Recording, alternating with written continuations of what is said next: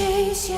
If you scream, I'll whisper. La-di-da-di-da-da-da. This is all you ever wanted. Take it all, you deserve it. This is how we're gonna end it. La-di-da-di-da-da-da. Take it all, you deserve it. Take it all, you deserve it. Giving back the freedom you want to destroy. And my power's way too strong for you, so try. 'Cause you can't dominate and no one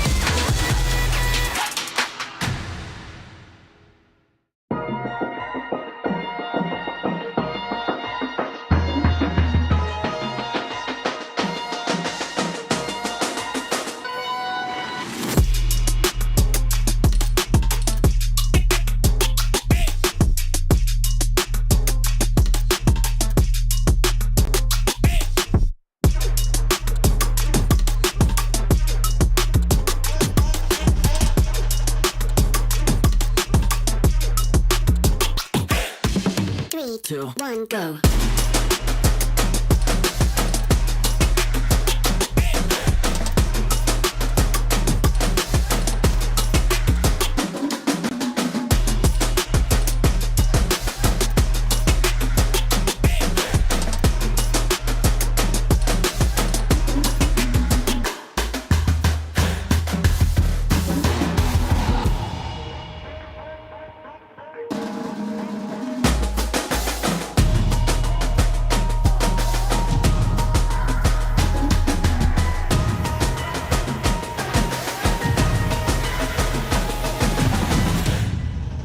Three, two, one, go.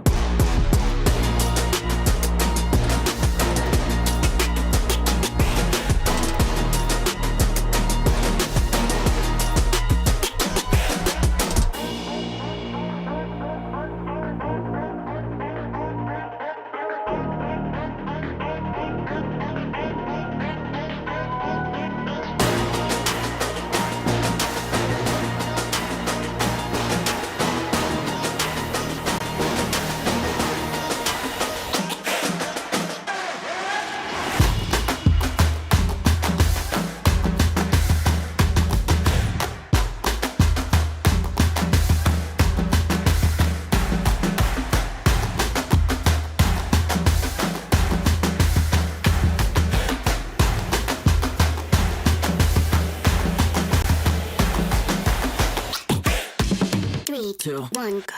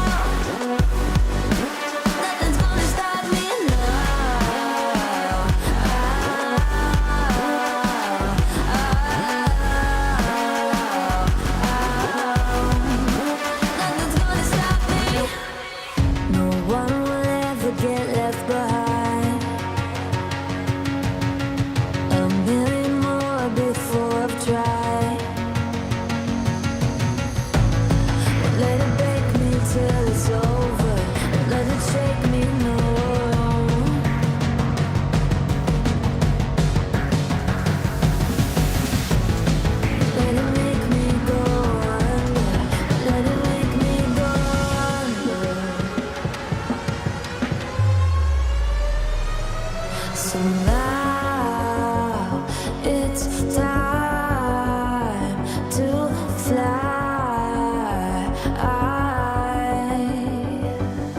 So now it's time to fly.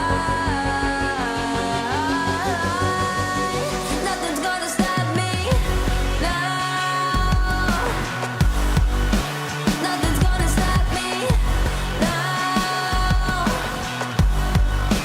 Nothing's gonna stop me now. Nothing's gonna stop me now. Nothing's gonna stop me now. Nothing's gonna stop me now.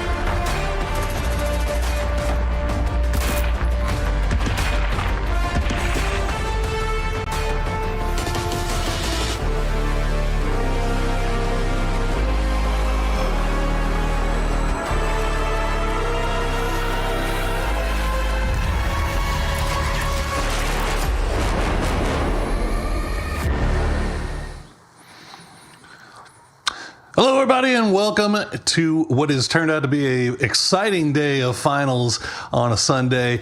I am Porosaurus. Joining me once again is Matchroom, and this time we will be determining what three teams from the Americas will be joining Team Falcons at the EWC Grand Finals here in a couple of months.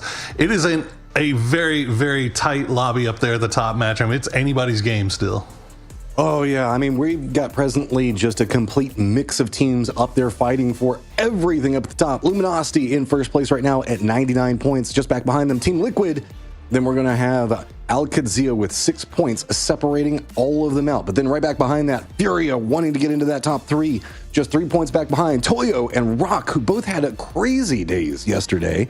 And potentially dangerous Yin Yang, who've just been consistent nuisances for everybody in the lobby following that out. Yin Yang has been proving themselves to be a thorn in the side of so many of these teams. And I mean, it's honestly a lot of teams that are kind of experiencing the same thing. Bestia, they have not been any slouches. Team Mira have found themselves in really good positions a lot of the time. Now, it hasn't translated into points as much, but it is having an influence on how the top of this lobby is shaping out. There's not been an opportunity really for any team to just grab the reins and run away with this thing. So coming into the final day with 4 teams stuck there with 90 plus points, especially when we're playing for the top 3 matchup, is just nutty. Yeah, this is going to be don't let it slip day for anybody that's in the top, right? You just got to make sure that you're securing points. We've seen a lot of teams, and specifically like hero moments coming out from players where they're the last one alive, just trying to make sure that they wipe a squad to get a couple more kills, maybe get a placement out of it as well. Those are going to be the moments that define whether or not you make it into the top 3, given how close this is. Every single kill that can be stolen or every single kill that can be lost mattering so much here. We already saw it happen here today in EU, where in EMEA, actually, I guess I shouldn't say EU, but the EMEA region had their finish today and got their top 3, and it was all the way down to the wire. Navi having to make a huge comeback in the final game of the day to make sure that they secure their spot there with Geek and Virtus Pro all going to join Twisted Minds and I believe who else? BB Team. Haha, that is who is there from the top of the power rankings from EMEA. So again, remember, it's the top 3. We'll be joining Team Falcons. You're not going to see Team Falcons in this lobby because they've already secured their spot with their spot in the power rankings. So 4 teams from the Americas will be going to represent our region, and it's like I said, I think going into the final day for EMEA, they had 2 that had kind of separated themselves a little bit more than everybody else, and we're even tighter than that. Bro, Americas is just going to America. That's the thing, is like whenever we look at the way that the 2 regions play, this is going to be a lot more just close, given the fact of how it's just neck and neck with these teams. Like, they're paying such close attention to the leaderboard. We saw teams yesterday making sure to surrender points to blue on day 2 because of the competition. They don't want to feed any point that they can. And it is just going to be a continual run. Yes, we are going to be starting off on Miramar as we have been going through the entirety of this, ending up on Erangel. Our middle map's going to be a bit of spice tossed in. Yeah, I mean, look, if this thing had ended after 2 days, you brought up giving points over to the blue. That was on I think it was either on Tego or Rondo, but Rock was behind a Rock, and Furia was in perfect position for the win, but Rock giving themselves up to the blue, denying Furia those 4 points. And look at the leaderboard right now. Furia is 4 points behind Al-Qadsiya in 3rd place. So that would have been the difference between Furia making it and not making it. So when we say it's that close to where every single point is so meaningful and impactful, that's what we mean. But we are starting the day on Miramar once again before we head over to Tego and Rondo, and we will close things out on Erangel. So by the time tonight is done, we will know who will be going to Riyadh to compete in these EWC finals. Who do you think? Do you think it's gonna stay the same, or do you think we're gonna see a shift up there with the top 3? I don't know. The problem with it is that we've got 6 really competitive teams at the time. Technically, I would almost put Potentially Dangerous in there, but the consistency just doesn't quite feel there for Potentially Dangerous yet. Any of the 6, I feel like can have a good run, but given the fact that we're starting on Miramar, that's been Al-Qadsiya's problem. We're probably going to see them slide just a bit. Luminosity Gaming, though, has actually been playing it pretty efficient. They're doing a lot of high ground control.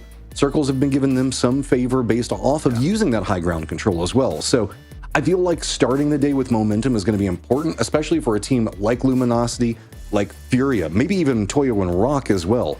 My two big question marks that I'm looking at are how are Al Qudsiya going to handle modifications from yesterday and day one and the performances on that, and Team Liquid, are they back to full strength and playing? Because man, we saw Kurt just running, doing nades, pushing around. That's the Team Liquid you know is confident, and we didn't see that a whole bunch. So I'm curious which one of those we're going to get today. That's a great question. That's a thing, right? It's like it doesn't feel. It's not that you know, we don't have any good teams left. Like they're not like just. It's just that there's so many like these Toyos and Rocks and potentially Dangerouses are just causing so much problems. Like they're just not easy outs the way that maybe this lobby used to be in the past. Like they're kind of growing and getting better and better. And I do think Luminosity is a really interesting one, right? Like that's a team that came through the LCQ. Obviously, we gotta mention it every time because it did happen. Like they didn't get through via group stage. They had to come through the LCQ, found their footing in LCQ, maybe knocked the rust off in LCQ, and now I think you bring up a great point though. Those Miramar games where they had those circles where they were able to play those cliff sides just to the north of Picado have been very, very beneficial for them. Like they found a lot of success playing from that spot, and that's just what it's going to come down to, right? It almost feels like it's going to come down to the teams that get luck trying to make the most of the luck that they get. Well, on top of that, we also have a lot of new blood that's coming in and really showing up. I mean, they're players that have been around for a while, so you can't really say it's like a rookie season for them or anything else like that, but really starting to develop into their own. Whenever looking at it, like we've been talking a lot about Cowboy, Enzito, Tavon, a lot of big up-and-comer players that are really finding a lot more comfort on this map than I think that some of the old school players were expecting. And that's what's made this so much more compacted on this leaderboard, I think, is that the old guard is kind of having to deal with a lot of these young upstarts that are really trying to make a name for themselves.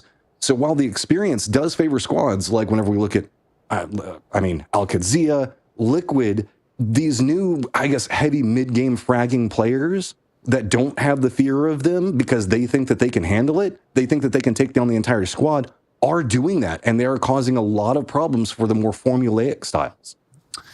Yeah, you look down the leaderboard, right? Luminosity, we need to see that they can get some points off of games where they're having to fight their way. I mean, they've done it, obviously, but they're going to have to do it more. You have to imagine finding success off of games where they don't get that luck, trying to make something out of nothing. Team Liquid, are they back? Are they feeling that confidence that they displayed a couple of times yesterday? Al Qudsiya, they can't afford to just have to wait for 4 games and then get to Erangel and get all their points. Like they have to get involved a little bit early if they want to make sure and not be sweating in those final 2. Furia, Toyo, Rock all have shown that they are more than capable of being successful and getting some love in these lobbies. And when they get a little bit of luck, managing to capitalize off of it, get some big points. So by no means is anybody safe here. So we'll check in with Furia right off the bat to see where they're going through Campo Militar.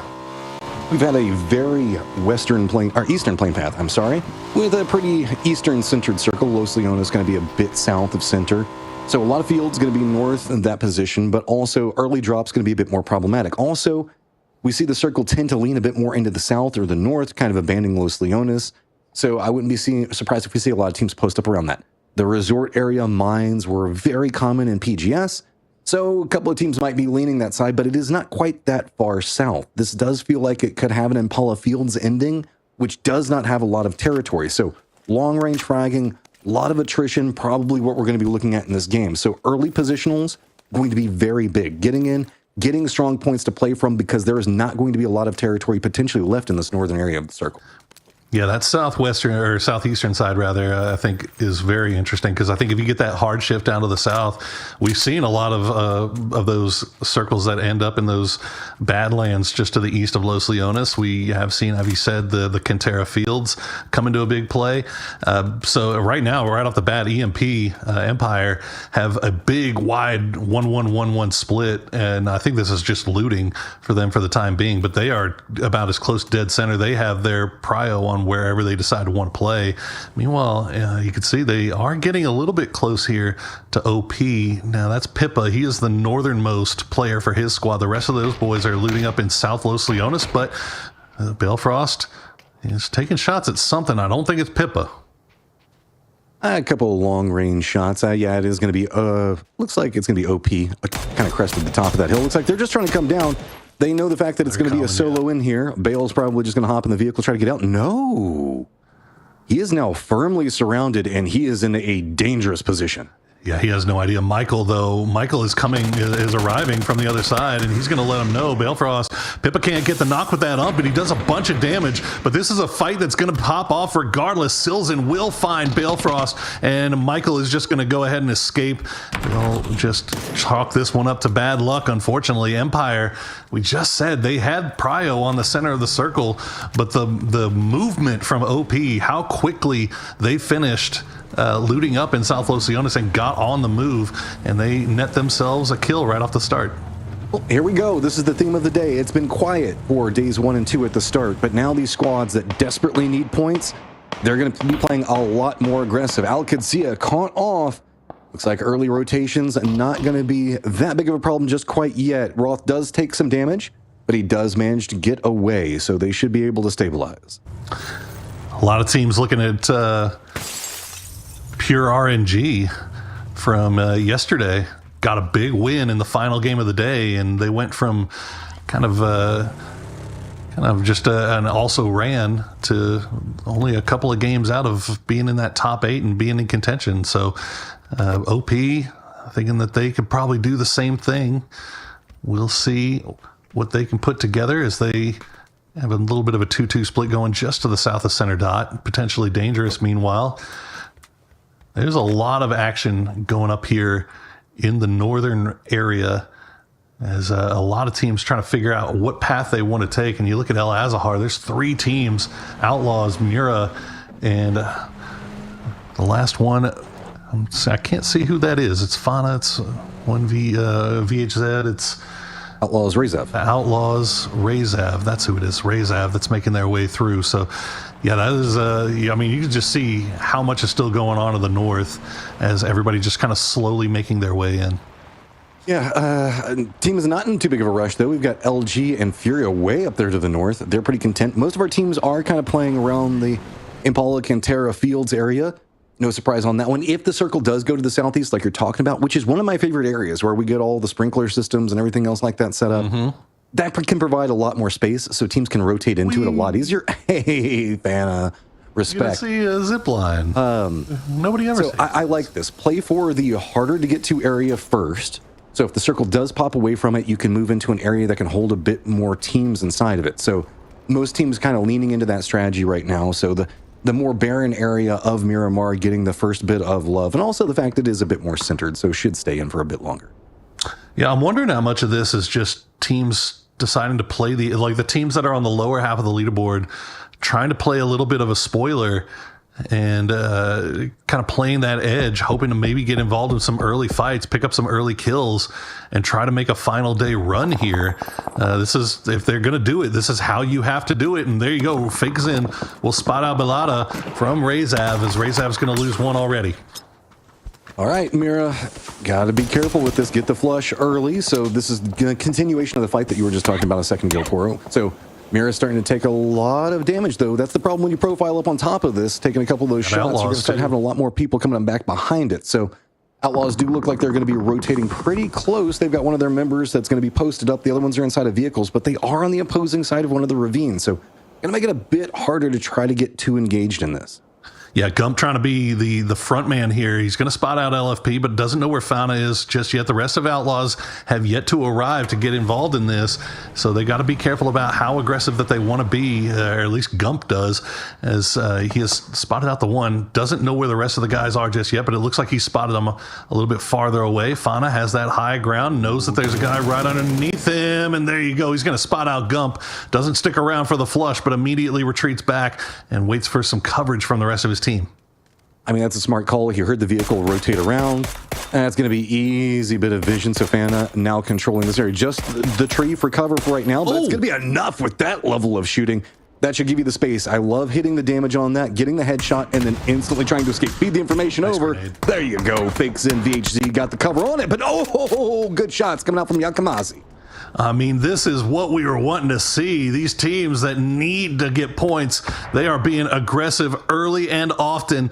And now it is just a long-range fight going on between the two. And then look at that. Draft King comes out of nowhere, will spot out Curry from half a map away and steal the kill away from Mira. Mira will be upset about that one, but be happy that they're able to get one of their guys back on his feet, get all of their guys back on their feet. So they're back up to full strength. All right, so Yakamazi going to go ahead and do the emergency pickup inside the car. No need for wires or helicopters. Just got to try to get away. Sprays coming up from Mira, narrowly getting away with that one. Looks like, can you make those last couple of shots? At least get the flush on it. Outlaws trying to get some retaliation. Not going to find it, though. Wow. All right, Outlaws now down to just 9-1 in Yakamazi as Mira flexing their muscles here early on. It hasn't been pretty, but it's been effective. And look at this, Rezav. You thought they left, but they have come back. They still want a piece of this. You see the nice split going on here. Can they get away with it? I think Fisher may have been spotted out by 9-1, and that might give Team Mira a little bit of an indication that they are not in a straight up fight right now. They might have some company. Well, this is still not even in the safe zone. With Rezav kind of shifting a bit more down into the east of this, all of these squads still need to get in the circle. So this has gone on for way longer than most of these teams were suspecting. Everybody was kind of trying to avoid the truck stop positional, and that left them a bit more into the east. Now it's become a logjam. Everybody's just kind of calling over here. Sure, it is circle one, but this is going to mean that meds, a lot of utilities probably going to have to be burned just to try to disengage, as really Mira only has this dip. They can't get out. They don't have the tools necessary, and they don't want to make a hard run just yet with two different teams holding down flank positions on them. Well, the good news for them is that Outlaws have left, and if they heard the engine of that vehicle dip away, then they know that they can put their full attention towards dealing with the threat approaching from the east. Rezav, it looks like actually Mira just going to go ahead and make their way on foot into zone. They're still looking. I guess they didn't hear Outlaws leave, so still a little bit concerned. They'll loot up a little bit more. I mean, only 20 bandies and one first aid for VHZ. I know his buddies, I think one of them had 7, so they're not completely out of pocket, but the new circle did pop, and it's going to go hard to the west. So that is going to be an interesting lie here as we see already Team Liquid on the move. Okay, so with the new setup, that means that we still have a lot of Los Leones in play. We've got some of that graveyard just to the west of Alcantara that's going to be in play as well. Fury are going to be on the inside track to try to get that. Team Liquid wanting to give themselves a strong position, pretty close to Fate right now. Outlier teams that we're going to have to be looking at, of course, are going to be Mira Rezav that we were looking at just a second ago. Al-Qadsia look like they're going to be doing a bit more of a northern wrap. We also have LG that's coming in pretty slow. So Team Liquid have a lot of fields control in this position. They just got to be careful. They can't let anybody creep up on them. Now, the good thing about playing in the middle of the field is that you can see anybody who tries to make their way over to you. The bad part about playing in the field is if you ever want to leave, everybody can see you leaving. Yep. So it is definitely high risk, high reward here for Team Liquid, but they are split out here in the middle of the zone. So just continue to hope that they get a little bit of circle favor, potentially dangerous. You see just on the other side of Bestia, and just keeping it quiet for the time being. They have a pretty decent position for themselves here. Okay, so with this, Team Liquid and their 2-2 split have a lot of control in the center. Down to the south, you can see it is going to be Ying Yang making the wrap around Los Leones. Rock going to be to the west of them. Most of the other teams pretty secured in position. The west is going to have plenty of spots still available. The hills around Picado and west of Los Leones should be fine. Rezav has a couple of issues on how they're wanting to move forward. Most of the good areas are going to be kind of gate kept out. Field's going to be predominantly due west from them, so they can lean a bit more into Los Leones hillside if they wanted to. That might be what Laucha is trying to play for, but that has got some overwatch on position. Not enough to probably deter them if they decide to go for a full press, but it is going to make it a bit more complicated. This 2-2 split from Team Liquid, though, does feel like Team Liquid is playing with their traditional confidence, and they are feeling like they can keep control over a wide area. And this is a team that is notorious for their aim, for their nades, for their close range territory control. And so whenever they get a 2-2 split like this, where they can really start to hammer it down, that's what we saw in the middle maps yesterday. They can have absolutely explosive games. See how it plays out for them as we check back in here with Toyo, another team that we have very high expectations for. I mean, we've had high expectations for them for the past year, and it just hasn't really come together 100% for them just yet, but they're right there. They're in striking distance. They have a shot at this top three, and a good game to start off the day would be a step in the right direction, although they are playing coming from out of Los Leones, which is going to make things a little bit more complicated, as Gats will get spotted through the sandstorm. Posa was going to hit that one. This is a peculiar situation for both these teams to kind of be in. They're going to be very far up into the northwest, right around that Picado hillside coming down from the north. So LG was trying to lean into that high ground that's been doing them a lot of work. But Fury has got a very wide four-man spread as the new circle has popped. It's going to have a couple of their players in it, but not all of them. And this kind of skirmish that we've got going on between OW and LG, not going to be in the new safe zone. A bit of Los Leones is going to be in it. Most of Graveyard has now left. So it's just going to be the southeast hillside for Picado between Los Leones. That's our key focal points from this point forward. Yeah, just that one duo from Outlaws. So LG, once they get that heal, or once they get their man up, we'll see where they decide to go. You see Team Liquid starting to flex out a little bit. They see Bestia making their way through, don't have enough of an angle on it to cause any more problems, but they still have a beautiful spot here towards the center of the zone. They've got some hard cover to work with. They've got that big bowl. They've got a lot of ridges that they can play around. Everything looking pretty nice for TL for the foreseeable future. Ooh, well, still a lot of teams up to the north, yeah. Yeah, in the north, we've got Al Qadsia that is going to be encroaching back behind the OW logjam. With this, looks like Fury is already going to position in. They're spotting out LG on the top vehicles. They're trying to rotate through. Lots of shots starting to connect, but narrowly escapes. This is going to be a very strong position in this circle. Fury, with this two-man split, is going to be looking everything into the west, and there's a lot of teams that are going to be trying to make approach over here. Yeah, this is LG and Al Qadsia, two of our top of the leaderboard teams, coming in very, very late, and they're running into just some problems on the edges. Al Qadsia just lost a player to that duo from Outlaws. Remember, they were kind of hanging out in a compound that's outside of the zone right now, but Al Qadsia lose a player, and now they're trying to get a foothold in. Mira's check in with Furia. I was going to say, Mira is also getting pretty hammered. They got shifted very far into Cantera just based off of fate, so it means they're going to be coming in pretty late on this one. Empire, also down to the south, could find themselves gate kept out. Rock's actually going to spot out Bestia as well, so that's going to be mortar shots flying through the air. Ooh, always love some good mortar shots. Bestia, again, trying to go towards the center as best they can, just playing a little bit of an outside line, or just a dip on the edge, really.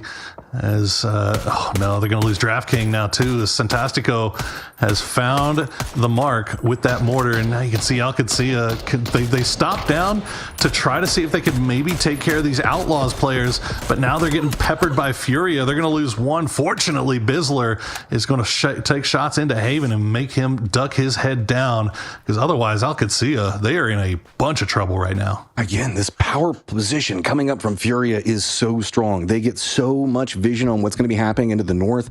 Everybody is going to have a big problem if the circle stays and leans into this direction, as we're about to get the new one in just about a minute or so.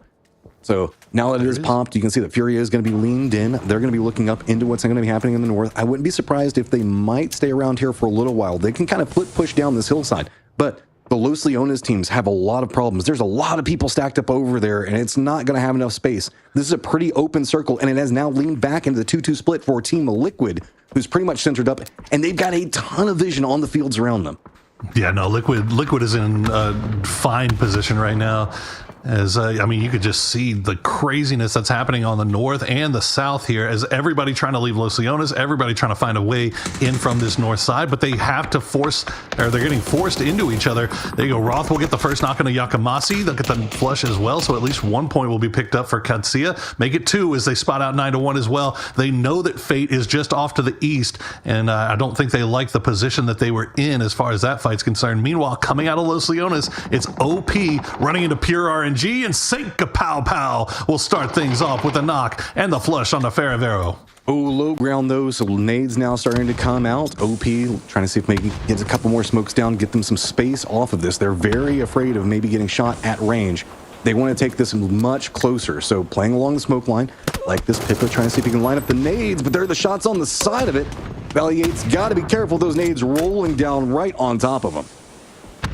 A number of fights going on all over the lobby as teams are trying to find a way in. As Silzen, oh no, he tries to go for the vehicle, but it gets flipped on him instead in the middle of the smoke. He didn't even see it coming. This is big for Rafa Pippa. going to be the one that does it. Pippa gets knocked low. He gets knocked out by Senka Pow Pow. Once again, the fragger from Pure using that high ground to his advantage. As Zur all by himself now, and he has been spotted out. You can see Alcatsia finding Fate as well on that northern side. So then the fights just keep continuing. Here's Empire going to hop in the vehicle, try to escape. They've got Rock on one side, they've got Yin Yang on the other, and it is not looking good for them as Team Mira will get eliminated.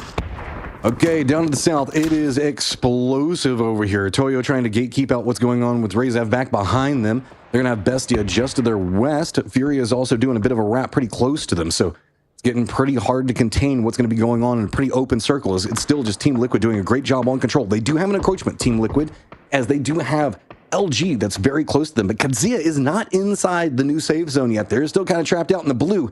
They have to make a push, and it could be near potentially dangerous. Toyo still playing this low ground point, looking around, trying to make sure that they can play in the safety of the dip for the time being. Pure RNG is going to get a bit closer to them, but they should be able to regroup back in this high ground compound, and they should be fine, even though Pure is getting really close. Yeah, a couple of dangerous teams there on that south side with Toyo, Bestia, Rock, all kind of right around each other. Yin Yang down there by themselves as well. Bestia just staying alive after taking that mortar shellacking that was sent their way, but they've managed to keep it going. As you see now, the teams off to the north, Galkatsia, they still got a couple alive here, potentially dangerous, are going to have to leave their compound at some point. Remember, that's the compound that Liquid was in the 2-2 split with, so there is nothing but open fields around them. And Furia, after being a bully up there to the north for a while on every team that was trying to make their way in, find the tables turned as Rock now have eyes on them. Rezav down to just Martin. Yeah, Rezav just kind of caught. They really wanted to go for this point, and it was the timing was just too detrimental. It's going to be right as Pure RNG is trying to make their rotate in as well. So this low ground position just had a completely open angle. They're going to go down. Pure RNG should get a bit more breathing room to get a bit closer to Toyo, but that's not going to feel too good. They're going to probably just be trying to play along that ridge line that kind of follows along where the duo is to more northern position. Yin Yang coming in from the south as well could spot this out in here, but I don't think that they're going to have good angles onto what's going on with Toyo, more onto what's going to be going on with Pure RNG if Pure RNG goes for any peaks.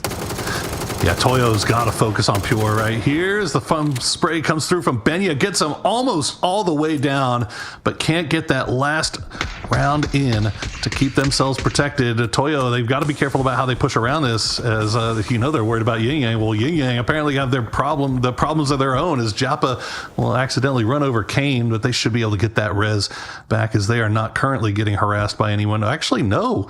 Kane is going to get left behind in the blue. So that is a big mistake coming in there from Yin Yang, as they will lose a player for basically nothing. Yeah, Katsuya is having a pretty rough rotate. They're kind of trapped out. Roth is going to go down. Potentially dangerous on one side. Team Liquid, both splits for the duos down there. Going to have vision on Katsuya's solo member and Cowboy making their approach. Pure also did send 2 of their members down to where all these crates and bodies are going to be at, so that way they can get a better position for the later stages of this game. Circle 5, 33 alive. Still haven't hit placement points, given how bloody this has been. Teams are doing a good job playing right up against the zone wall, but LG and Team Liquid with very strong points. Bestia back behind them.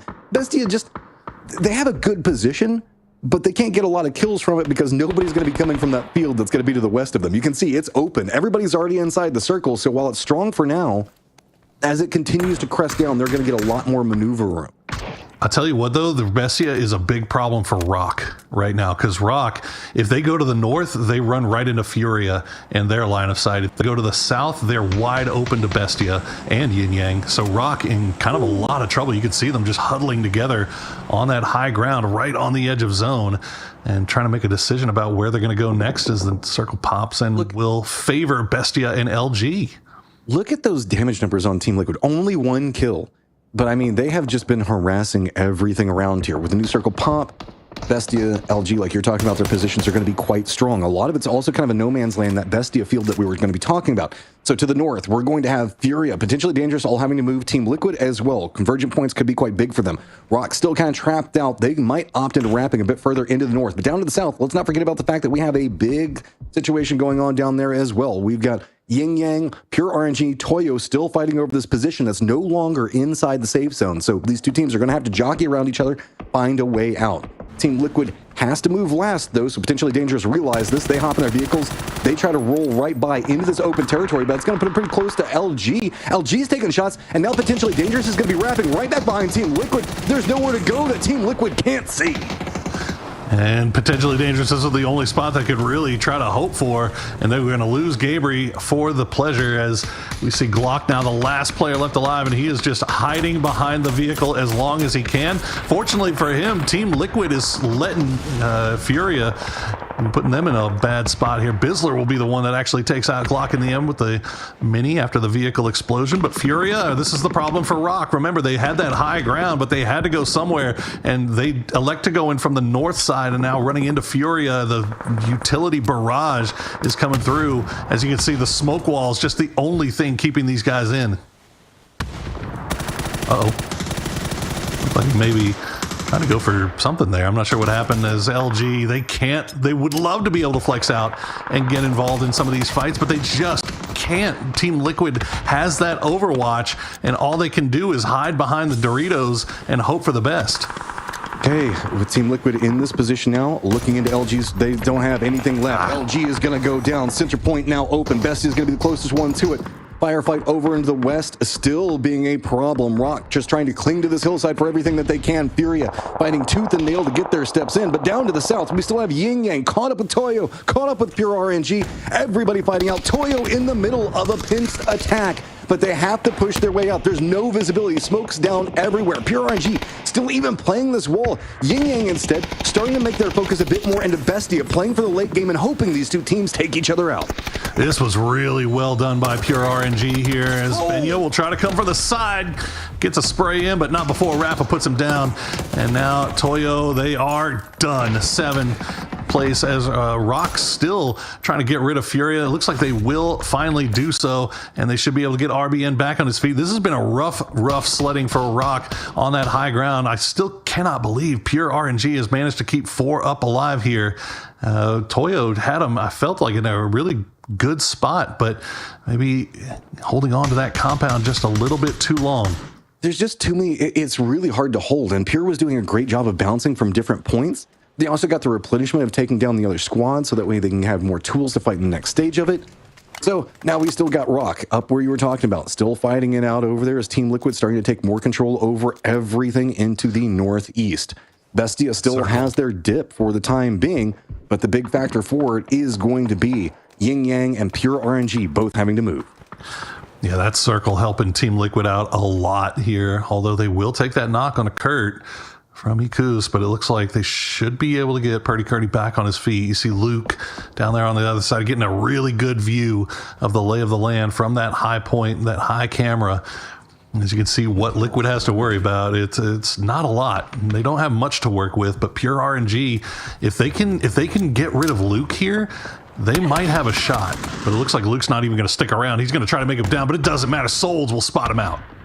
And it's going to be hard to play from that angle. Pure's going to have a bit of a high ground advantage looking, and Sparking's not going to be the guy that's looking back, while Team Liquid's got to make the push into Rock themselves. Alo going close range. It's the pop onto one.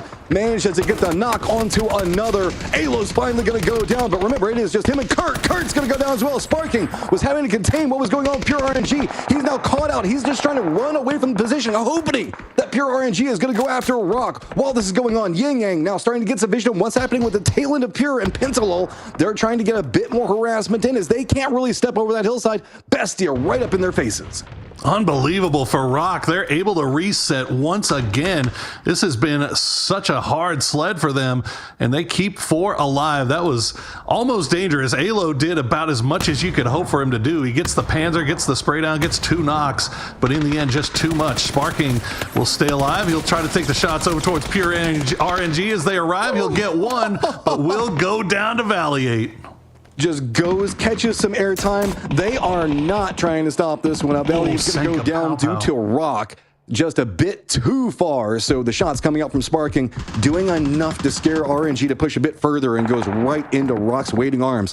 7 kills now, but Yin Yang starting to come alive to the south, trying to see if they can still crest over. Bestia doing a great job in just holding this spot for so long, not giving them any room to maneuver, trying to just make sure that they stay back up against that blue zone, and as long as they can hold this dip, they can force the firefights between all the other teams, and it's been working.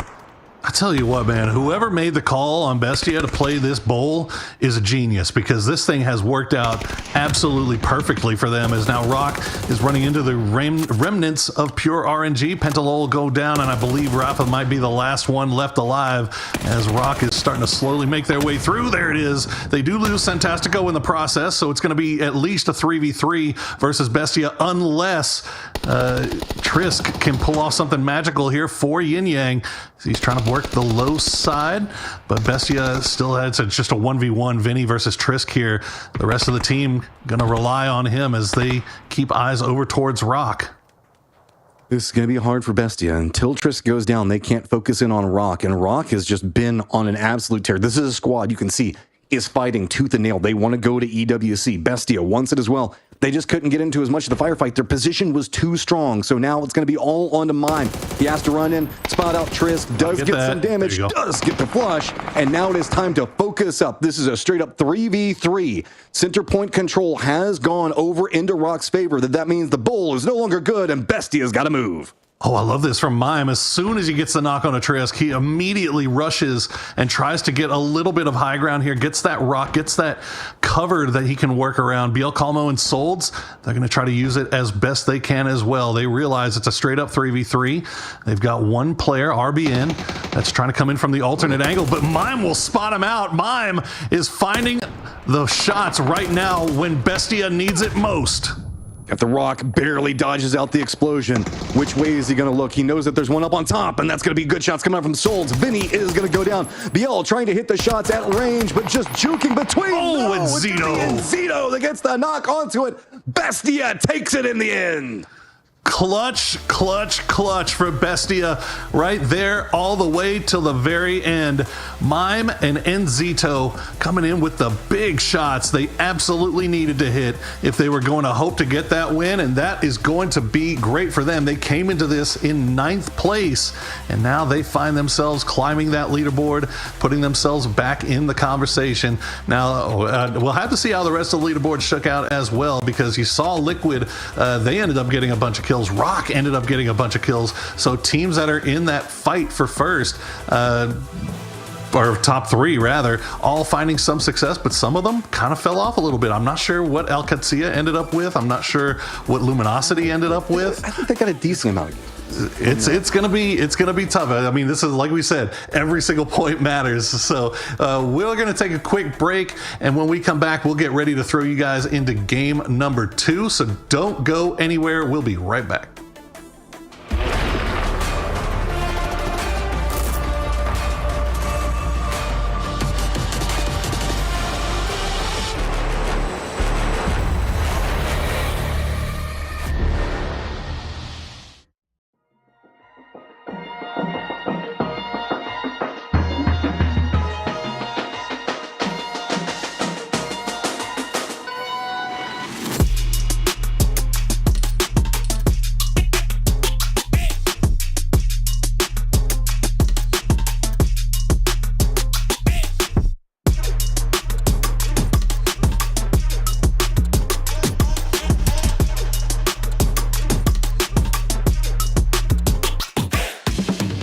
2, 1, go.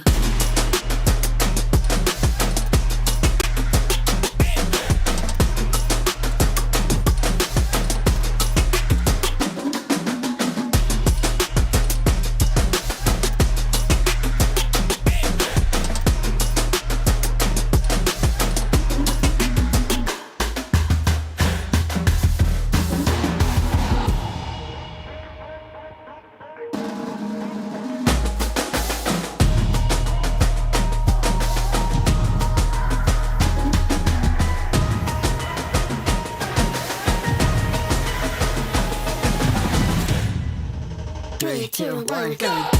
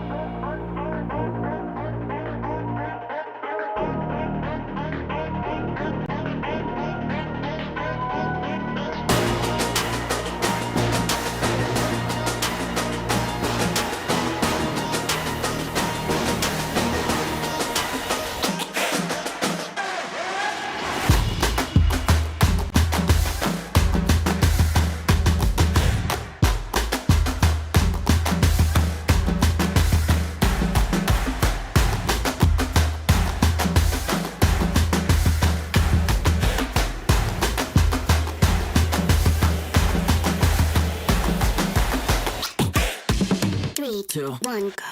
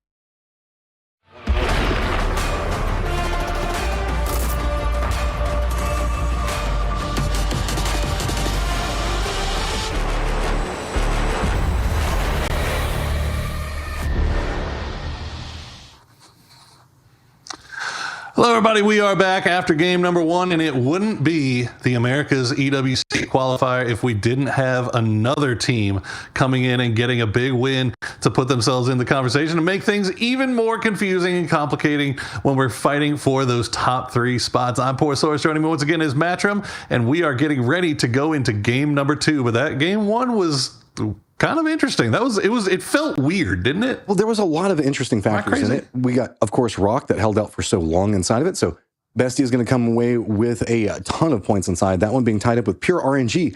Pure RNG doing it all off of kills. And this is the interesting one that I wanted to talk about. So thank you for the leaderboard. Pure RNG was down in 11th place coming into this. So them eating up 18 points for these teams that are trying to get in the thick and really start trying to get some distance, try to get in those top three, going to make it a lot more complicated. It's going to make it to where it's still pretty compacted for chances for getting that top three positions. Is Pure RNG about to make the late game run? Is Penta just going to pull a Penta and just remind everybody who exactly the F he is and make this late day? I mean, they got the win in the final game yesterday, and now they come in here with double-digit points in game number one.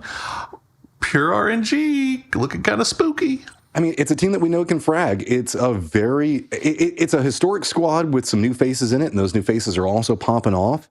I really like the way that they played that game. They timed out a lot of their movements to make sure that they picked up kills. So I'm very curious to see how it leans in. So Team Liquid still up on top, 107. Luminosity back behind it, 101. Al Qadzia 97, but only 1 point behind because of how big that game was, is Rock in 4th place. And remember, guys, top three is what we're playing for. So you can see Rock, Furia, Toyo, Bestia, Yin Yang, any team with I mean, even at this point, I would say 70 all the way down to Pure RNG with 5 games remaining still can legitimately have a shot at this, I think. Pure's got to string together a couple of these, man. It's gonna be fun. They are definitely, for sure. No, I mean, it's not like it's going to happen, like, but it could. It might. Let's see what happens here.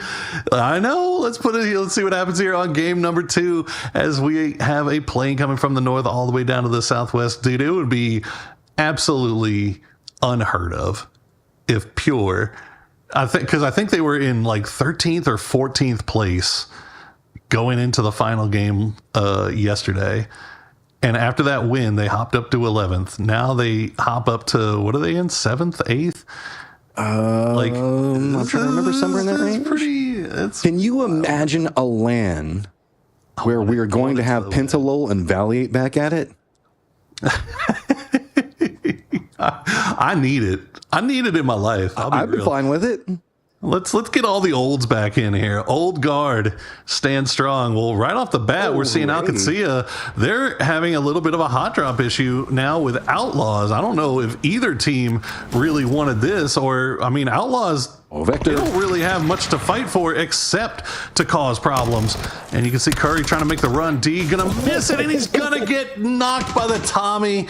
Oh no, Al Qadzia. They will trade out Gump. Cowboy's gonna go down though, as now you see Rello, all he's got is a pistol. Roth nowhere even near this. Curry's still alive. He's got next to no HP as Roth is starting to rush over and rejoin his teammate. Hey. Curry, they gotta win this. I mean, yeah, okay. There you go. Rello gets Curry at the pivotal moment to keep his team in this one.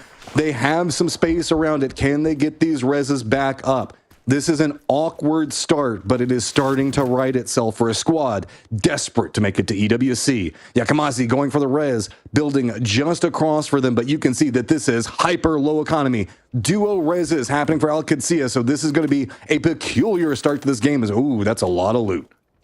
That is a lot of loot. 9-1, though, he's not really a part of this. He has taken off down the street. So Outlaws, it's just Yakamazi and Leah. You said it, Mime, DraftKings, the rest of the boys have that high ground position as Rello will get re-knocked by Gump. And Al Qadzia has to reset yet again. You got to imagine there can't be that many heals, rather. I say hills because Akamazi was peeking out that window and he saw 2 Bestia guys mounting over the hill. Okay, so 9-1 can't really get involved. There was a dust-up going for the vehicle, and so he's kind of isolated out by himself at the time being. Bestia's DraftKings does spot out D, so D goes for the peek around. Lots of damage going into him. Probably going to get flushed out, so Vinny going to go ahead and pick that one up. Al-Qadsia now starting to be in a lot of trouble. 9-1 now even starting to peek back over here. All of the economy feels like it went over to Outlaws, though. Just having to commit into those reses. Big problems, and 9-1 hits the shots. Cowboy down, but he's now got himself in a new situation as Bestia knows where he is. 6x M16, baby. You love to see it.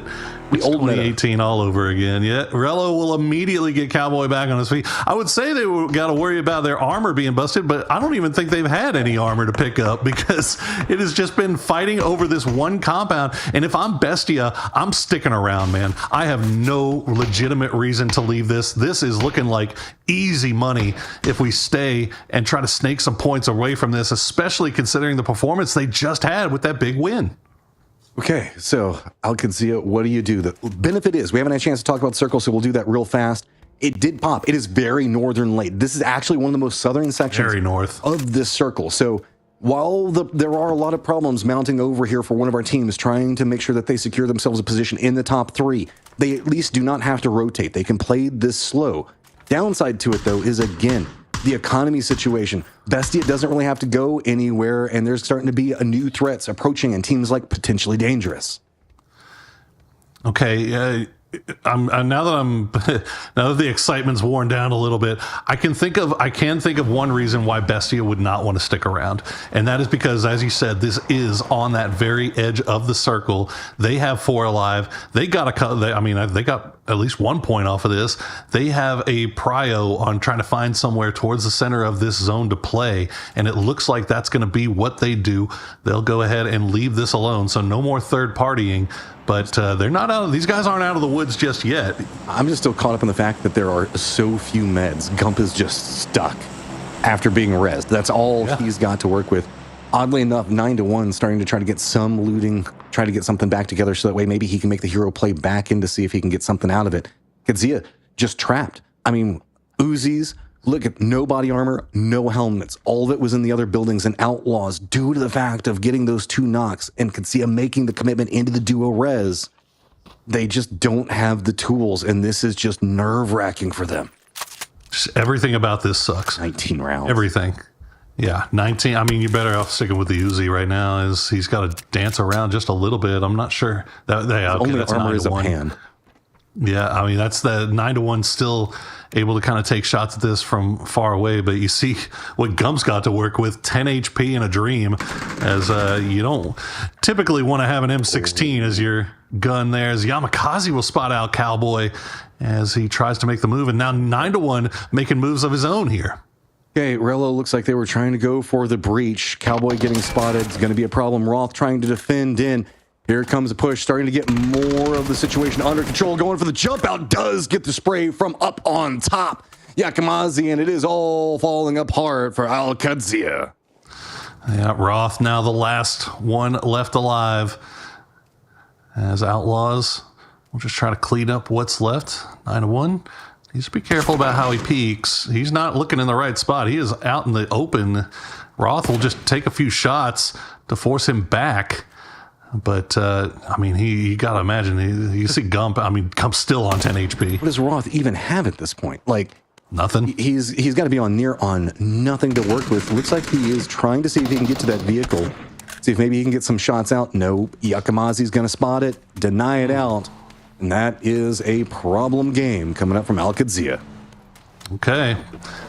All right. Well, that's, I mean, good for Outlaws. I mean, they didn't really need to take this fight. I'm not sure if that was if they were intentionally hot dropping Al-Qadsia or if it just happened to be them going for the same vehicle drop at the same time. But either way, Al-Qadsia coming out the loser out of that one, as we can see where everybody else has ended up in this zone. Furia up to the north.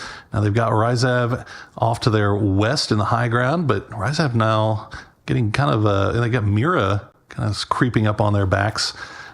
Bestia, after leaving, they've put themselves in a nice 2-2 into Crudavalle, just south of OP. Fate off to their west, and potentially dangerous off to their east. So only a few teams still haven't made their way in, but here is the Mira fight we were waiting for, as Laucha will go down. Fisher will try to take a spray, but won't get the knock.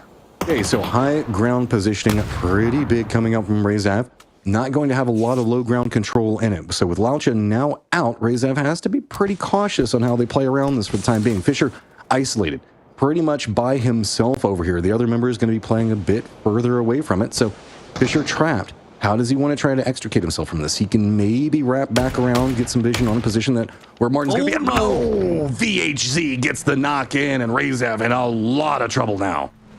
Yeah, good eyes on VHZ. You can see Fisher was smoking off the Bronco just to make sure he was able to get away, but the tires are already gone, and Fisher now has to try to make a run on foot. That ain't happening. VHZ with that Dragunov is absolutely nasty right now, and Riyadh now all the way down to just one player in Balada. Okay, so with this circle, it's pretty much around Cruz de Valle, centered up. So we've got the church, we've got the hillside, we've got those rolling hills that come out of the high ground. Then over into the west, we still have water treatment, Oasis up into the north, Campo Militar. I mean, we still got Tierra Branca in this circle. There's a lot of different ways that this can go, but all of it can support a lot of teams. Given the fact that we still have 56 alive, we did have that big firefight at the start, but that was pretty much it. Most of these teams know that there is going to be some opportunities to rotate, but with Cruz de Valle being that high ground position, pretty much the east is going to be way up higher than everything else. So you've got to be a bit cautious about it. Really, it's just going to be the area where Mira is playing the other high ground points to be playing from. So Cruz de Valle being in that lower section means that a lot of these teams are having to make some difficult decisions on if they want to play high or if they want to go ahead and go for some maybe compound positions that are going to be in the low ground. Yeah, and as you mentioned, dropping down to 56 players is kind of opened up a little bit more freedom, especially considering how much real estate is available, how many good spots there are really to play in this first zone. Now the question is, where is that second pop going to take us? As it could pretty much go anywhere, honestly. We've seen a lot of hard shifts. I mean, just last game we saw the hard west shifts coming in and being a big player. So this one, oh my goodness, we're going to Campo Militar, baby. Let's go. How long has it been? Has it been ever? I don't know if I've ever seen a Campo Militar circle. It's been a really long time. This goes almost all the way up to the wall itself. Emergency pickups already being called by Yin Yang. So we've still got this area around Cruz de Valle that's going to be in play, but that's going to be about as far south as we're going to be in this circle. And when was the last time we had a chance to say that one as well? Team's going to be able to rotate in. So talking about that this circle could support a lot of teams. Well, I say that there's not a lot. The north is going to be entirely open, so that means it's going to be committed. Hot, oh no! Making that run, and that is going to be Furia picking up some big points off of Fate. That is huge for Furia after that big game they had in game number 1, and now start things off with a very clean wipe of Team Fate, and they still have their position here inside of zone, and you can see just what they have around them, just nothing. So Fate trying to make that blind send without scouting ends up costing them big here. But this is just a symptom of the circle. Cruz de Valle, Campo Militar, everything to the north open. Oddly enough, one of the most northern players we've got is Balada, Riyadh's last player. He's playing very far up there. Nobody's in Campo Militar, but of course, just to the south of it, in a great position, is going to be Team Liquid, running that 2-2 split, trying to catch anybody that comes out of Cruz de Valle. I'll tell you what, though, I'm a little bit nervous about this Team Liquid split because we do have 2 emergency pickups that are coming, and they are both flying right over the top of their 2-2. And if they have 4 players drop right on top of them, it is going to be a very tough situation, as they are currently keeping potentially dangerous at bay on the north of them. Toyo, meanwhile, they've got their compound. They're on the southern edge. They don't really have a reason to move here, to be honest, but these E pickups are what I'm got my eyes glued to. Where is Yin Yang going to go? It looks like they're going to go into the camp. Yeah, I mean, well, actually, they're pushing pretty far west. Do they have eyes on maybe that Mira line? I think that they were looking over there, spotted out the Mira vehicles. They're going to stop off. They're going to be landing. It's Balada that's actually taking some shots at them. Rock also going to be coming up over here at roughly the same time. LG also looks like they have eyes on Campo Militar. Look at Empire split all the way around the outside of Campo Militar itself. Pure RNG is going to be coming in back behind this one. Outlaws, I wouldn't be surprised. Maybe they're waiting for an emergency pickup. Maybe they're trying to find some vehicles, but LG going to get a lot of peppering shots coming after them. slightly coming out from potentially dangerous, but I think that they have managed to land that one. So all in all, pretty good. Yeah, very easy. As, find themselves very fortunate. Nobody really committing to Campo Militar just yet, besides a duo from potentially dangerous. Now, you mentioned that Empire split on that eastern side. Pure is starting to make their way through on the northern tip of that. So Michael is going to find himself all by himself, surrounded by the entirety of Pure RNG. We'll see if he has to take shots or if he plays it sneaky. Looks like it's going to be sneaky. Not too much sneaky. He's just got a cactus and a car hiding out in the middle of nowhere. Anybody sees that car knows something's going to be up. He does have a little bit of a hill that he's going to be playing from, but Rock is also kind of making a wrap over here as well. Michael, you don't want to stay there too long. That cactus doesn't provide a lot of cover. So now just going to be rolling through, and Pinta not going to get the damage out of that one that he wanted. You hit those, man. Try again. Do it one more time. Oh, boy. Well, hey, that's great for Empire. They keep Michael alive. The circle does pop, and it is going to be right on top of Campo Militar once again. But it is Campo Militar on the north side of it. So Team Liquid just on that south side of the compound. They will regroup. They'll put everybody inside the one building, and they are about as close to dead center as you can hope for. And who's going to be right next to him? Bestia. Bestia in their circle reads coming up big again. I don't know who reads position calls, but that has been Bestia's bread and butter. It feels like they know exactly the strong points to play in every single circle, and if it stays centered on them, we can see how they can unload in the later stages of it. They love to play this way. Yeah, I mean, this has been Bestia, the thing that's been kind of keeping them throughout these qualifiers, or at least this weekend anyway. They're taking these very high risk, high reward, open positions in dips, especially on Miramar. And we talked about it yesterday. It's one of those things where when it pays off fantastically. But if you get a little bit of bad luck, you get crashed, you get mortared, anything like that happens, and all of a sudden you look like idiots. But so far they have looked like absolute geniuses with this positioning that they're taking. Big thing to note is the fact that Rock, we're not inside the circle. They're trying to come into Campo Militar, but the way that they're looking to breach is going to be right next to where Pure RNG is going to be. LG is just going to be to the south of where we see Pure RNG going to be playing from. Potentially Dangerous going to be pretty close to that as well. Empire, you can see, has this very wide split still. It's a kind of a 2-2 because of how close all of these solos are, but they're going to be very close to Outlaws, who, yes, are still just down the one after that very early fight with Al Qadzia. They do have the high ground, though, and that is... for now. This is kind of what we're talking about with Bestia. You take these positions like this, you're going to put yourself at risk to get some range damage onto you. But so far, they're keeping everybody alive. Shinboy does get spotted out by Gump, though, so that's the first one of this Empire four-way split down. Well, I mean, Outlaws has to make something out of this. This is most likely not going to stay in circle for long, and it's just fields in front of them, man. So they have got to take down these teams. They've got to get some clearance. They've got to figure out exactly where they want to go over the next stages of this. Mira is still trying to make their breach in from the northwest as well. It's going to be Yin Yang that's going to be in front of them. Mira's got to play this pretty slow, though. They are in the safe zone, but just narrowly, so they can hold this one out for just a bit longer. They don't have to overextend. They don't have to make a push yet, but they've got Toyo to the south. They still even have Rezev's Balada. That's also kind of gatekeeping them on a different angle.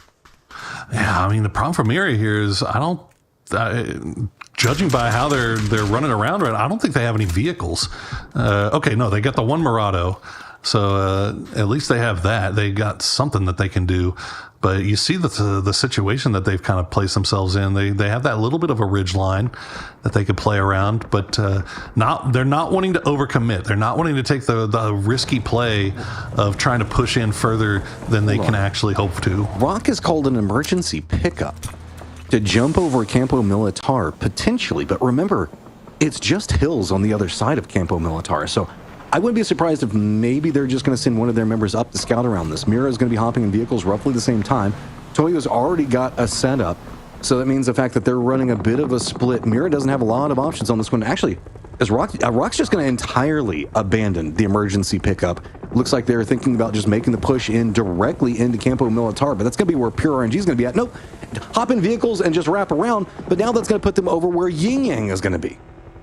Yeah, I think Rock popped the E pickup before the circle popped, just in case it did hard shift all the way down to the south, and they'll spot out Bellotta. Unfortunate for him. So Rezav does go down in 14th place, and yeah, Rock instead will opt to just do the same thing Mira was essentially doing by playing this edge. But Mira now pushing right into Furia. That's not going to go too well. LG also under a bit of trouble, as it looks like potentially dangerous wanting to aggress onto them. Pure RNG is going to be on the other side. It's like a Pow Pow going to be the guy that's going to be leading up. LG has one of their members down, so has to commit into some type of res. While this is going on, Team Liquid and Bestia also in a skirmish, while Furia and Mira are in a fight. So not a lot of territory, so the strong positions being fought after heavily. Yeah, Furia taking that knock on the push. Or actually on the defense, rather. Mira was the one that made the push. But it looks like they should be able to get Gizera back and get him back on his feet. 6 kills already for Furia. As you can see, Bestia is going to wipe Team Liquid after they made the crash onto the Team Liquid compound. Oh, but it came at a pretty big cost. They're still getting harassed. Potentially dangerous also has a member that's trying to shoot at Bestia, so that's interesting in and of itself. Furia not wanting to commit too much more into this. Toyo and OP lined up against each other. Silzen's got himself a nice tasty flank, goes for the spray into it. Not a lot of vision, takes a lot of damage, but doesn't get the knocks that he wanted. He's going to go down, and Zur, the last one up now. Oh man, Empire tried to make a crash onto the Bestia Liquid compound, but Outlaws end up taking out one on the way, so Shimboy ended up crashing that situation by himself. He will go down. I think Bestia might have taken out one of their own in the process, but they should be able to get back on their feet as Outlaws is now focused on Empire and wiping them. So Bestia, that gutsy push into Team Liquid's compound is going to pay off huge for them. Well, provided they can ride it in time, because it's just constantly getting harassed. New Circle Pops keeps that Bestie compound in place. Still has LG potentially dangerous and one member for Pure RNG that are going to be in play. That means that Toyo, Furia, Mira, Yin Yang, Rock all in some trouble. Outlaws are going to take down the last member of Empire and Michael, so that's going to give them a bit more space to be able to play from as well. So they've still got that hillside that they can work from, while potentially dangerous is going to be regrouping. The car fortifications in between the buildings going to be for Furia, but they still have Mira right next to him. Do they just opt into hopping in the vehicles and cutting it out? If they do, Mira can shoot him in the back, and Yin Yang is going to be able to wait and pop them in the front. There ain't no way Furia is going to not kill these guys. Like, they know that they've got them 4v2. They will take these guys out, secure those points before making their move here. Furia already with 6, peeking with the Panzer. Little pansy peek. And he's not finding anybody. There he is. He'll find one. He'll find 2. Goes down, but the trade will finish him off. And Furia now up to 8 kills after finishing off Mira. Okay, now that means that Yin Yang, as they split up, Yin Yang sent a couple members up into the north, but those others are going to be able to spot out. That's what I was going to be a bit worried about with those shots coming out. Kuz is going to spot out Poza, so it's another member down. Furia kind of stopped off now. This has stalled them out of position. Luckily, Kuz has gone down, so that means that Kane has to make a run over there to try to go for the res. The other 2 members still caught up with Rock, as Toyo has actually managed to breach into the same area that Bestia had, which is the X-Team Liquid compound. This is the most violent compound on the map right now, as Bestia, Liquid, and now Toyo all vying for supremacy. As DraftKings trying to find an angle to see if he can maybe get some shots over into that Toyo building. Mime playing on the low side, trying to feed information over. But this is Mime. This is classic Bulldog Mime. He's going in. He wants all of it, but he's going to go down in the end, getting flushed as well. But 9 kills for Bestia, and they've still got 2 alive. Remember, Toyo was very close inside of this, as well as Bestia. They were coming into this in 6th and 7th, respectively, at 90 and 86 points. Bestia at 9 kills, continuing to try to strike up as much as they can. Toyo going to be right next to them, just 4 points ahead of them in the leaderboard coming into this one. So big plays and big moments coming up from both of these squads to try to hold it together for as long as they can. Meanwhile, we still have what's going on in the north. Pure RNG as well as LG looking what's going on with Rock. Rock's in a lot of trouble. They've just got 3 different teams that are just trying to punch down on them, and there's nowhere for them to go. They're finally going to go down, and that opens up an opportunity for Yin Yang to get into the circle. Once again, it's freaking yin yang, man. They are just always in the right place at the right time to ruin somebody's day. But Trisk will go down. Kane and Ikus still on that low side, but you can see Kane getting shot at from somebody. I think that might be Outlaws from on the other side of the circle. So they're going to have to drop down some smokes, but Kane will go down. Trisk gets bled out, and Ikus the last player left alive. Hey, so with the circle, it is going to be potentially Dangerous's dip that they've got control over of with this compound that they're going to be playing from. It's going to feel pretty good. LG also in the circle, but that's going to be about it. I mean, Capitan technically in the circle as well for Toyo, but Bestia is going to have to figure out what they want to do with this compound. Is their couple of buildings are not going to be in it anymore. Furia has stretching distance. They can just kind of push their way in, but it's going to be pure RNG up to the north that has to make some type of movement. And Outlaws who've hopped in vehicles. They're just trying to run their way into the circle, and that's going to be potentially dangerous, trying to spray them down, as you can see on the minimap. It's going to be tough for Outlaws. They've had themselves a heck of a game so far, starting with that wipe onto Alcatia, and it looks like they're going to get everybody inside the military base for what it's worth. There's not really, they've got some buildings that they can play in here, so it's not the worst thing ever. 5 kills so far for them as they will try to play out from the military camp. Potentially dangerous, though. You got to imagine they're in the best position, and if LG can get rid of Pure here, they might be able to make a run as well. Outlaws have kind of put themselves from the frying pan into the fire as they have 2 squads that they're now going to have to contend with. Luckily, they are at least going to be a bit closer in range, but you can see Luminosity already knows the pushes are going to be coming in from one side of it. Outlaws are slowing down a bit, but let's not forget Waiku's still alive. Yin Yang, they can make their push in at any given moment. Valley instantly gets dropped by the Bizzler on his push. Blue Zone nades coming out, stalling out everything. LG has got this fight under control with just Vox going down so far. That's a heck of a hold so far from LG. They will lose Vox, and Kapow Pow going to go down now, and it's all down to Penta. They've got him picked out. Snakers with the spray gets him low, will flash, and that's actually going to be Ikuz that gets it. Or no, everybody's coming here. Furia has made a push all the way across the road. They're running right into this. Yin Yang was going for shots in, but they get stopped off of Furia's push. Potentially dangerous, taking shots into now Outlaws. Furia. Outlaws pushes in on the other side of this one. Everybody is just trying to feast for the points because they know potentially dangerous's position is just too strong. Oh, potentially dangerous is laughing, but they're also probably pulling their hair out knowing that all of these points are going away. The Bizzler doing his level best to hold Outlaws at bay. He'll come and rejoin the rest of his team, and they'll try to focus some attention over towards Furia, but oh, that's not the slot you want to be standing in. But Glock will spot out Haven, so potentially dangerous, giving a little bit of a tertiary assistance there to Luminosity.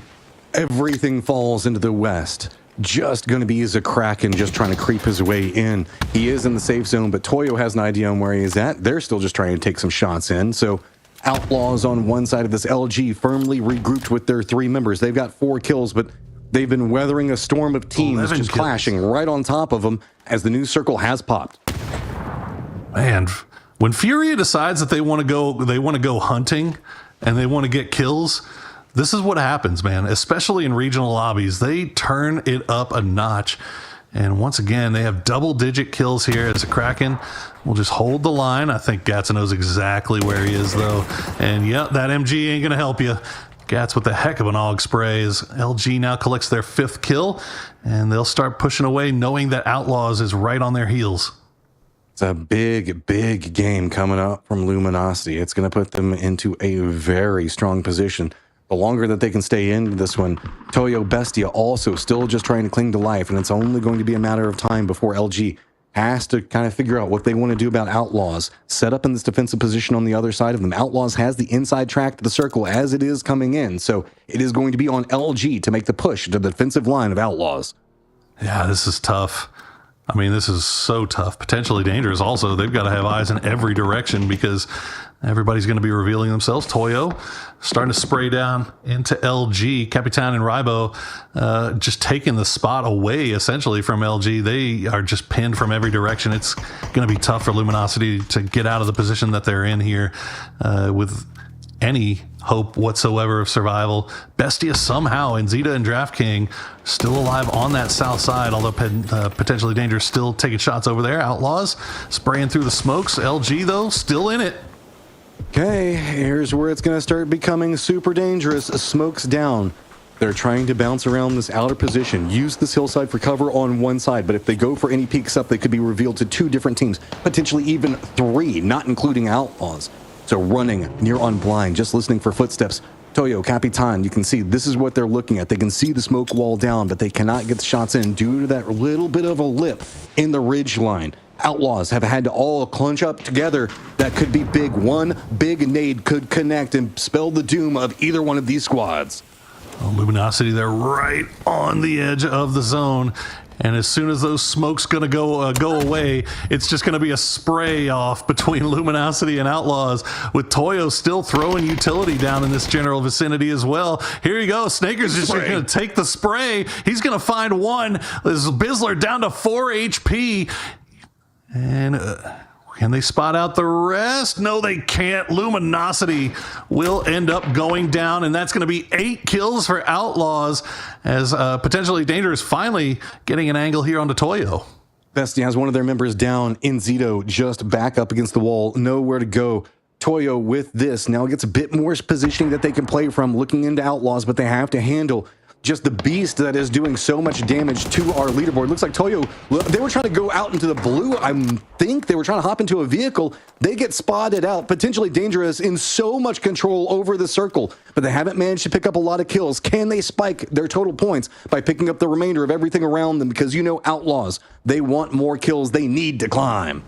Yeah, I mean, PD, they've got to get some points here off of this great position that they were, I don't want to say gifted, but I mean, a little bit gifted. You know, they just happened to, they were the first ones to send it into this compound, and this compound is dead center zone on phase 8. So I don't know what else you can call it, as Enzito will bleed out, and it'll be just down to the 4v3 Outlaws versus Potentially Dangerous. This game started for Outlaws with a violent hot drop against Alcacia that they won, but Slabby tries to go for the side flank and gets spotted out. So now it's just a straight 3v3. Okay, Outlaws has all the pressure on them. They have to fight their way across a road, an open set of territory. Every one of these knocks unlocks the door just a bit more. 2 down for Potentially Dangerous. It's a numbers advantage right now going over to the Outlaws, but they have to find some more. They have to figure out when's going to be their moment to push. Smoke's going to start coming down, as it is going to be Gump taken down and flushed. Glock playing one side, starting to play along the wall. They've got the cover. Can Outlaws somehow fight their way across this road? It is going to be a Herculean task. They're going to have to hit every single shot, but it looks like it might be Potentially Dangerous is losing the exact positioning of the last member up for Outlaws. Oh, they spot him. There you go, Glock from the side. That was always going to be the tough position. And now Potentially Dangerous gets a win with 5 kills. But you see Furia with those 11 kills. Outlaws on the bottom half of the lobby, they soak up a bunch of points here. So it's going to be really interesting to see what this leaderboard is going to look like. I see Luminosity had a great game. Furia obviously had a great game. But what did Team Liquid do? What did Alcacia do? What did Rock do? Obviously, we know what Alcacia did. They died. Yeah. I think they got 1 point. So that is bad news for them. What a big factor with this, Potentially Dangerous came into this game, in 7th, but they were only 19 points out of 1st. So picking up a couple of kills, picking up a win, it's just going to continue to rotate around, as it did feel like Outlaws were just kind of on a tear against everybody that was on the left side of the leaderboard. That was a great game for them. That was a really great game for them. Shows why they made it all the way here to this final lobby. Unfortunately, it might be a little bit too late for them, but they can still influence how this thing shakes out. But we're going to take a quick break. When we come back, we'll get you guys ready to go over to Rondo.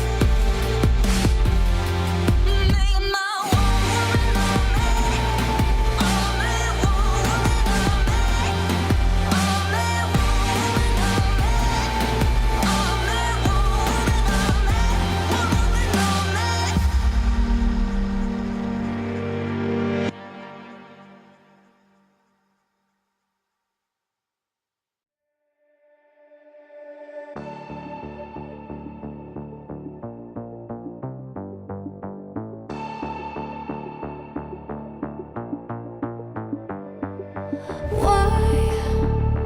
One by one, you always come back like a curse. Lurking in the dark, your soul is blind. You lie, time and time again, and I am not your fool. Not this time, 'cause I'm the wiser of us two. I'm the one of like the antithesis of you.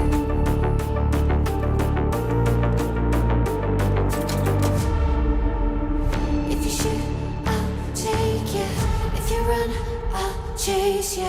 If you scream, I'll whisper. La-di-da-di-da-da-da. This is all you ever wanted.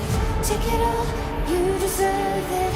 This is how we're gonna end it. La-di-da-di-da-da-da. Take it all, you deserve it.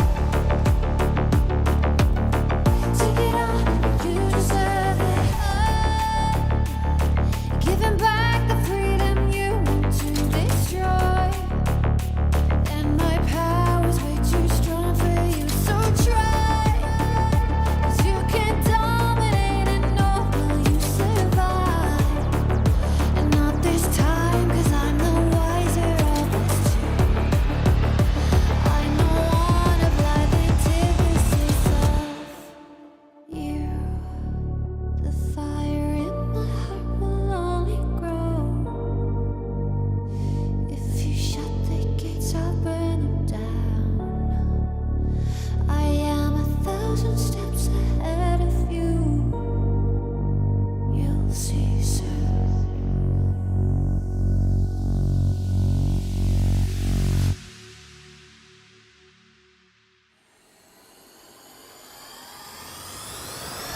If you shoot, I'll take it.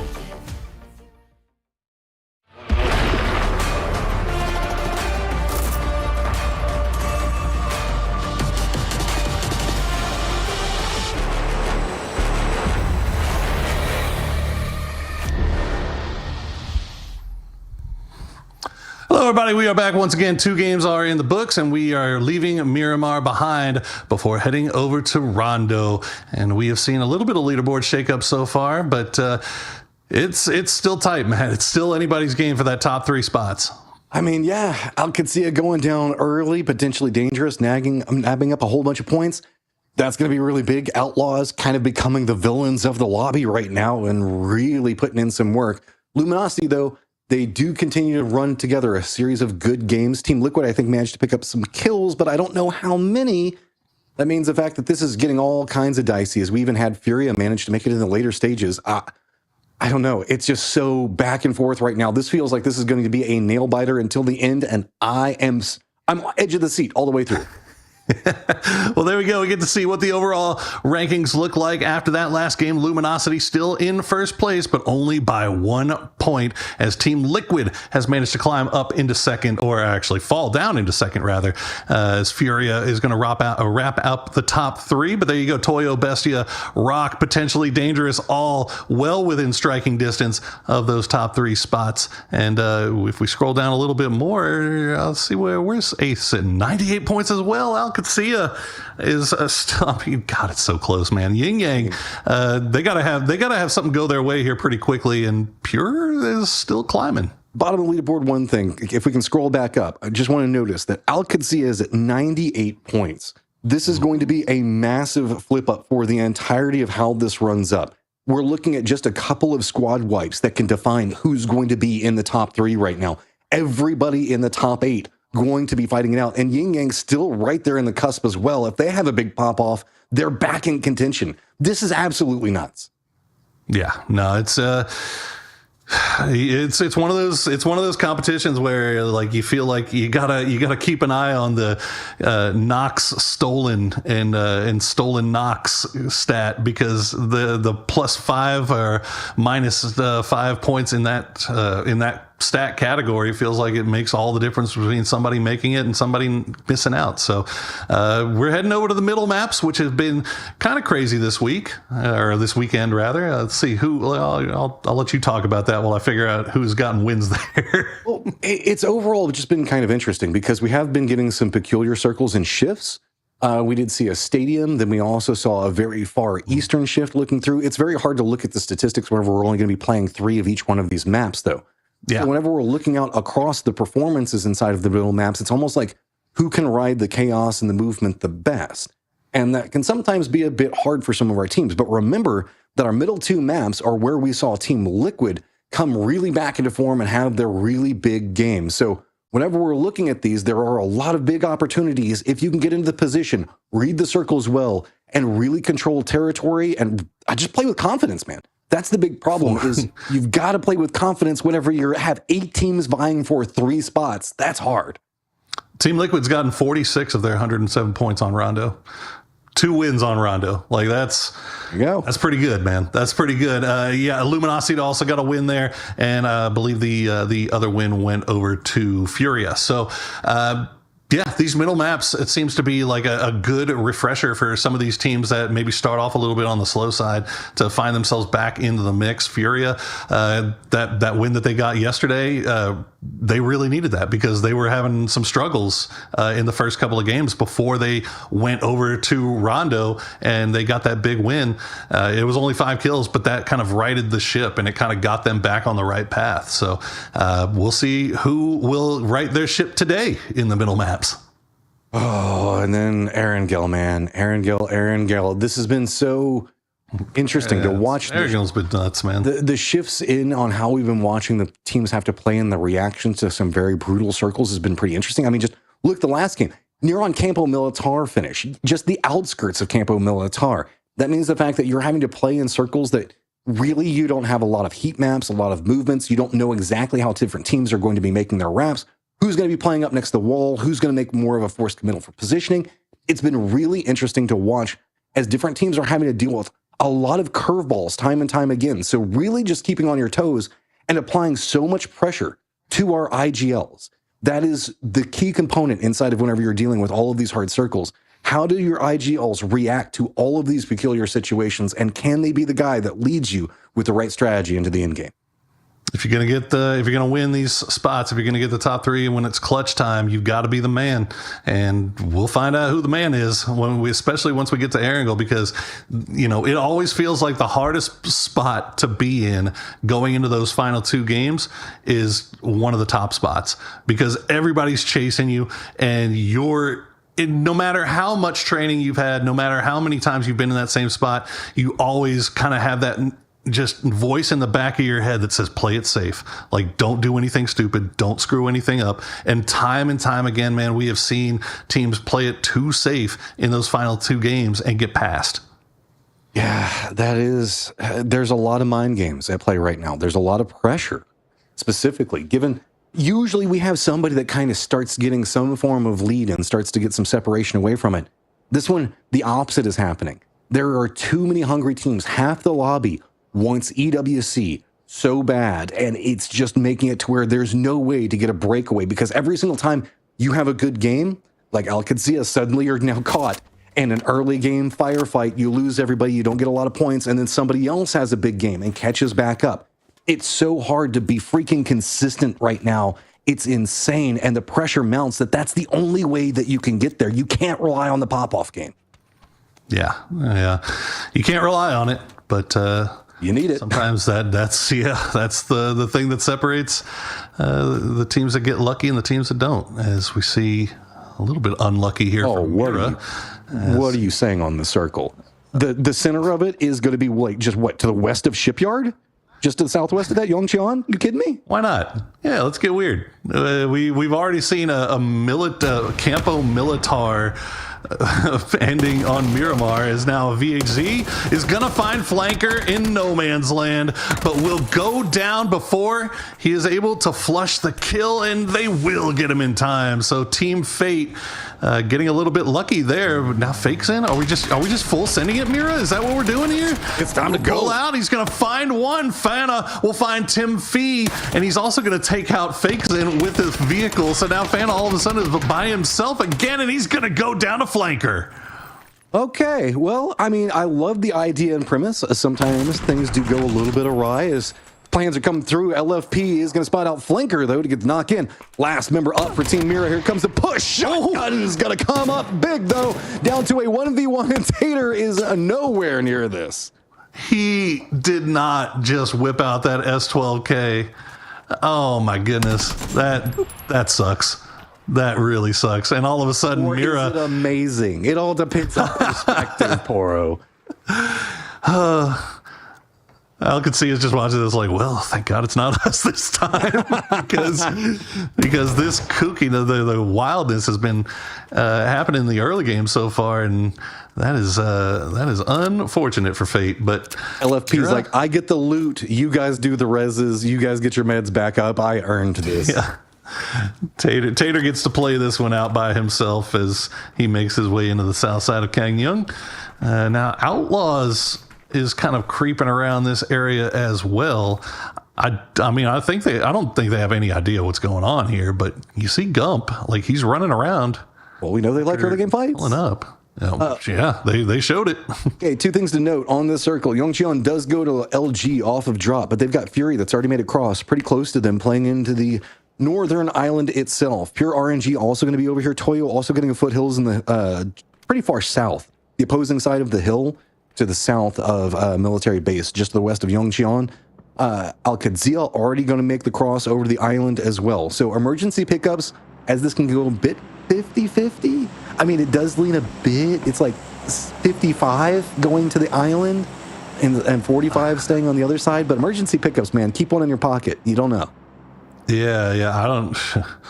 It almost feels like exactly 50-50 when you include how much landmass is in the southern part of the circle. But LG, they had the Yongchong 2-2 split going on, and it looks like they'll stick with it for the time being. They've got Alcacia wrapping just off to their north in the hills, Toyo right behind them, and Furia just off to the north in the 2-2 split of their own. You can see what Alcacia is looking at here. They just hear the gunshots happening below them, nothing being sent over in their direction.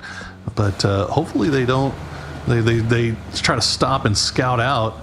If they're looking at these Furia compounds, they stop and look at where they want to go next. Well, these guys are disciplined, man. They're not going to just blind send. I've talked about it a lot. This is one of my favorite sections of this map to watch in competitive, because it's almost like Death Road on Erangel. There goes Mira. You end up with this very high positioning that you can play from, which is what Al-Qadsia is trying to strive for at the time. But then you have a lot of trenches coming down to the north and south that leads down into Army Base and into Yongcheon, which creates a lot of opportunities and dips for teams to be able to rotate through, but also to kind of hunker down in. So you end up with a lot of teams capable of surviving in a very vertical environment, and it leads to some really cool firefights. Al-Qadsia getting into these hills early, if it does stay in this direction, does mean the fact that the circle is probably going to pull up into this hillside. So this is going to be a really strong position to be played from, really, for Al-Qadsia, Toyo, and Pure. If this does pop to the south, though, OP, Team Liquid, they're playing the numbers again. Team Liquid running a very wide 2-2, hoping it goes south. Yeah, this is definitely OP just shoving all their chips on the table, thinking that this is going to cut back down to the south, because if it does, they are in a phenomenal position. Team Liquid, meanwhile, also look like they're thinking that this is the way that it's going to go. And the 2-2, that's pretty standard for them. They take a lot of real estate. They like getting that information. And then you have Yin Yang. Yin Yang, who's been a problem for so many teams in this lobby. They're kind of putting themselves in a position to do a little bridge campy there just to the west of Terminal, as we still have a number of teams off to the south making their way in. This is also pretty interesting, because if you do think about how you would want to be using emergency pickups, it's easier to go from the southeast in that open fields area and jump into the hillside that we've been talking about for so long, with all those trenches, trees, all that other stuff. It's going to block out a lot of sight lines. So if you do have an emergency pickup, playing in the southeastern area might be the call, because then it's going to be a little bit easier to make the cross if you have to. Jumping from that hillside into the more open southeastern area is just a recipe for disaster, especially given how many teams could likely be doing it. So there's a lot of different mindsets for the IGLs to have to figure out how they're going to be playing for their win conditions on a circle like this. Just kind of keeping eyes on the action that's going on around Shipyard. Senka Pow Pow picked himself up a boat and got sprayed down by Furia, but it looks like he's going to survive. But they have another problem, because Razav is starting to arrive over there in the army base. Glider. Well, Yes. gliding around and I missed him. not spotting out much right now because he's flying pretty low and right over a hill, so there's not really much for him to see. But the rest of the boys are already ahead of him anyway, so he's not really being a good scout. I'm not sure if he knows about Michael just off to the right there. Nobody's shooting at him. Once again, just kind of Nobody. It's clear, guys. Okay, he's fine. I think like they have everybody together. They're just kind of playing around the hills. They'll definitely send him forward if they're looking at crashing a compound or something, or maybe even thinking about terminal. Empire is about the closest, and they're going to be the ones that are going to let them know that they are present. Michael, got to be careful about ammunition conservation there, my man. You only got about 100 rounds left for both guns, so we'll see where Empire decides to go. Yeah, perfect scouting. Hey guys, I found somebody. Shoot at me now. I know exactly where someone's going to be at. I have got it. So looking at how this has kind of been set up, we do have Pure RNG that's going to be up to the north, Riyadh that's going to be on the northwestern island, Al-Qadsia that we've been talking about, LG, Toyo, as well as Furia. Down to the south, it looks like Rock's going to be breaching in pretty close to where Yin Yang's already got a full defensive line and watching them, waiting to see how close that they're going to be. It's going to be Empire as well. Bestia is going to be down along this line, as well as Outlaws. Outlaws are going to be roaming very close to the 2-2 split. The northern split coming up from Team Liquid is going to be Yakamazi doing the stop off very close to Team Liquid. What is Pure doing right now?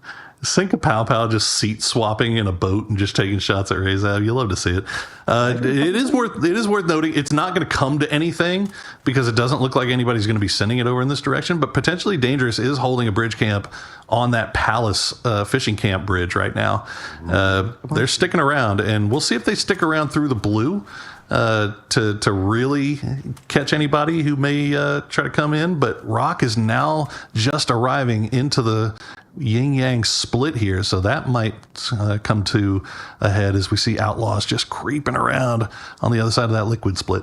I love that we've got a lot of different moving factors in this. So Rock has had to stop off because of the positioning coming up from Yin Yang. While this is going on, Al-Qadsia has already called the emergency pickup to make the cross. Timed it out very, very well. You can see the blue zone should be cresting in, and it's going to show us where the new circle is going to go. How's it going to be? It's actually kind of leaning a bit back over into the west, so they're going to avoid picking it up. But that means that everybody that is into the southeast now going to have to hop in vehicles. They've got to go, and look at the timing. Everybody hopping into it as fast as possible. A couple of late liar teams could find themselves in trouble if they do not get there quickly. And potentially Dangerous. Looks like they are going to pull away from that camp. So Rock getting a little bit lucky here. I was wondering if PD was going to hold on to that now that the circle cut off to the north, but instead they're going to opt to make their way over and get themselves a spot in. So that's going to free things up there for Rock.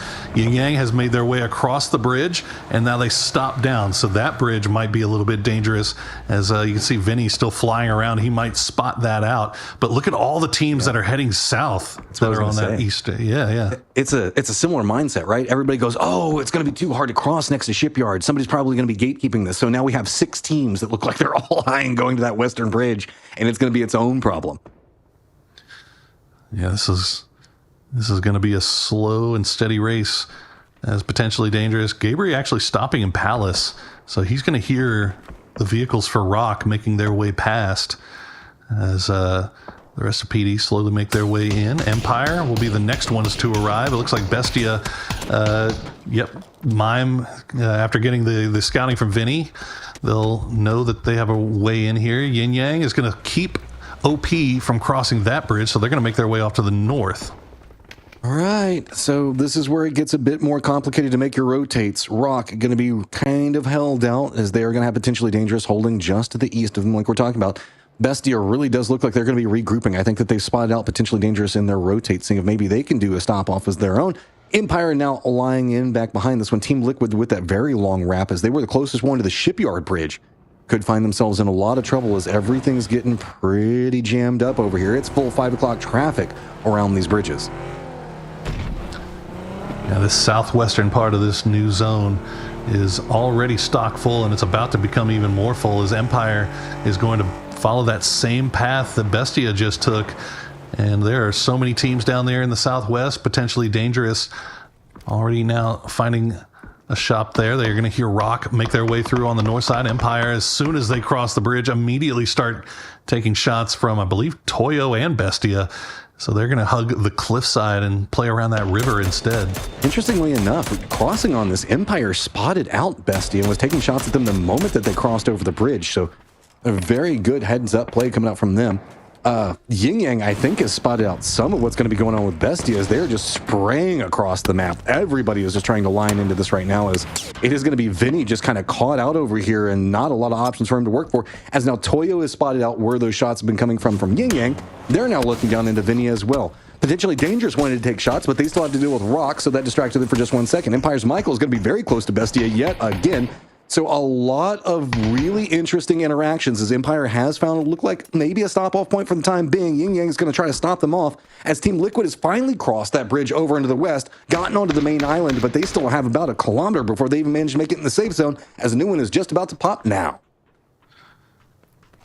Yeah, this is going to be really interesting to see where Liquid decides to go. They are not afraid of eating a little bit of blue damage. Oh, no. And now that that circle is cut down to the south, they might start looking at coming in and filling in behind where potentially Dangerous, Bestia, Empire. Fortunately, Michael is able to rejoin the rest of his squad after getting pushed away, and they're going to send it into that western side of Yongchang, but it looks like not completely, just playing around in the outskirts. You see Outlaws on the south side of the city as well. Furia, they are starting to make their way up into the hills, but this is going to be a tough position to breach as Alcacia, they've got some cover to work with. Well, they don't really have any good options, right? I mean, Yongchang is about the only way to go. There's pretty open territory just to the west of them, so they have to push up the hillside. Pure RNG also has to come down from their more northern position around this. Riyadh also doing the same thing. While this is happening, Team Liquid has found some friends, and they're going to find something going on over there as Cowboy does spout out Haven, gets the knock onto him, so Furia has to figure out, okay, how much are we going to be committing into this one? Looks like they're going to line into the hillside a bit more. Haven going down there, though, as their point man has stalled out any form of big movement.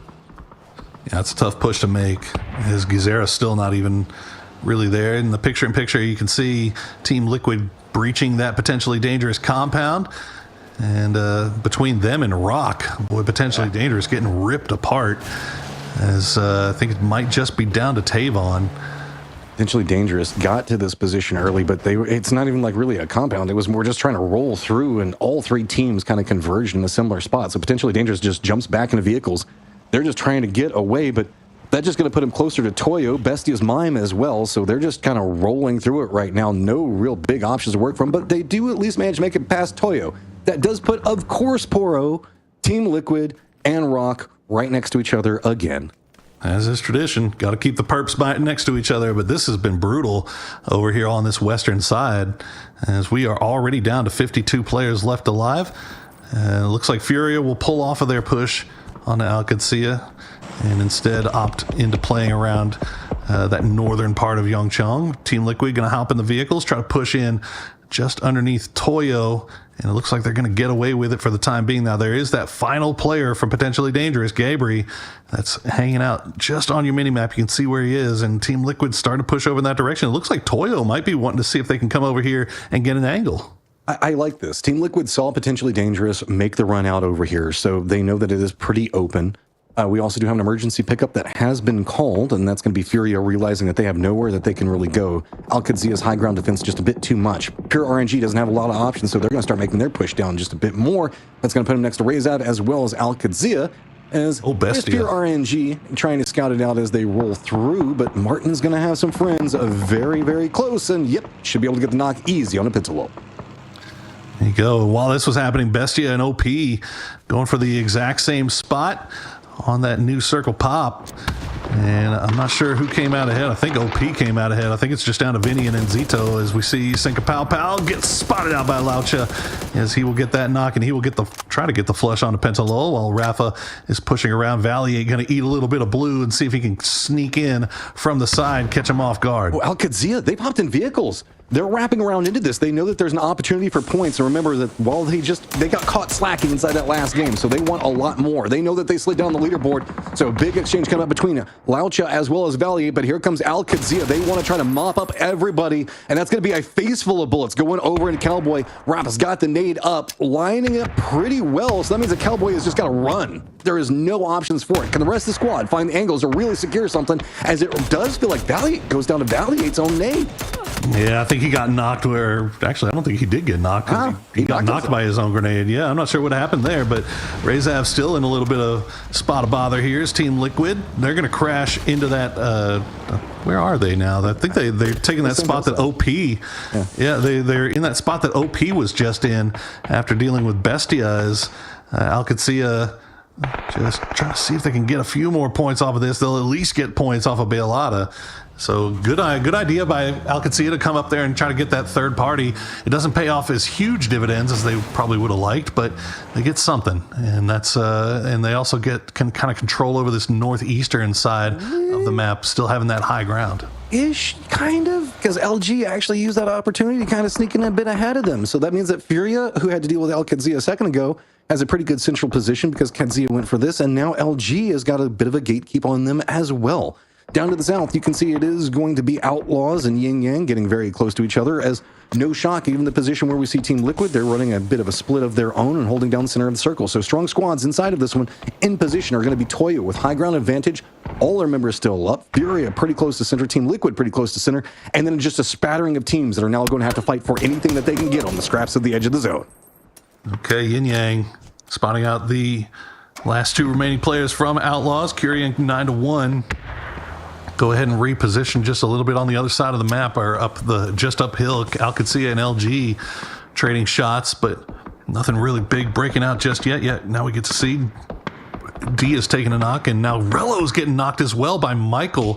But LG still just pulling further back downhill as Empire is just kind of third partying this and causing problems for both squads. Oh, LG. They know that the fact that they have the numbers advantage, they're rolling in, trying to deny out any reses, trying to get into nade range as fast as possible. Smokes are going to be down, revealing the potential of where these squad members could be at. Not going to go quite far enough, but LG going to start the push, full committed. Tater's now going to have an opportunity to flank in back behind LG, so they've got to be careful. Cowboy does get a nade back onto Snakers, so that's going to stall this down a bit more as the reses are starting to come through. Do you see the push come out as Al Qadzia has all the pressure on them? They have solos even coming out of the blue zone back behind them, but somehow they're starting to write this one back into their favor. It's all going to be a matter. Do they spot out the solo? Do we see Riyadh go for the strike? Martin's going to roll it down. Nade goes and does connect.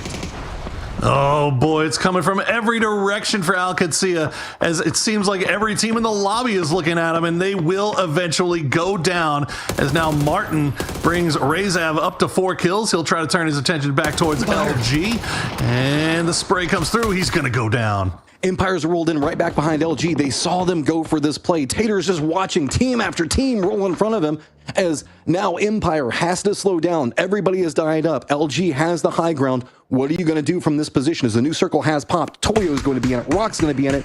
The Liquid split no longer going to be in it, and Furia is still in as well. Yeah, Liquid looks like they're kind of looking at Yin Yang, while LG, they're just going to have to clown car it. And they're pushing right into Furia. The seat swap's coming through. They're not finding success just yet. Nobody was peeking out, as Gizero will get the trade, as Posa's going to go down. Gizero down to half HP. He's going to find another one, as LG is getting ripped to shreds by Toyo.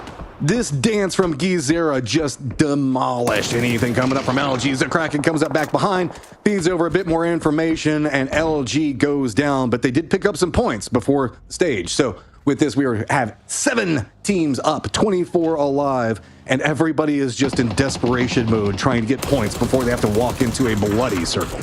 That's kind of what it feels like for Team Liquid here. They know that they don't really have a good path in. They've got Rock just above them, and Toyo is starting to spread out from their compound. They're trying to third party. They got involved in that LG fight, and we saw them pretty much take care of most of LG as the Furia Rock dance was going on there. But Liquid will at least collect a 5th point for themselves, and they'll see if they can take out Yin Yang here before the blue arrives. Oh, this is going to be a very close fight, given the way that this blue's coming in. 30 seconds left. Still harassment coming up. It's going to be Poonage. You got a bit of a high ground positioning. He's looking down while the other members for Empire are just trying to contend up with what's happening with Fury, and Tater's still alive. Watching all of it go down. Team Liquid trying to see if maybe they can get over this res, but it's opened up opportunity for Yin Yang to play as aggressive. Yap is going to get the knock on to Alo. Yin Yang, no fear in any lobby so far. They will try to mess you up every single time. Going for peak into peak. Sparking's going to go down. Now it's just going to be the continued push coming up from Yappa. Joppa, that dude. Now he's going to find Liquid. He almost took out RBN as well. He's in the blue, though. He will go down. And Liquid goes down in 7. Yin Yang down in 6. We are already to our top 4 teams just like that. It didn't take very long. And you got to like Toyo's chances, man. 4 strong. They've got a compound. They've got the top of the hill. But yeah, Empire, they're hunting right now. They've got 5 kills as they're getting stared down by Rock from the low angle. High ground compound belongs to Toyo. BL, the only member for Rock inside the circle right now. He's kind of pinned down by Toyo's positioning. Empire, no options. Furia still has Posa up. So this is going to be interesting. Empire, do you make the commitment into the easier push where you can get onto that Toyo hillside? Still going to be pretty brutal given the fact that Toyo is still just trying to make peaks, cresting that, making sure that nobody can push in. Rock having to see if maybe they can get, they do have a hill that they can kind of sneak to, but it's going to be nowhere near where BL's going to be at.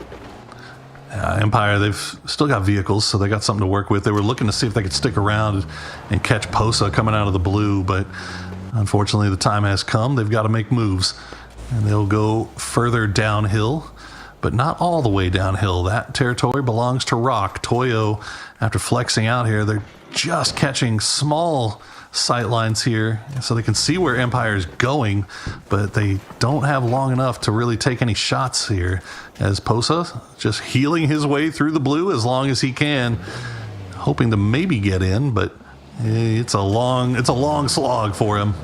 And it's going to be hard given the fact that Empire is trying to find out Binya, so Posa's kind of, Oh, there you go.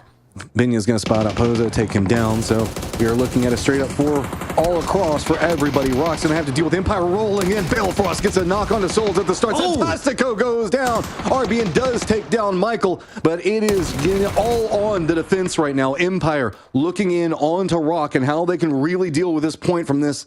How can you see RBN not even inside the circle? He's now gate kept out. While this is going on, Capitan is trying to get the flank around. BL's got his own set of problems, so Rock having to deal with everybody on opposing fronts, but RBN does get the knock on to Balefrost. He does. He will go down. And remember, BL still off in the middle of nowhere. He's going to find Capitan. They knew exactly where he was. Capitan maybe going in there a little bit aggressively by himself. 8 kills for Rock. The preemptive grenade is not going to find Benya, but the bullets will. No, Benya will win that one, as Empire will try to see if they can maybe reset and turn this into a straight 3v3 versus Toyo as they spot out Rybo. This is going to be hard. Rybo was all by himself, isolated. The other 2 members for Toyo trying to play for circle control. Remember, this is phase number 6, so we still have a couple of shifts in play, but it is going to be Empire. Backs up against the blue zone. They've got a hillside for cover that is denying any sight lines from Toyo, but that's all they've got for the time being. If it goes, the circle shifts anywhere else, it is going to be a massive detriment. And you can see they're starting to try to fight for a bit more circle control. Circle's popped. It's up into the north. Empire has very few options. They're trying to wrap in, get close to the compound, but they do manage to make landfall next to the solo up in Rebo. This big wide split from Toyo may come back to haunt them, as Rybo will have to run away. Yeah, you got to go back to that hard cover. You saw that there was too deep in that vehicle, so you know that they're pushing. You can't stay split that long, as Toyo will get the additional benefit of a little bit of a drop here. I don't think anybody's going to have the guts to go for that one, as Balefrost remains behind on the low ground, taking shots over. Ooh, yep, he's got to pull back away, though.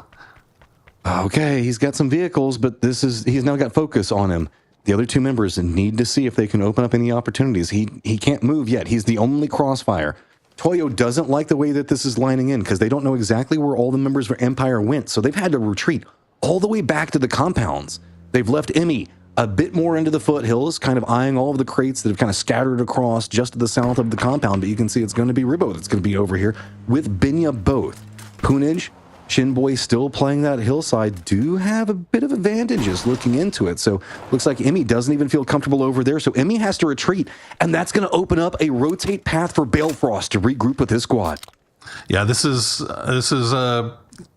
you know, it's a tough call from Toyo. Like you give up control, or you give up a lot of real estate on the map for the comfort of having that hard cover in the compound. But you know you're going to have to leave there eventually. They know where the EMP guys are for the most part, but they didn't have the sight lines on it. So opting into safety rather than control this time, we'll see if it pays off for them, as Empire now has a lot of real estate that they can move around, a lot of hills, a lot of different ways to get sight lines into this compound. Toyo coming into this game was at 90 points, 17 out of first. So they were 6th place overall. They've managed to get 5 kills so far. Empire just playing for the points that they can get right now to see how much that they can climb up the leaderboard. And he's been able to get spotted out by Balefrost as both sides of this one going for a bit of exchange. Nade starting to come out, but not too scary just quite yet. That rock's providing enough cover. Gets him down to about half HP, though. That was a little spooky. And fortunately, his teammates going to defend him. Force Poonage and Balefrost to back off just a little bit. Shinboy staying behind, using that high ground as long as he's got it, as they try to stay alive. And this is mostly just Emmy being a distraction more than anything. And they're going to use it. Benya will find the knock on a Poonage. Now, what does Toyo do with that knock? Oh, I think that they just still play it safe, right? Much they can. They've got circle control. They don't need to make any big moves. Most of the hillside that Empire is playing is leaving the safe zone. So all pressure is on to Empire to get the knocks on this. So any knocks that are happening that comes up from Toyo's side just stall out Empire even more. Smoke's down, trying to get space, but see, every bit of this damage, it just kind of stalls out anything that Empire wants to get going. Now Poonage is starting to look back up the hillside. There is a bit of this dip that I think that they can kind of all hide out in, but that's not going to feel good at all, as even Toyo might be able to spot that. Yeah, that knock allowed Emmy to drop the smoke wall to try to get himself in grenade range, but unfortunately the grenades he had did not find a mark. So now he's kind of stuck out behind a tree. Is Poonage going to get spotted? Good spray by Benya, as the vehicle was meant to be a distraction, but Benya didn't bite. And now Shinboy has the rock, but he is all by himself as Toyo will collapse. Shinboy knows exactly where Emmy is. Reinforcements haven't come just quite yet. He's at least managed to get into the circle. We're at phase number 8, though. No options to be had. Toyo picks up another 3 kills to put them up to 8, and now also picks up the victory. That's going to be a very, very big game for Toyo. Have they touched the top 3 now? That was very, very well done there by Toyo. You know, we talked about it's a dangerous decision to opt into playing that hard cover, given that safety, and give up seed control to Empire for the rest of that map. And Empire, I mean, it's not like they did anything wrong. Like Poonage, that was the play. They were going to send the vehicle, and they were going to use that as a distraction to allow Poonage to just kind of take shots down onto it. But Benya didn't bite. He has seen that happen before. Immediately spots out Poonage, and once he gets that knock, the game is pretty much over. Toyo just doing exactly what they needed to do. The timing on Empire's solo being spotted before the car even managed to be the distraction, that hurts. But that's just timing and how it can happen sometimes. But we are now halfway through the day for today, so we've got a break set and ready to go before we take us through our last 3 games. We'll see you in just a few minutes.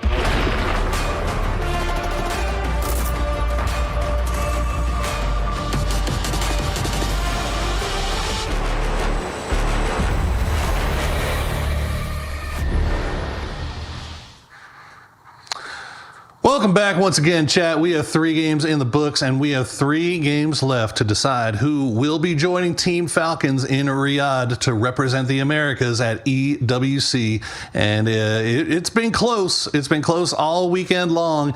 And with that win, that last game, Toyo has taken over first place. But they can't be feeling safe just yet. Look at that. Luminosity in 4th now, but they're only 5 points out of 1st.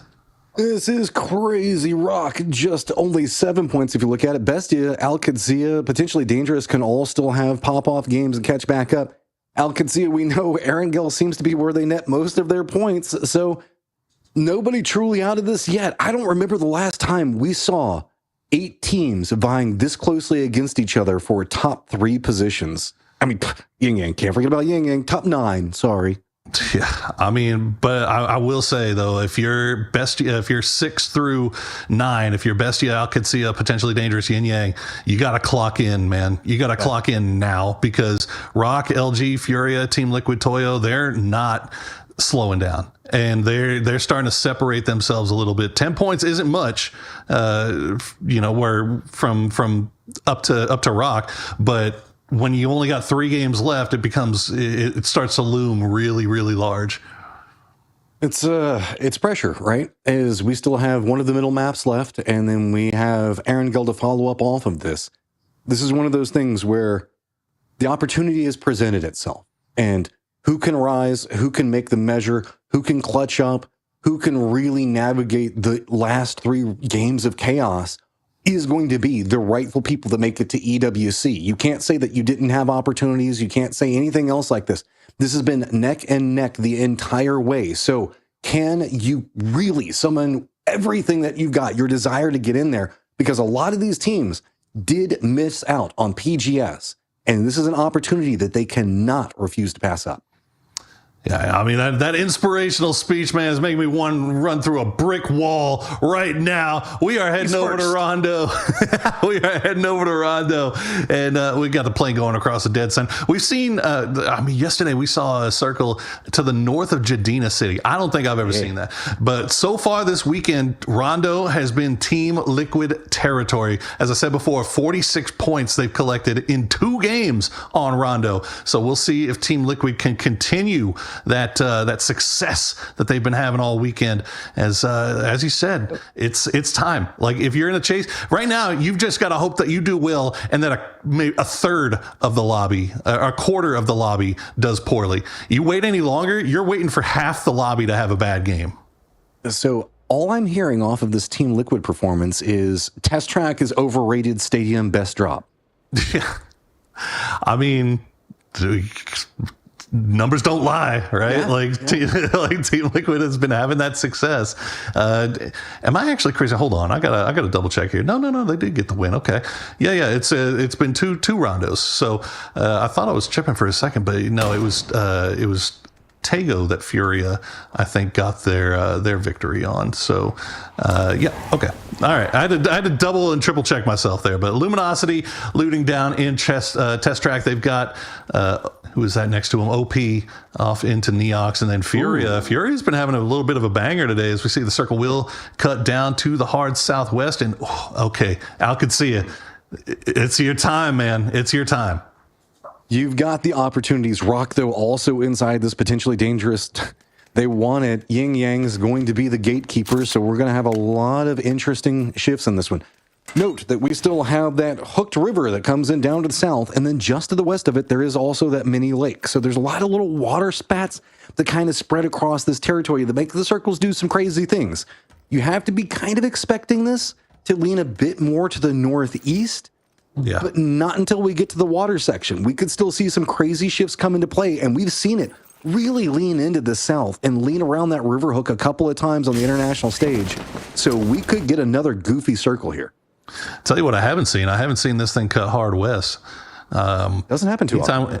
I don't think we've seen too much of Lan Power Feng Tun when it comes down to this thing. So right now, Fate all by themselves looting up in Feng Tun, and it'd be interesting to see if any teams decide to make those long wraps along that western edge, along that western side, given the statistically, we just haven't seen it cut back over there. So Alcancia, obviously, best position right now.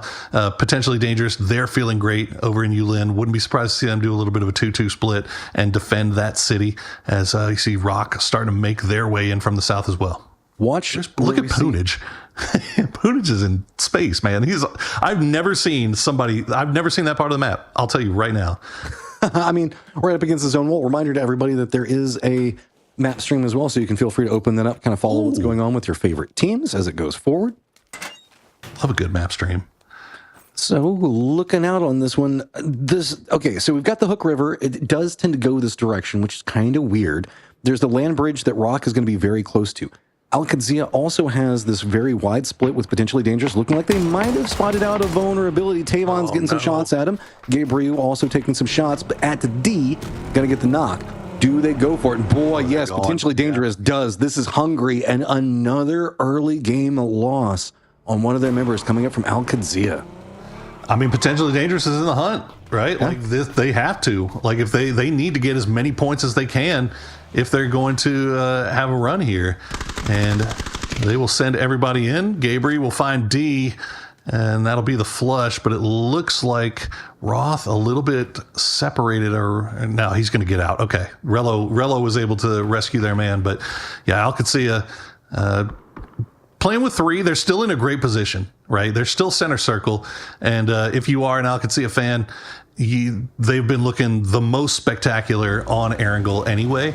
You didn't want to have to leave it to the last 2 games, so hopefully you can still do something here with 3, but you got to have a little bit of feel good knowing that 2 games on Erangel are coming up and they've been having great returns on that map. This is not a derogatory statement, but it's going to sound like one. Alcancia plays very well with only 3 up. It happens to them a couple of times inside of this so far, and they still manage to find ways to get good points. They are a good salvage team, but they really do need to get their feet back under them because they can't let it all rest on Erangel. With that 0 out that they had earlier, it just feels like you got to fight back. You got to start swinging back up at everybody around you. As the cluster of teams, everybody is making their way centered up next to them, and this is getting very Skittle rainbow colored all over the center of this map. Yeah, I mean, what they need is a little bit of luck, which is something that has been hard to come by. They did get C1. That is true. But C1 is great. You love it. Yeah, you love to see it. But give me C5. Let it ship to the compound that I'm sitting in on C5, C6. Like that'd be awesome. Potentially dangerous knows what that feels like, as they had a little bit of luck when they got their W on Miramar. As we see the E pickup doesn't get taken, I guess. Yeah, I don't know who was. I think that might have been a Rezav E pickup that they just abandoned. Yeah, wouldn't be surprised on that one. This is kind of a harder area to drop into. We have nobody down into the southwest, so that's no surprise given the fact that the way the plane path came in, it's going to be a long drop. So really, it's going to be along about 2/3 of the circle? I would even say about 2/3 of the circle, given the fact that the northeast entirely open. That's going to be the area in between Testac and Jiaojin. Nobody wants it over there, and nobody wants down to the southwest. But it does look like Rezav is going to be making a longer wrap right up against the wall. They could have an opportunity over there. Team Liquid doing a bit of a slow scouting strategy as they're going hillside to hillside, but they're going to get pretty close to Outlaws here in just a moment. Yeah, Team Liquid just being real methodical about it, being slow, making sure they scout out wherever the next spot is. I mean, they're not playing edge, but they're also not fighting for center circle, knowing that they came in super late. I mean, it's 7 minutes in. You don't want to just be sending it into the middle at this point. So I think this is a perfect place for them to play. And we'll see if they can spot out any of these guys from Outlaws, as they're going to hear the vehicle of 9-1. And Luke looking over in that direction, but he's just not spotting anything through the trees, it seems. Empire with Punij has spotted out Pure RNG way down to the southeast. So there might be spotted something them too.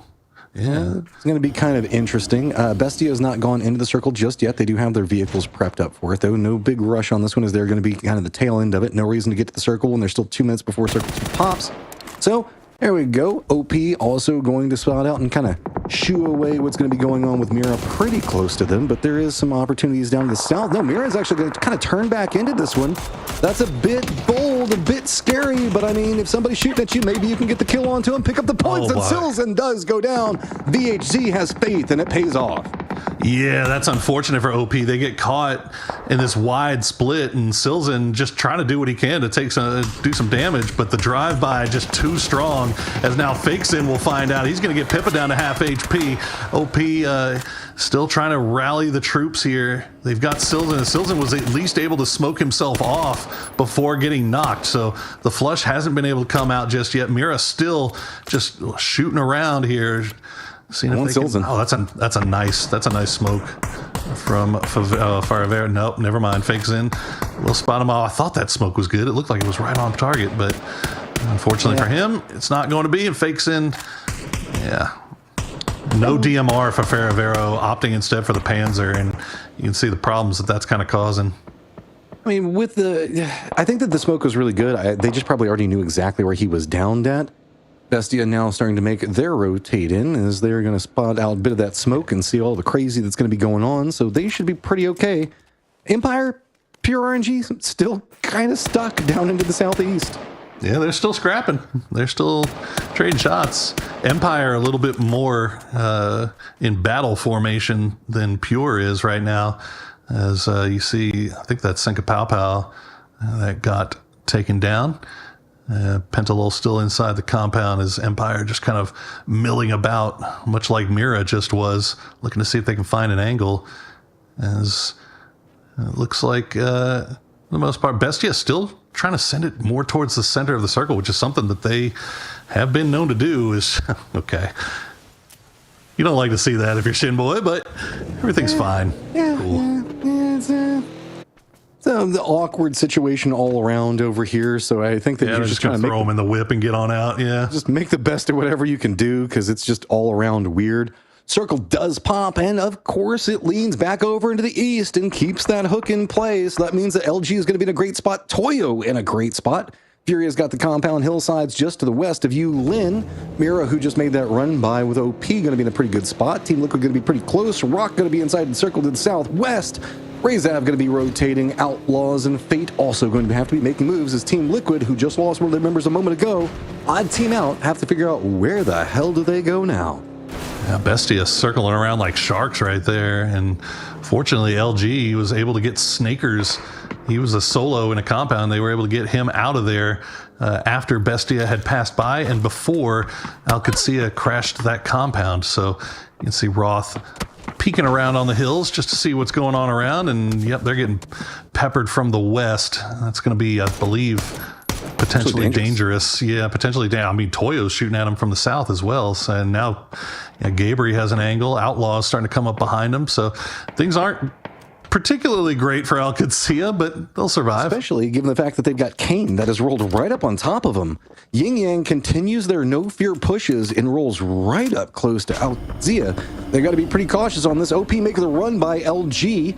They're going to kind of shoot a bit more down to the south. That's going to put them on the Bestia line, so they do have a couple of hillsides to play from. So this is kind of flat in the center, just to the north of the highest point in the hook in the river.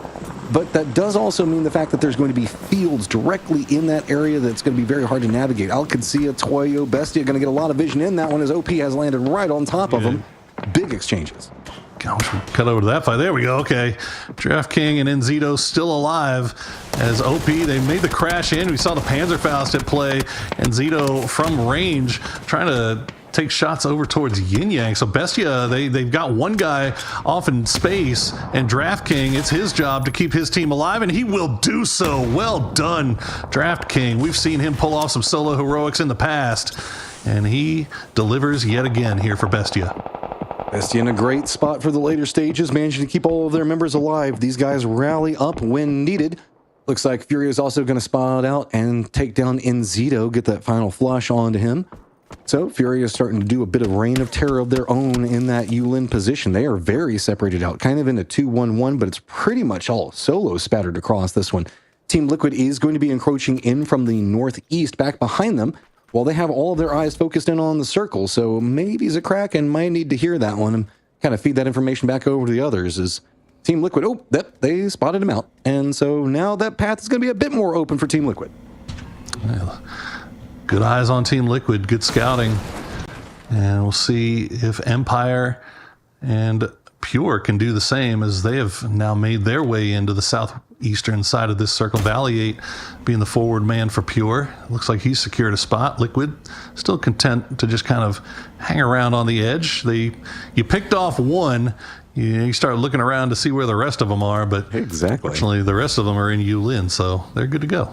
Those Pico buses, man, they're terrifying. But it's instruments Team of destruction. Team Liquid, they're always going to assume that there's going to be somebody in every single spot as the new circle has popped. It's a bit more to the west, so Team Liquid having to continue their circle chase, not quite managing to mount the great game on this one that they want just quite yet. And this is going to be hard. This is that open field area. Look at the amount of people that are already inside of vehicles. Pure RNG going to be wrapping right up next to LG as Team Liquid's going to be crossing into the safe zone. Furia is going to be having to leave their compound as well. Alcazia is going to be the focus point for a lot of this crash. It's going to be Vox right up into it. Cowboy going to be the guy right up next to it as well. The two members from Alcazia are already under duress. That's going to be potentially dangerous, still taking shots at them. They didn't get a chance to rally into defense, so LG just sneaks right into this one. Is Cowboy going to pop up? Yeah, he takes down Gats. Cowboy will find one, and he was getting some help there from Toyo. It was forcing LG to kind of dance around, and they were worried more about the shots coming from range. Didn't realize that they had a Cowboy in their midst, and he's going to find Penta now as well, as LG down to just one player hiding underneath. Oh no, but yeah, that's the problem, is that those shots from Yin Yang and from Toyo, they can find their way into Alcazia as well. So Snakers and Bizzler still alive. It's an awkward firefight right now, as there's just everybody in the circle kind of taking shots at this one. Bestia trying to exploit this one, sneaking in just to the southeast of this position as well. So if this doesn't clean up fast, it could be even bigger problems. Rillo right up in the face of LG, but they are waiting for it.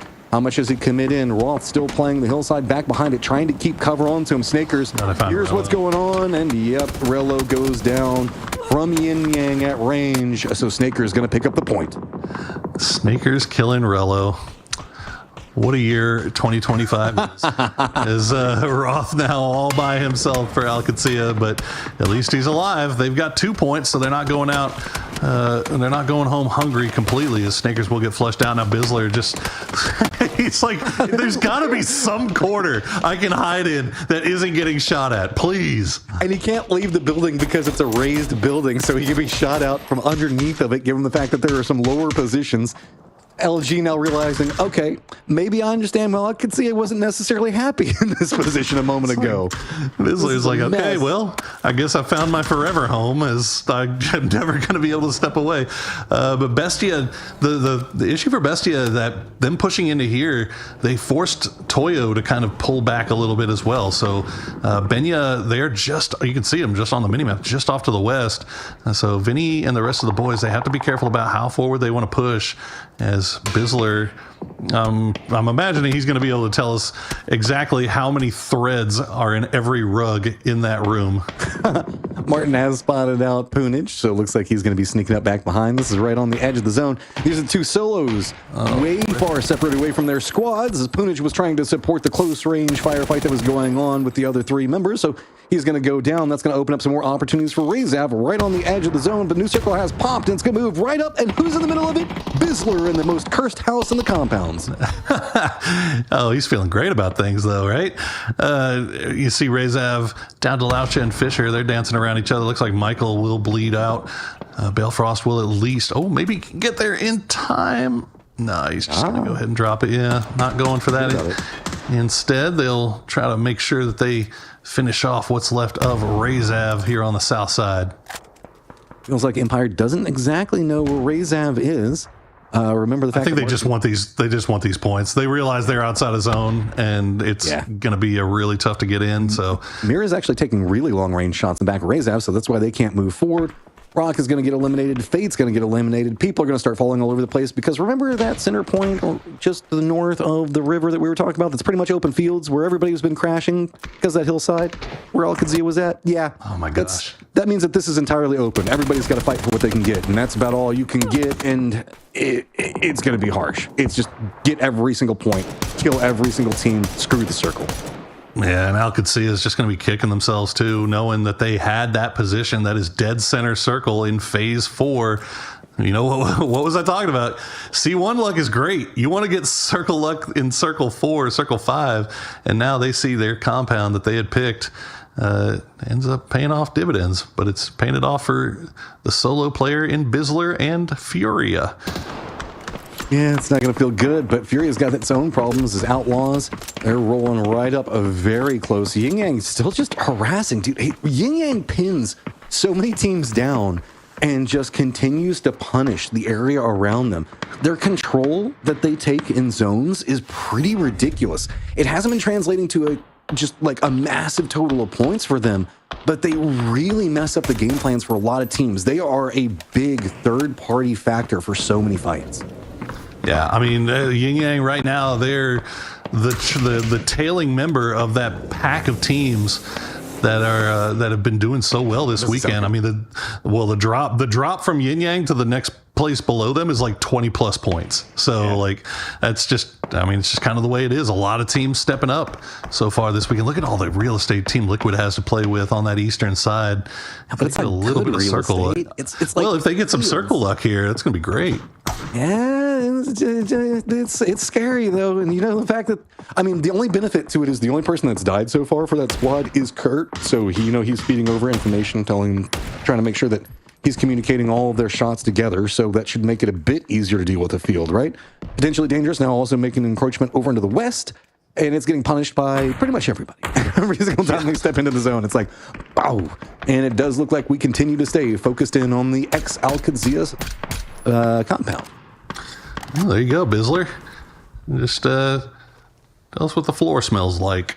I'm looking at it. In that building, dude. He's just shooting the walls at this point to stave off boredom. As Yakamasi and Outlaws there in a little bit of trouble.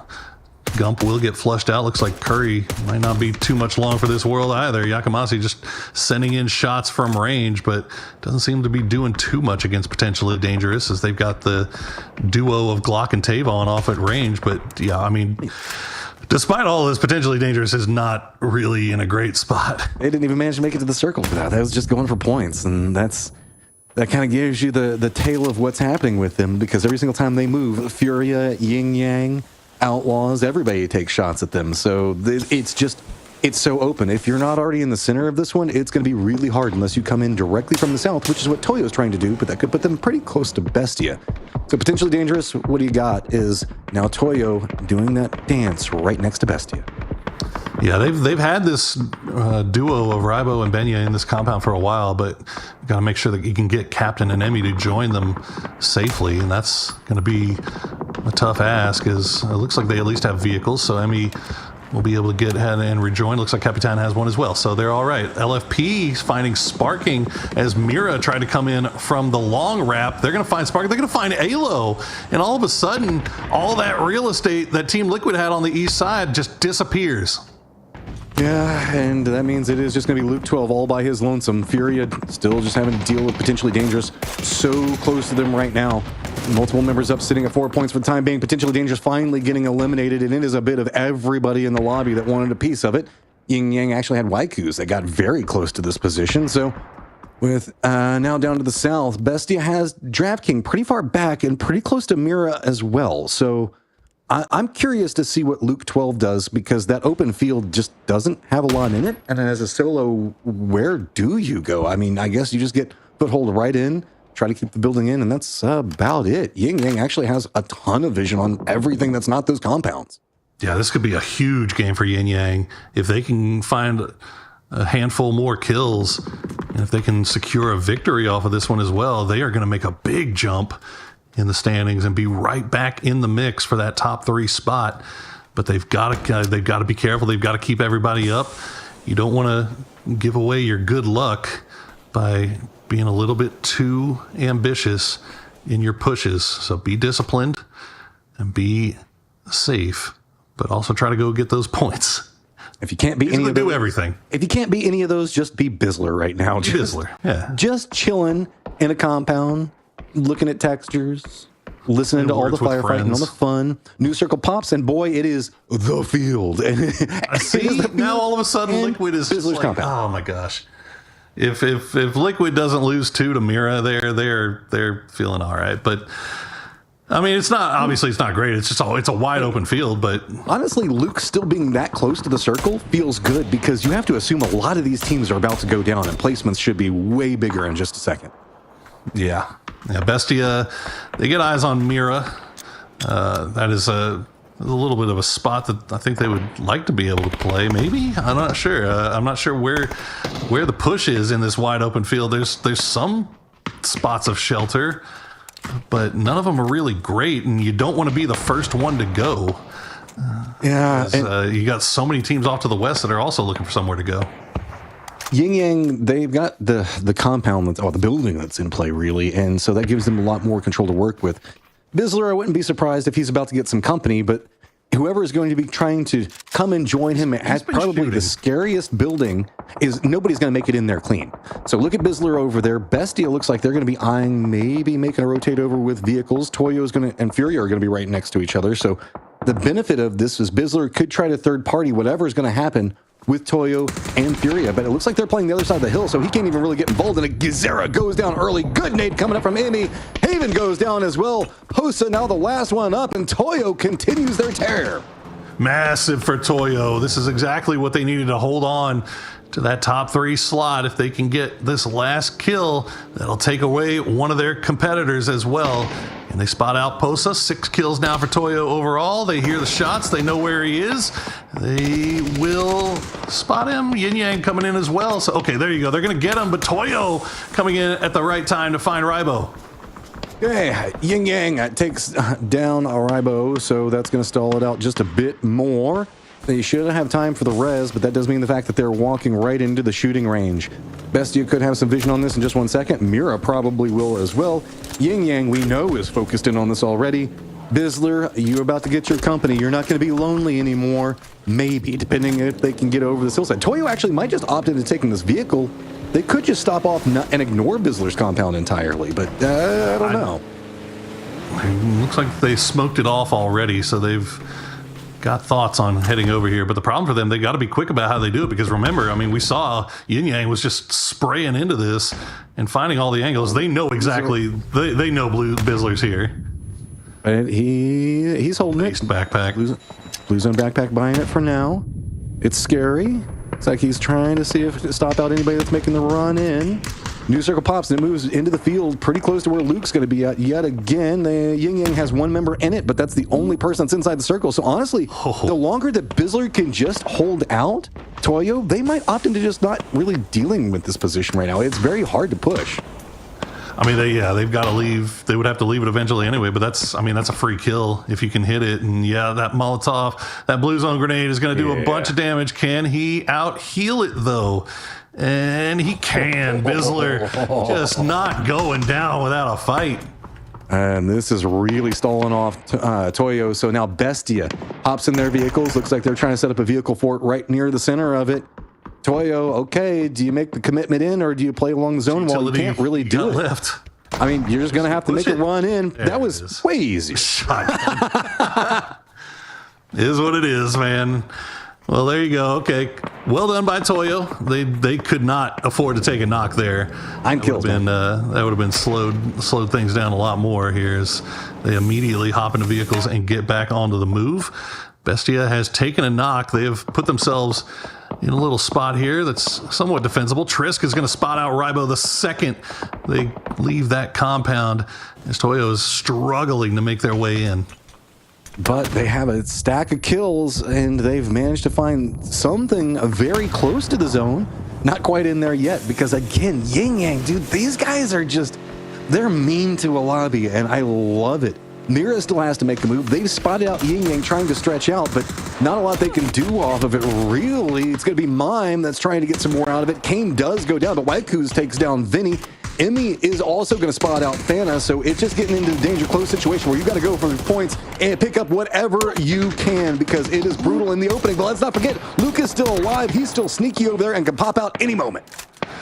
Man, I'm telling you, I think with this performance in this game, Toyo may have just secured their spot at EWC. They still got 2 more games to play, so it's not written in stone just yet, but it's looking real good. They're down to just Capitan and Emmy, and Toyo are just playing from the south side. Bestia, they have just been beaten and bruised. Vinny eventually will go down, as I believe it's just Draft King and Mime left to defend their hovel. And you still got Luke, Team Liquid Luke, still off in the distance, but it looks like he's been spotted. Hey, what do you do at this point? We've got a couple of solos dancing around the outside, kind of dueling against each other. Yin Yang creeping forward, but their focus, of course, is going to be into Toyo. So, Nice blue. Bestia gets eliminated. Yin Yang gets more space, more points, more that they can stack up. But it's going to be Luke. He picks up 2 out of that one. That's going to be a big for Team Liquid as the new circle has popped. He's not going to be in it. And all comes apart for everybody except for Yin Yang at 11 kills. That is going to make things really interesting going into this final 2 games. Yin Yang was on the outskirts. They were looking in. They were within striking distance, but they absolutely needed a big performance here, and 21 points is going to shoot them right up into the mix, into the conversation. But Toyo, again, another huge performance. They may have locked themselves in. We'll also have to see what happens with Liquid, what happens with Furia. Luminosity was right up there as well. I mean, Bizzler managed to stay alive for a long time there. I don't know how many kills they ended up with, but this last 2 games on Erangel are going to be absolute cinema. I mean, Liquid has some space off of it based off of where we saw Luke making the later stages, especially him picking up those kills. That's going to be really big.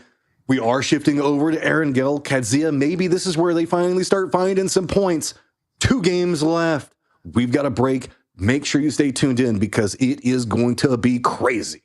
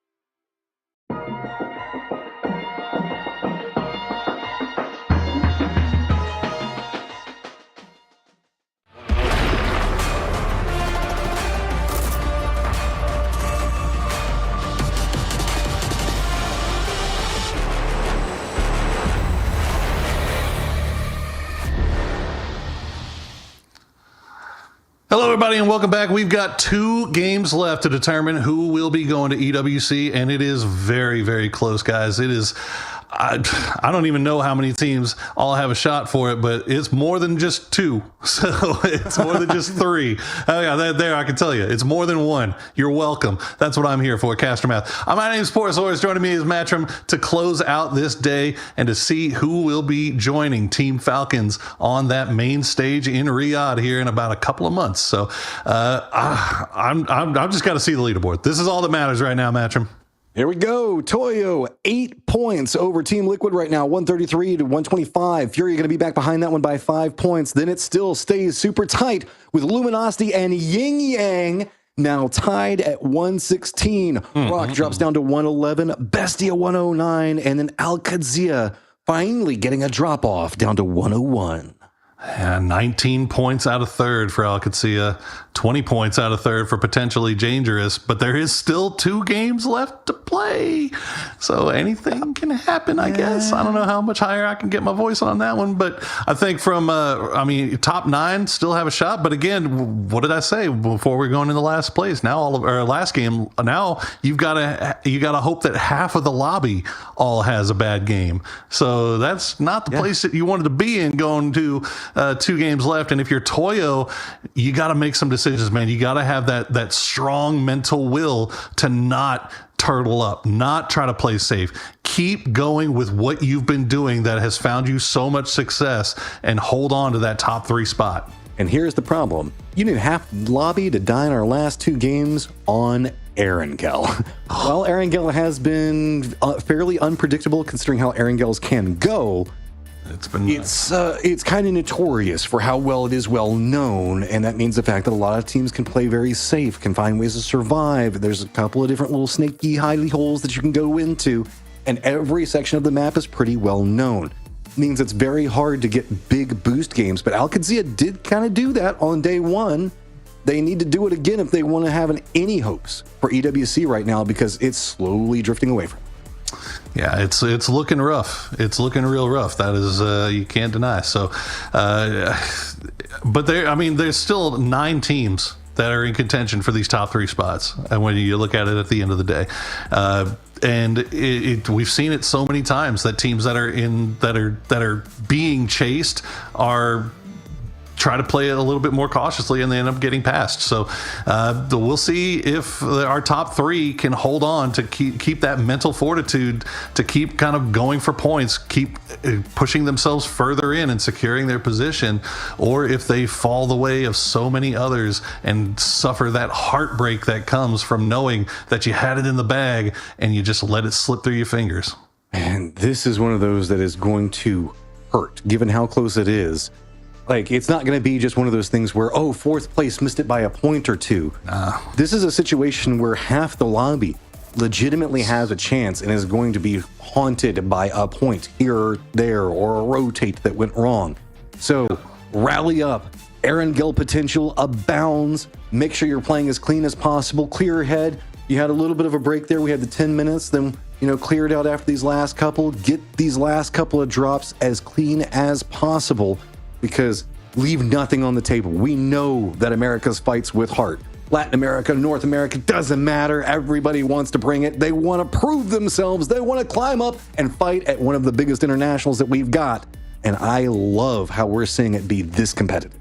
Yeah, there's going to be 6 teams that are completely brokenhearted at the end of the day, but there's going to be 3 teams that are going to come into EWC knowing that they fought through hell and high water to make it here, and that they definitely deserve to be on that big stage with all those teams fighting to the bitter end for the huge prize pool that comes with EWC as well. We saw EMEA earlier today. It went down to the very last game before they knew who their top 3 were, and I don't expect anything less out of the Americas region here so far today. We have seen so many different teams win, so many different teams have pop-off games all up and down the leaderboard. Even pure RNG for a second had me kind of like, oh, okay guys, like maybe you guys got something to put together here, but it's that consistency that we just beat to death over and over and over again. That's so hard to find in lobbies like this. Well, it's also a good training ground, because EWC is going to be brutal in its own regards, given the amount of days that are going to be inside of the competition. So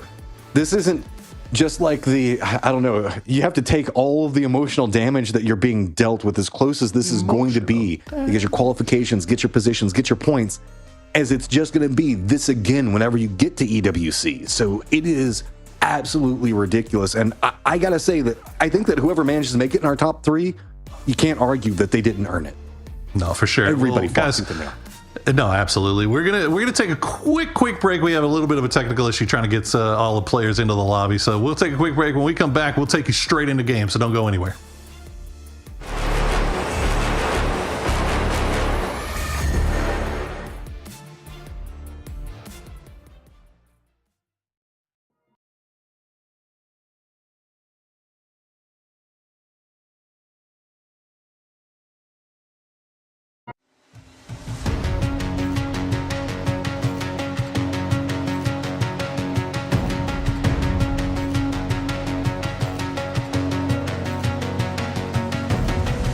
There's something in his eyes. There's a storm within, but it's written in the skies. Let it break me till it's over. Won't let it shake me, no.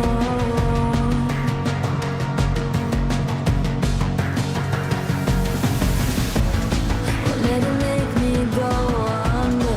Won't let it make me go under. So now it's time to fly.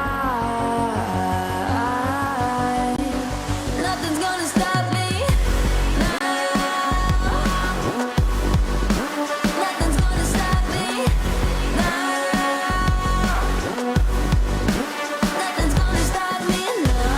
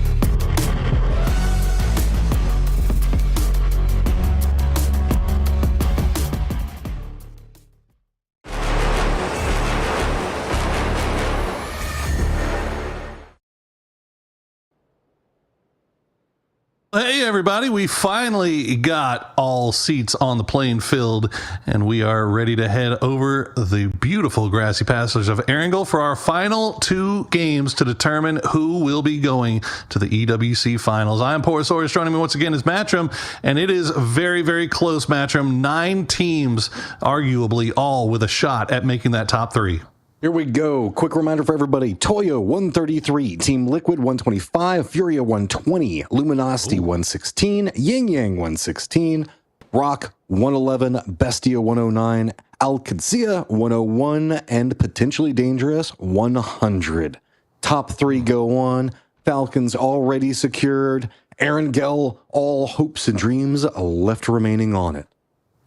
And Toyo looking pretty comfy in that top spot with 133 points, but you can't rest on your laurels just yet, man. We've seen very good teams up in these top 9 go out early with 0 points, and that is absolutely not something that can happen for those guys. Rock and Alcadzia pretty close to each other, but I mean, they should be fine. I wouldn't be too worried. Neither one are going to probably go for too big of a gamble right off the get-go on this one. We do actually have a Zarky team and a Reza. Thank you so much. We appreciate you going over there. And the Circle Pops, pretty, a little bit east. It's kind of Potato Mountain. Where the potato itself is on Potato Mountain is pretty much the center. Now, good news for Toyo today. If they can cap it off, they've already they made the announcement that Team Argentina is going to be including 3 players from Toyo, Rybo, Capitan, and Emmy, all making it to PNC, and they're going to be joining Draft King for Team Argentina. So good news for them already today, and if they can manage to hold on to first place, that would be good news all the way through. It'd be a great day to be a Toyo boy. I mean, Toyo has been very impressive in this event. Their first day was probably their weakest, given the fact that it was only a 4th and a 2nd. But then after that, I mean, day 2 comes out with a win. Then the second game, they get 2nd. Okay, middle map's not necessarily the best, but then they managed to get a 4th going into game 12. And then today, they have just been locked in. 7th off the first game, 4th, 1st, 3rd. They are making sure to cement this one in. And, I mean, if you're going to come alive, this is a great event to do it. Mm-hmm. Well, got to give a shout out to Brazil as well. Their roster for PNC has also been announced. So Sparking from Team Liquid, Posa from Furia, and then Santastico and Biel from Rock Esports, rounding out the top there. I believe the coach is going to be RDS. But all good news. Congratulations to all those guys. The least amount of international experience on the year out of those 4. That's a weird sentence to say. That is a weird sentence to say, isn't it? Well, hopefully Team Liquid will change that narrative around with a top 3 finish here. They're currently sitting in 2nd with 125 points overall, and they've been looking pretty darn good here today with everything on the line. As we check in with them, just slowly scouting their way over towards that Death Road area and just spotting out. They may have spotted out. I'm looking at the compound, not seeing anything in the compound, but Bestia is kind of split coming into that area, so we'll see if they get close to each other. They kind of drop around farm, so this compound does have some strengths that can be played around it. You can see that they want to make sure that they could squeeze in here because Vinny is going to be down to the south. So this is a very good compound for the way that the circle is going to lay, because you can get back up onto Potato if this makes some weird shifts and stays up to the north. You kind of also get all the breathing room away from Pachinki itself, because they are the Pachinki team for this.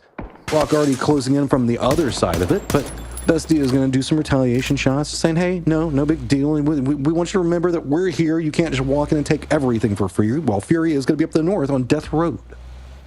Yeah, Rock managing to spot out Valley 8 from Pure. So Pure playing with 3 now, coming in from over there on Shelter. You can hear a few gunshots going off in the distances. That's Vinny, the westernmost man from Bestia.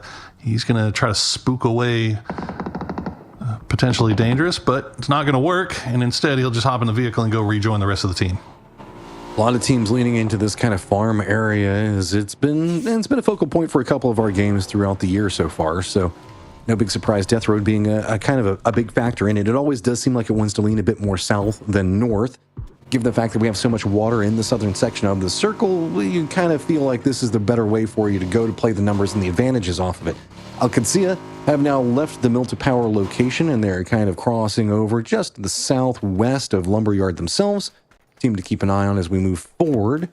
Other teams, Yin Yang, still playing around Everest up at the top of it, scouting out really just Mira, about the only thing that's going to be moving. But Yin Yang has also been a ridiculously impressive squad to me in this event. No, they absolutely have. I think they've shown themselves out here and let a lot of people know that they are going to be a team to contend with throughout the rest of this. In the meanwhile, you see in the kill feed, Outlaws and Razav are scrapping up there in North George. And I think a lot of teams in this lobby are probably saying, man, I'm glad it's Razav that's running into Outlaws, and they'll get rid of them all together. So that's good news for the rest of the lobby, because Outlaws has been causing problems. They really have. They play zero fear, and it's fun to watch. But if you're one of the fans of what teams that they bump into, they're going to take some blood. They're going to take some skin, and or as aggressive as they play, it can spell the doom for a lot of the later stages for these squads that are so desperate to qualify. Check in with Al Qudsiya. We remind you that Erangel has been their map for sure. Bestia going to lose Vinny, as Zur from OP is going to spot him out. He gets flushed as well as they get a little bit close there. RBN from Rock taking a few shots downhill and seeing if he can maybe catch OP, as Bestia was in that 2-2 split, and the bottom half gets crashed by the full 4-man squad of OP, and they end up losing one for it. It's just the cluster around Death Road, that is everybody being involved. So far to the north of Death Road, we've kind of got Furia. We've got LG that's playing along over there. A bit more to the south, we've got Rock, as well as what we were looking at a second ago going on with Potentially Dangerous, OP, Team Liquid. A bit further out from that, Toyo is going to be playing on the road coming in between Pachinki and school itself. Then Al Qudsiya has kind of made their way down into shelter. The other team's still moving out, trying to figure out exactly where they're going to do their stop-offs. There's still some breathing room around it, as you can see. Still pretty open circle. Whenever we get Potato, it kind of creates these different quadrants that teams can play from. You know, like you play the southern side of Death Road, you can't get involved in the north side, vice versa. There's also the western break on it. But do note that Team Liquid is running a 2-2 split across Potato. So they're kind of playing both sides, so they come up on top again. Yeah, this is pretty dangerous from Team Liquid. If one side gets crashed, then the other side's not going to be able to get over there and provide support anytime soon. So it's putting a lot of pressure on these guys to make sure that they keep themselves safe as they wait for C2 to pop. And the western edge of this TL split, they've got Mira that's starting to make their way through Pachinki, and Toyo also looking over in that general vicinity. So we'll keep an eye on them. I love what we see coming out from Team Liquid on this eastern side, though. It's always good to bounce between the windows, as we saw Alo doing a second ago, so that way you're just not constantly peeking the same spot to get shot. But also rotating between floors, making it seem like there's way more people in this compound than just the two of them, can kind of scare away a couple of the squads from want to make foot pushes, specifically in the earlier sections. This is already proper peacocking. Yeah, it's already kind of become its own gauntlet. So not too many teams are probably going to lean into a stop-off crash at this stage, given Furrier's position as well as what's going on with Potentially Dangerous and Bestia all. Anybody that runs into there, if they make it to Team Liquid, they're probably going to have lost a member or two already. I saw Toyo spotting out Mira on the north side of Pachinki, just taking some long-range shots, but nothing too serious, rather, as they'll go ahead and hold their position for the time being. Razav still on the move, and they're about to run into Yin Yang on that southwestern side of the circle in the open fields just to the north of Ferry Pier, and it looks like Yin Yang is going to pull away, or Razav maybe pulling away as well. Hey, this is kind of the slow stage right now. Given the circle, no surprise. Everybody is playing for their livelihood, and this is so close. Nobody wants to make a big gamble play quite yet. Razav is kind of navigating the first stage of going along with what's happening with Yin Yang. They should be fine from here, unless they decide to push in. They're pathing. They're probably going to stop off on one of these hillsides in a second, or one of these compounds, because most of them are pretty open. Yin Yang, Waiku's is chasing it a bit just to kind of force them into this compound line. And we flipped the car. Feels bad. Or did he flip it? Maybe he got it. Okay, he got it right back up. Nice. Well done. Well, Riyadh, keep it going. The circle has popped. It's going to go over towards the east, settle up around that Death Road location where Rock is currently probably the centermost team.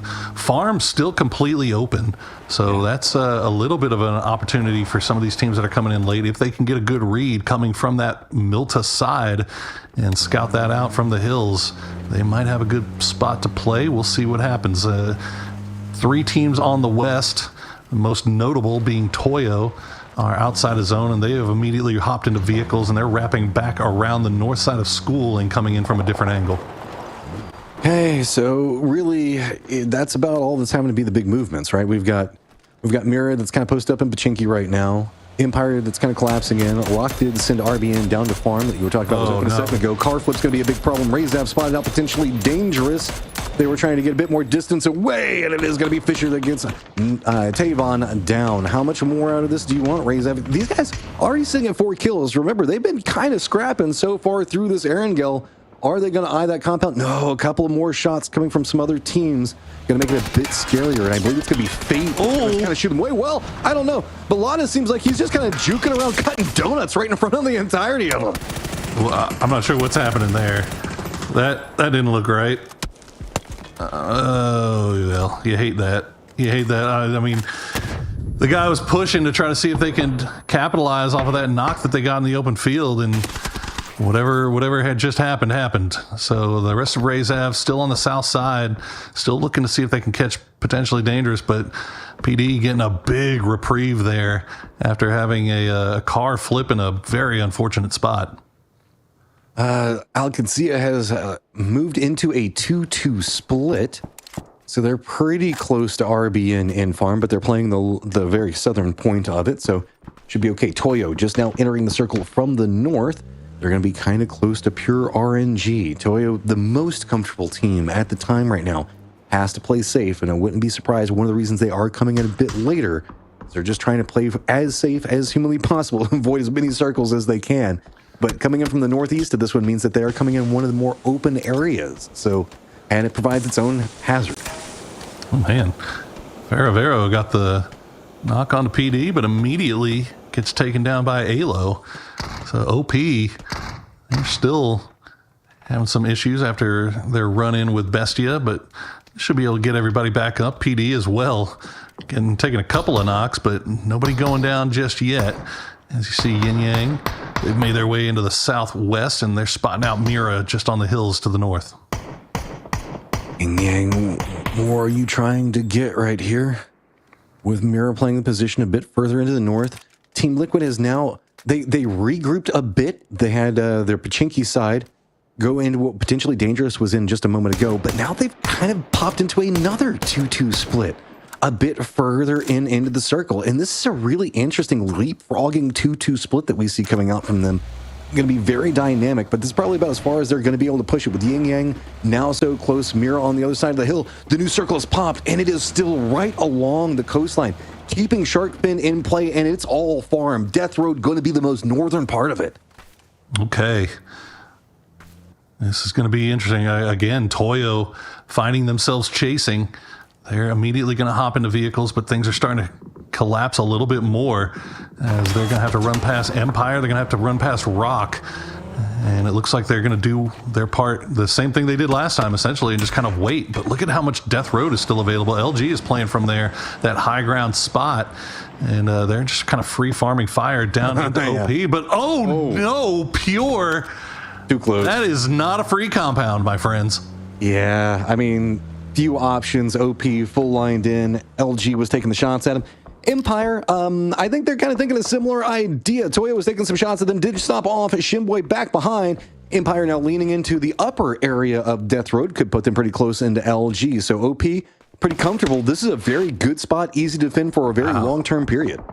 Empire, I think, actually stealing that spot away from Toyo. I think that might have been where Toyo was grouping to go, but they just stopped down to try to take shots over towards Empire, and now they find themselves pinned outside of the zone yet again. They do have Shinboy that's still over by Shelter, and they're looking to see if they can maybe clean him up to get the point, but they haven't been able to get him just yet. Shinboy staying alive. Hey, Toyo, you've got some problems. What are you going to do about it? Balefrost running a very close right along this line where we can see those compounds going to be at. See if he can scout out what's going to be happening, but it's going to put him in line with Toyo. Lots of damage coming over to Balefrost, but still alive for the time being. Toyo, though, actually, it's going to be Rello that spots it out, and Capitan steals it away. I'm not sure. I think Balefrost might have been trying to distract Toyo right there to keep Shinboy alive, and unfortunately, he just gets popped by Rello. And now Toyo, they're still not in. They have this compound that they can kind of regroup at and try to make a decision, but they've got to find somewhere else to play. This is odd. I mean, it does force them to play more to the south. So if it was a bait to lead Toyo to the south, it did work because it looks like Shinboy is trying to flank around. Capitan's going to be very close, though, and it looks like we might have had a tire pop or some other type of spin come over for Shinboy. He's in a little bit of trouble trying to make it up the top of the hill. That thing's acting real squirrely for him right now. But, no, he's got all his tires. Okay, he's good. He'll get up there, I guess. Yeah, he'll get up there. He'll rejoin the rest of the team. But Toyo, you see, still in kind of a rough spot. That whole compound is out, so they've got to make their way in. It's only phase 3, so the burn isn't that bad. Capitan, this is a one-man army type play, though, seeing if you can maybe get a knock onto Empire, and that would open up a door for them to try to go and push up there on the high side. I think that the blue zone's doing more mental damage to Toyo than anything else. As the circle pops, it goes into the west. It's going to be Team Liquid in the center of it, so Toyo's going to have to chase yet again. Team that's feeling the most comfortable, now feeling the least comfortable inside the circle. LG's hopped in their vehicles. They're just sending it down. They're going to be pretty close to OP. They've just got to make a decision. They're going to crash into this one, trying to at least get over the fence lines. LG making the run, and OP's got the high ground and firmly surrounding him. Lots of damage coming out. Zur does get the knock on the Snakers. Gats goes down. Bizzler now down. OP reigning in damage. This is their house, and they want no one in it. He does manage to get the knock and the flush on the Ferravero, so he's keeping things alive, but this is all being third-party by Team Liquid, and just on the side of your minimap, you can see them hopping into their vehicles. They're considering going for the push here, but I think that maybe they'll just go ahead and stay in their spot as Gats will get flushed out. Bizzler's still up, though.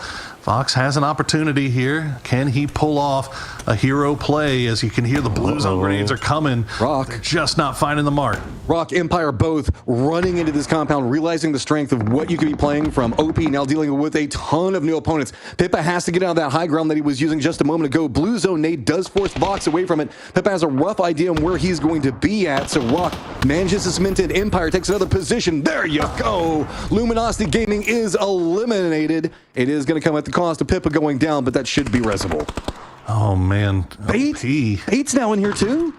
Fate, why not? Every team that was on the outside looking for a place to come in, they're going to go where the action is to see if they can capitalize. As now Rock, they've got BL, Calmo, and Centastico holding the line on this side while Souls is on the other side of the street, seeing if he can provide some support. Flanker's already gone down. Tim Fee, being the tip of the spear, pushing into the compound itself, has a smoke ready to slow things down just a little bit. But look at this, potentially dangerous, has angles onto Fate from that other side as well, so that's going to force their hand probably.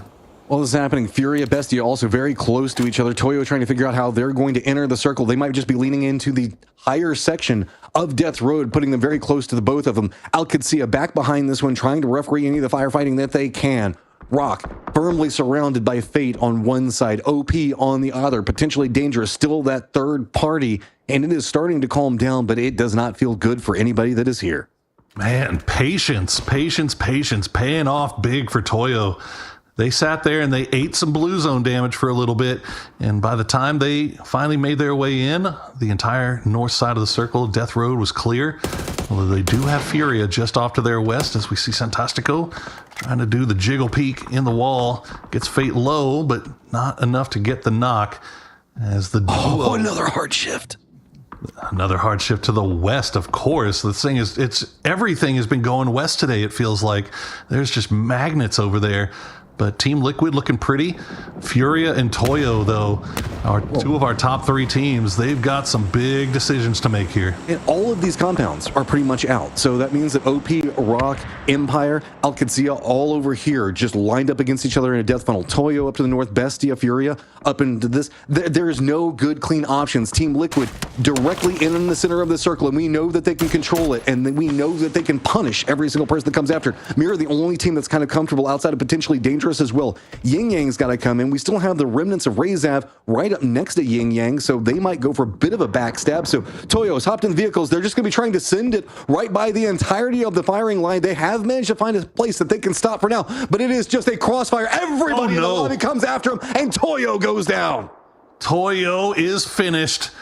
And that opens up a door here for some of our teams that are fighting for first place. Fate will finally push into Rock. Biel Calmo going to go down. Santastico, the last one left alive, as Flanker and Tim Fee try to find a way in. Flanker has to stop down long enough to heal himself up, as Alcazia is making a run. They're coming in towards the eastern side of this compound, and Fate knows it. They've got to make a push in. Tim Fee, the last player left alive. At least he's got a wall to keep him protected for now. Oh, he wanted to cut through there, but the car blocked off his pathing.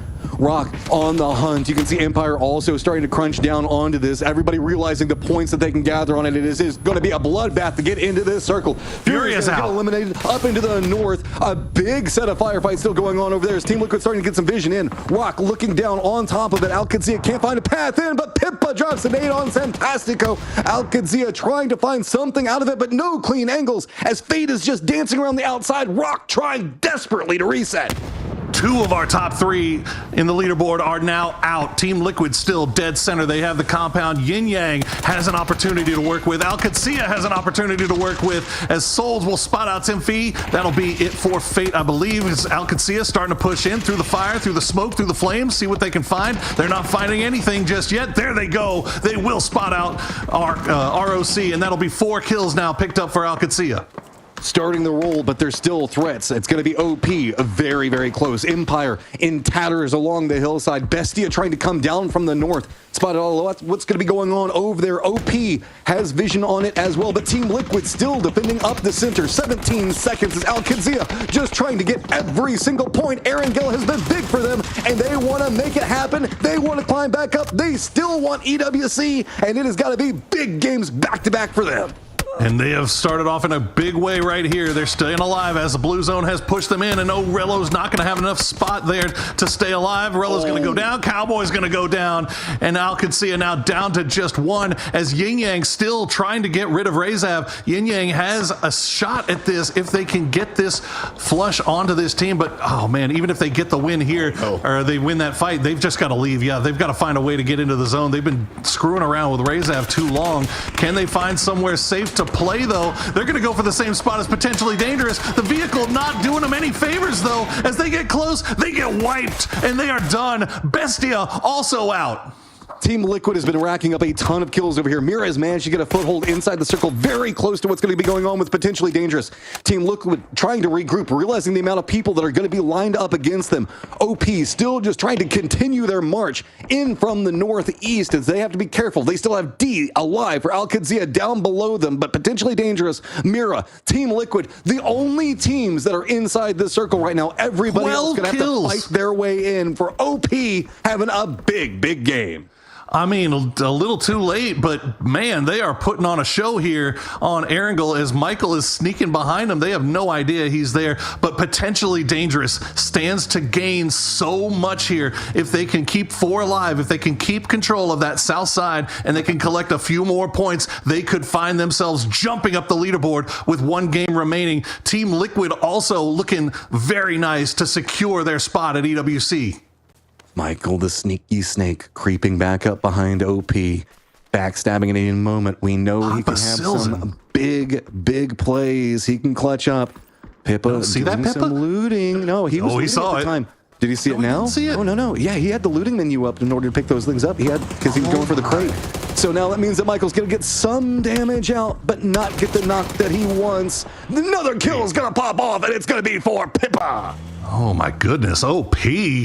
showing out here is Papa Silzen with 8 kills, 13 total for the squad, as everybody just trying to avoid the line of sight of Team Liquid's compound. Mira somehow managing to keep 4 alive here as well. They've had some good performances this weekend, but not enough to really put together a top 3 performance overall, as Rezav staying alive barely. Fisher and Martin just hiding behind the rocks as the blue tickles their ankles. An important game for a lot of teams, but Team Rezav, OP down at the bottom of the leaderboard right now. Mira, they can't really crest into the top 3, but some moral victories coming out. The big question I think that a lot of our viewers have is really, how many kills can Team Liquid get out of this? Can they secure themselves their berth? Potentially dangerous too. 4 teams are now remaining with potentially dangerous. Mira, OP, Team Liquid, OP making the run in. They've led down into the south, and that's going to be the potentially dangerous side of it. They've got a compound, and it's just barely inside the circle, maybe a wall, and that was risky. Just the smallest bit of room to work with, and while that's happening, Fakesing gets the knock on a Gabri. PD not going to be able to res him. He has been caught out, essentially. So Mira still has those hills that they can use for now, but they've got to start moving as they spot out OP in the distance. Potentially dangerous, all OP, all looking in that direction, but potentially dangerous has to be ready for this push that's going to come from Mira, as Team Liquid is starting to get ants in their pants on that north side. They're leaving their compound. They're starting to push in. They're starting to see if they can find some angles. This hillside's going to provide some opportunities in movement. They've got a high side crest that they can look into where Mira is going to be at, potentially dangerous as well. A lot of control for Team Liquid. Zur spots out Fakeson, gets the knock in. OP not done yet. They still want to climb. They still want to see as much of this leaderboard as they can manage to usurp. Potentially dangerous. Yes, they do have the circle, but it does not feel good. Pinched on 2 different sides, very little space to work with, and it feels like it's slowly being choked away from them. Yeah, Liquid obviously has just majority of the zone that they can work with. And they have vehicles, they have everything they need. It feels like it's going to be a 3-way battle here on the south side, with Liquid left to clean up whatever's left, as Pippa will spot out Tavon. The rest of the 2 boys hanging out inside the shack for as long as they are able. But OP has to cross the street. They've got the blue. It has arrived as one man has made it across, and beautiful blue zone grenade from Pippa will force them to move around. All right, now you got to make your moves. Silzen on one side of this one. He's Give him another one. Rain down whatever he can get. Team Liquid coming more alive into the north. 2-2 split for them. Now starting to push outside the zone, inside the zone, but OP is taking everything. There's not going to be much for Team Liquid to go after. They finally spot out Mira. They want more points, only sitting at 2 right now. That's going to feel good, but now they have to look back down into OP, who has just been running amok on everyone. They sure have. I think Team Liquid down, even though they just get 3 points on this one, they're feeling very nice if they can get this win. But look at this, Papa Silzen, the old man still has some tricks up his sleeve, and he is putting in work here on Erangel with 1 game remaining. Let's see if they can get a few more points off of, or if they can cause some problems here. Can they serve a spoiler for Team Liquid? I mean, Silzen just ballsy running out there. Runs right in front of Team Liquid. He wants to make sure he gets these kills, but it is going to be Glock that finally takes him down. Team Liquid now trying to see if they can rally in. Potentially dangerous. Does manage to pick up the kill as well as the knock. So now it's going to be on Kurt making the side flank. This is going to be where he feels the happiest. Can he make a big play for his squad, as it looks like he should be able to spot out the smokes? Just 1 second. Goes for the spray down, and that's going to be all she wrote for OP. An amazing game, but now it's going to be a very weakened, potentially dangerous, as Team Liquid just floods the hillsides. Jeez, Silzen with 8 kills, Kurt landing nasty sprays. It's an old man's world here in PUBG in 2025, as Slabby will get back on his feet. We'll see if Glock and Slabby can try to pull some magic out here, but it is going to be asking a lot, as Sparking has them just absolutely dead to rights. But we'll see if PD decides to donate their points over towards the blue, or if they will allow Team Liquid to collect them. I dare you to try to go out to the blue against Team Liquid. They have to have rules. They have to have something. They have to have a blue zone nade. They will find a way. Look at all the smokes coming down. They're like, we can get in throwable range. We can make sure that they can't go for it. Glock's going to go down. Luke's going to spot him out. And here comes the full press. Slabby has all of Team Liquid on the hunt for him right now. Nades now starting to rain down, doing the damage, going for the peaks around it. Team Liquid picks up our second to last game. And that is obviously absolutely huge for Team Liquid. Those 17 points that they collected should definitely be enough to guarantee them making their way to EWC. Now we get to see who will be the last two teams that will be joining them. Toyo, they started off good. I don't know if they got a lot of kills off of their performance, though. They managed to get a couple, but they go out early. Bestia or Furia also going out early. So a lot of the teams that were in the chase kind of falling flat here in game one on Erangel. Yeah, but that's a mixed blessing, right? Because it just means that, if anything, that kind of allows a couple of teams to get even closer, where those 4 or 5 points might have been really big with a couple of other teams faltering. There's a lot of math to be done, and we've got to get that leaderboard ready, because we've got one more, and it is still going to be a nail biter. A ton of teams with opportunities. See you in just a few minutes.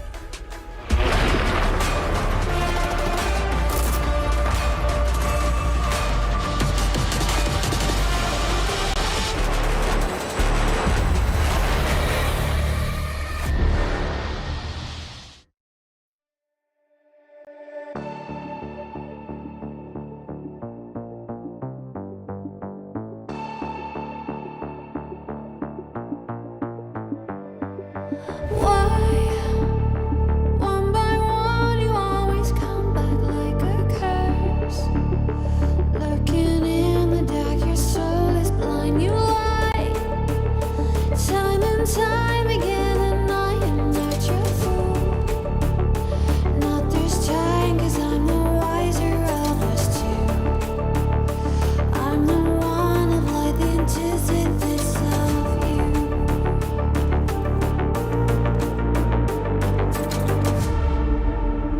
If you shoot, I'll take you. If you run, I'll chase you.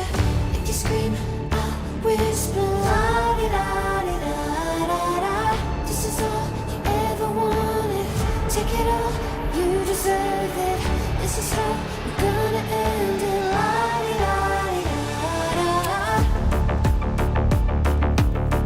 Take it all, you deserve it. Take it all, you deserve it. Giving back the freedom you want to destroy. And my power's way too strong for you, so try. 'Cause you can't dominate and know will you survive. And not this time, 'cause I'm the wiser of us two. I'm the one of light, the antithesis of you. The fire in my heart will only grow.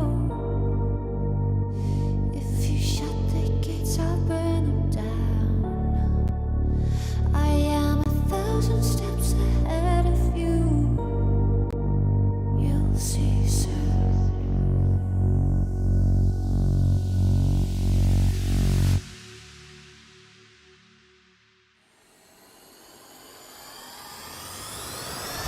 If you shoot, I'll take it. If you run, I'll chase you. If you scream, I'll whisper. La-di-da-di-da-da-da. This is all you ever wanted. Take it all, you deserve it. This is how we're gonna end it. La-di-da-di-da-da-da. If you shoot, I'll take it. If you run, I'll chase you. If you scream, I'll whisper. La-di-da-di-da-da-da.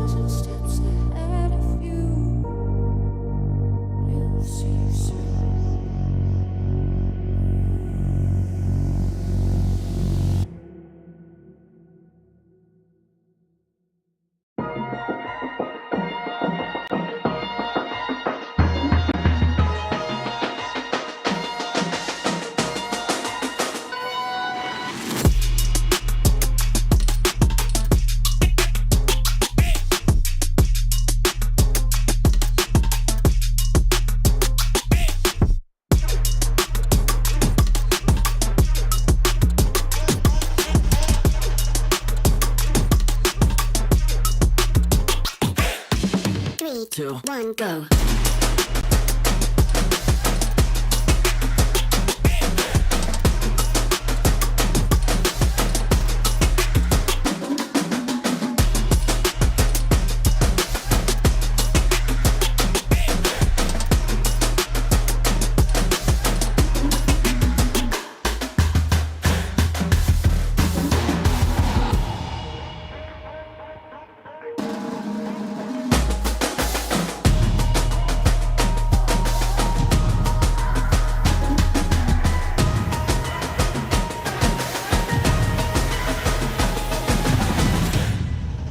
Three, two, one, go.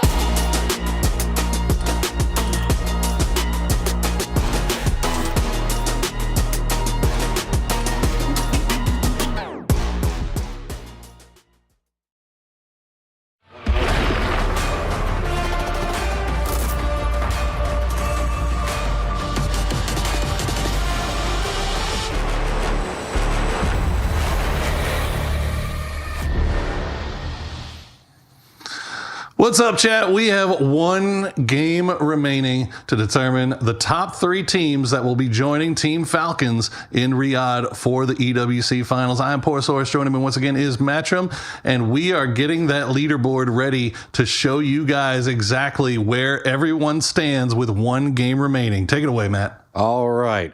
142, Team Liquid with some breathing room. Finally. Toyo back behind that.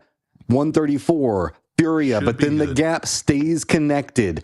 Our top 3 teams, reminder, will be going on to the Esports World Cup to join the Falcons, but look how close it is. 120 Furia, 117 Luminosity, 116 Yin Yang, 115 Rock, 115 Bestia, 111 Potentially Dangerous, and what are we sitting at 9? Al Qadzia at 108, 12 points away from Furia. That means 9th to 3rd. Still plenty of opportunities, and Toyo can't even rest on their laurels. Wild, man. Absolutely wild. Well, Toyo, remember we said Toyo, after the middle games, they were looking pretty safe, but they just could not afford to go out with 2 0-point games. Well, they got 1 point that time. Furia got 0. So all of a sudden, things are looking a little bit more spicy than maybe they had hoped for. But Toyo still, I don't think I'm not going to say they're safe 100%, but they're looking okay. I think they'll be okay. As long as they don't get another 0. Well, yeah. And as long as, you got a couple of teams down there that are in the chase that could put together a couple of big games. I mean, we keep seeing the same names pop up in the Final Four. But that time we got to see Mira, OP. I mean, these guys are on the bottom part of the leaderboard, and they're making it into the top 4. So this is going to be crazy. I'm not going to be able to keep up with the math, guys. I'm just not. Yeah. We're not going to know exactly who the top 3 is. I can make some guesses, but I might be wrong. I'll just tell you right now. We'll just ride the fun of what's about to happen and wait for that last leaderboard to pop. Ride the wave. Trying to track who's big and high up, and if they go out early, that's going to be important. With 9 teams still on the table, big games, big pop-offs are required. We see the teams that are in the hunt. Al Qadzia, they were trying to jump in 3rd, 4th, and 5th party in that big firefight that was in the compound. Didn't really go the best for them. I mean, but Erangel has been big as we are now up plane in the air. This is going to be a very southern plane path, so it's going to be very interesting to see how these circles go because Erangel has been pretty mean. Yeah, I mean, we've already had one military island circle. Why not make the deciding one a military island circle? That would just be brutal. Never mind. We don't want to see that, do we? We are agents of chaos. We have the chance for a Primrose Quarry circle, a pretty centered circle with just kind of bland. We did kind of start that way in the last one, but look how crazy that ended up. That one was nutty last night. The one that ended in that compound right there by Martin. What do you call that compound, by the way? By Martin? Sorry, I was. Yeah, I mean, it's the old Tempo compound, and I've always called it kind of Shark Fin or Witch's Hat or something. Shark fin, curves, I've heard it called. Then I that. get yelled at because there's shark fin that's on the coast that's shark fin. What, PUBG players having 15 different names for the exact same thing? I mean, I respect the... Flanker! Okay, this is the way we're starting off this game. Yin Yang, I mean, remember, they're still kind of in this, man. Yeah, they didn't need this. That is for certain. Oh my god. Oh my god, Flanker's doing it to him. Flanker just letting them know with the iron sights K9. Do it again. Do it again. Peek it. Peek it one more time. I double dog dare you. You got another one in you? Got another one in you? Wow, he wants it. Look at it. Peek that staircase. I dare you. I mean, this is a really low economy. Fate's just kind of letting Flanker do what Flanker's doing, man. Yeah, I mean, fortunately, the rest of Fate is there. So, they do get the res on Ikus, so he'll immediately jump out of that window. Jappa, though, he's going to spot him out, and Flanker's K9 reign of terror comes to an end. But the job is not finished yet. They've got the rest of the team to push in. Miu going to push in with an MK. At least he's going to spot out Ikus, is already low, so that's going to be a good way to start things off. But gets immediately traded back down by Jappa. The shotgun in the middle of the street. Jappa and Kane still trying to make this work as Fate is down to just Tim Fee. This is a ridiculous firefight for Yin Yang early. If they can kind of right this one back up, pick up these kills, it's a good start, though. I mean, more points, more better, but it is definitely slowing them down. The circle did pop. It's just a bit north. The center is going to be of Pachinki. So, I mean, pretty bland circle. Means the fact that most teams can take a bit of time, settle this one down. So really, Yin Yang, not the worst circle for them to have to contend with this.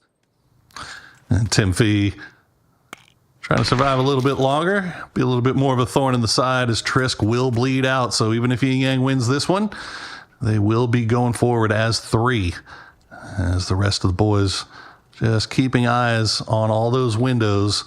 Iku's smartly retreating to the background. Oh, that's a big headshot, though, from that AK. That thing is dangerous. And he's even got a 3x to mess around with it some more. So Tim Fee could cause some problems here. Not a lot of health in the overall total health pool of Yin Yang here. With the amount of knocks that's been going on in these couple of buildings, I don't think that there's any meds left anywhere. So it looks like everybody's pretty much full damage control, trying to control the amount of damage they've received. But it is going to be Yappa that gets the knock on to Tim Fee. Yin Yang picks up 4 at the start.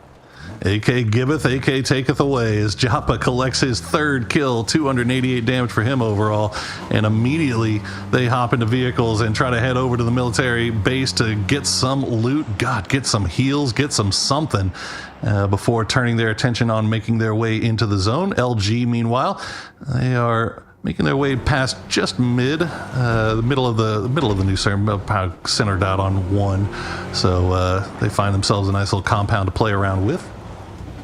Oh, kind of eyeing out. There's a lot of moving factors in this with Team Liquid Furia, all pretty centered up. Toyo also playing in the ruins area, separated down into the yellows. LG knows that Furia loots school apps. Mm-hmm. Everybody knows that Furia loots school apps. So LG, who is in 4th or is in the chase, in the hunt, would love to be able to take Furia out early. And that is exactly what it looks like they're setting themselves up to do. Oh, this is going to be really interesting. Specifically over into the east, we have a lot of teams kind of stacked up. Roth has already shifted up onto Lumberyard. Pure RNG just going to be the north of that. Outlaw is going to be playing in Lippo. Rock's still going to be around that Milta Farm location. So really just Yin Yang that's going to have to make a shift out from Military Base Island. OP and Empire are teams that are going to be the only other ones not quite inside the circle yet. Man, it's got to be all eyes on Furia right now. Dead center circle 2-2 split, but the longer they stay alive, the harder it's going to be for any of these teams in the running to try to catch up. It's not Tavon all by himself. Looks like Glock might have DC, but he's going to spot out Rezav. Pelada not going down easy, but will go down in the end. And that'll be a point picked up for potentially dangerous. Fisher also kind of isolated now, so, I mean, dominoes are kind of falling. Potentially dangerous to pick up a couple of more points. Remember, they're needing to This is a lot of these teams that are in the hunt and wanting to strive to see if they can encroach into that top 3, finding some kills early, finding some points early, starting to get that steamroll going. Mira? That's going to be a bit scary. Mira arriving on this as well. Why not? Let's make it a party down here on the north side of that western bridge. And I think Team Reza just pushing away, pulling away, as I think Martin realizing he is in a rough position, and he's going to go down to LFP as Laucha just gets to fly over the top and see all his teammates dying. Yeah, a bit late on the glider. I can have the information. See if maybe he can support. Get some air support coming in there. But Hey, they're coming. I don't care, bro. Hey, they're coming. Oh, never mind. Hey, watch out, Mira's coming. Oh, sorry. Oh, they're about to push the rock. Oh, sorry. Oh, dear. To the circle I go. I don't know why that's so funny to me. Oh, Laucha. Well, we'll see what he ends up doing from his eye in the sky. Meanwhile, Pure RNG running into Outlaws. They take out one, but now Valiate is going to have to play a little dancing around here with Gump. Does get a little bit of support, but gets seat swapped by 9-1 as Gump shooting through the door, shooting through the fence. Yep, let him know. Go ahead, give him a honking of a lifetime. So, not quite done, though. Pintalol trying to do some drive-by action of his own, but he's taking a lot of damage. This is a slow-moving vehicle. Oh, no. It's going to be Curry that gets him down. Yeah, there you go. He gets spotted out. Rafa trying to get some shots in there from range. Okay, Curry. He's hitting some big ones there. Make sure he stays alive for the time being. 9-1, just making sure he runs over everybody. I'm sure he honked at Penta as well on his way past. Okay, so remember, this is not in safe zone. This is just points wanting to be had as Outlaws. That's points off the table, too. Yeah, I mean, these two teams kind of taking each other out means the fact that it's going to be a lot more difficult for these teams that are in the hunt. Every single time we see one of these, there's no nice way of saying it, so I'm just going to say a lower-ranked team taking out another lower-ranked team. That means that the leaderboard is not really shifting that much, and it's going to make it that much harder for everybody in the hunt. Oh, absolutely. Well, keeping eyes on our current top 3 teams. Team Liquid still kind of holding down that Pachinki 2-2 split. No reason to move. They're dead center circle. Furia, they're still kind of school and spots west. LG still where they were, although it looks like they're now on the move as they will head down to the south, maybe around the hills. I think they're realizing, they're seeing, I think if you're LG, you're looking at that kill feed and you're seeing a lot of names go down. You're seeing 53 left alive. You're starting to think that, okay, well, we might have to be a little bit more active here a little bit earlier than we were planning. That means that it is going to be a shift to Potato. Al-Qadsia is just going to be to the east of this, but that also does mean that Bestia is going to be just on the opposing side of Potato. So if they come in too hot and heavy, they might be able to spot out one of the members for Bestia. Instead, no, looks like they're going to shift back into the Qadsia line. They're going to go ahead and stop off at this compound and probably try to prep up something. I mean, it's pretty centered, but we haven't seen the circles really leaning this direction heat map-wise. Yeah, they're still, I mean, if you're LG, you're still only 3 points back of Furia. You know exactly where Furia is.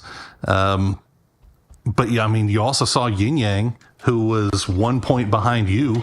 They just picked up 4 points. So now you've got to pass not only Yin Yang or not only Furia, but you also got to start being worried about Yin Yang. So it's going to be interesting to see what Luminosity decides to do. How hard are they kill feed watching, or are they just going to play their game and just hope for the best? It was interesting. LG had everybody kind of hop in vehicles, do a little do-si-do around the outside of the compound, then hop back out of their vehicles. I guess that they just kind of wanted to line them up a bit better.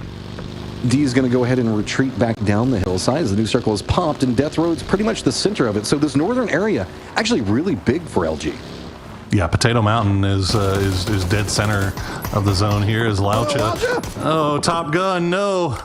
He's getting a little bit too close as his flaming wreckage of a plane. Oh, he's not even going to get to land it. Vinny will spot him out, and that's going to be another point in the bag for Bestia, who are basically taking the same place that Liquid was in last game. They're doing the same exact 2-2 split. All right, so teams not yet in the circle. It's going to be Empire. It's going to be potentially dangerous Mira and Yin Yang that are down on Millie Island. Guessing an emergency pickup or maybe a boat or something is going to be in their future. Outlaws do need to regroup a bit over into the east, but most of the rest of the circle is settled because Fighting with Pure right now. we've got 51 alive in Circle 2. I know. Yeah, you see Outlaws and Pure kind of trading shots over there on that eastern side. And Sinkapau will get flushed out, so I think Pure might just be down to Rafa as Outlaws continue their reign of terror from the east, and Alcacea still looking off in the distance in that direction. See if they can catch anybody making their way in. Alcacea desperately needs a big game here, a massive game here. But unfortunately for them, all the teams that they're chasing, they're all still in it. Okay, it's one of those breathe, reset your mental moments as pick up the points you can. Not a lot of big moving factors. This is kind of a settling circle. It means that the mental game is going to be the biggest factor to have to try to contend with. Empire is wrapping around Rajak. They should be able to stop off for just one moment. Potentially dangerous. One of our teams that are trying to be in the hunt, but they're also just trying to be in the circle. Their pathing looks like it's going to go around Ruins, into Waves, Badlands, whatever you want to call it. That's just going to be the east of Boatyard. It means that Toyo and Furia might be gatekeeping them out, or maybe even Empire if they wrap far enough into the north. Yeah, this is nerve-wracking for Furia here in this 2-2 split. Nobody is shooting. No one. Yeah, they've got, I mean, you see Haven and Zakraken in the compound, and they've got a 4-man squad of Toyo just off to their west. Meanwhile, their other duo inside of school, they've got Empire coming through. They've got PD potentially coming through, as they have got to be on guard, and they are just sweating bullets right now, hoping that nobody crashes into one side of their 2-2 split and ruins their game. Here's the Yin Yang emergency pickup that has been called, trying to time it out with whenever the new circle pops. Potentially dangerous is roaming into Rozhawk. That is going to be Empire that should be able to spot them. No big shots just quite yet. They weren't set up in a firm defense on this line, but potentially dangerous is going to lean a bit more into the north. That compound is going to be open as Michael has just left it, so they should be able to stop off here if they want, but they still want to keep on rolling for the time being. Shinboy is actually pretty far over here into the east, so he's going to have an idea that this rotate is coming. OP just to the south of it, but not going to have clean sight lines, so... He gets out of its car? Okay. Shinboy was on top of Volcano, and the rest of the team should have let him know that he was getting some company coming over in this direction, and he's going to spot out one, tries to take the spray, but doesn't land it, and now he is in a full-on 1v4 with no grenades. All right, this is going to be hard for Shinboy here. No real reinforcements anywhere close. So he's just trying to get away from this the best that he can. Blue Zone's going to be right on top of him as well. Still just phase number 3. Tries to go for some shots. Does get enough damage to at least shoo one away, but doesn't get the knock. Is it going to be enough time? Nobody from Empire is really going to be able to make it over here, and Shinboy is going to go down. The new circle is popped. Bestie is in the center of it. Yin Yang, with their emergency pickup, is going to be in a great position whenever they make their drop. Empire is looking like they're trying to reconnoiter back into this one, but they're so outnumbered. The only thing they could potentially do is slow down potentially dangerous. And now that the blue has arrived, potentially dangerous, I think realizing that they caught one, they got a free point from this. Let's hop in the vehicles. Let's get back on the move. We are on the edge, and we've got places to be. They've got Alcacea off to the south that is also looking over in this direction. Roth already taking shots. Santastico's got a Lynx. That's scary, as Rafa finds out the hard way.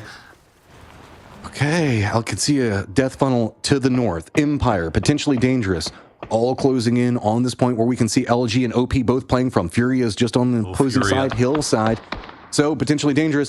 Where are you going to go? They're just going to try to brute force their way in, and it looks like it's going to be OP taking a couple of shots. One member already going to be down, Slabby, flushed out. What's the new pathing? Even if they do opt into a different point from here, there's not going to be much that they can work around. LG is going to be the new target that's going to be in front of them. Alcacea doesn't really get the angles that they wanted to follow through, and potentially dangerous has managed to make it through most of the gauntlet so far. Yeah, LG playing tower defense and not finding any knocks or success off of that one. PD getting a little bit lower, gonna stay alive here as Bestia has one person taking shots on him, but Alcacea is gonna find an opening knock on a Snakers, and that's gonna be them crashing right into the Luminosity compound as we see Furia regrouping. There we go. Okay, yeah, there we go. Snakers already down, but the smoke wall will slow things down. Okay, how much can you get out of this? Nice grenade from Raw. Coming up.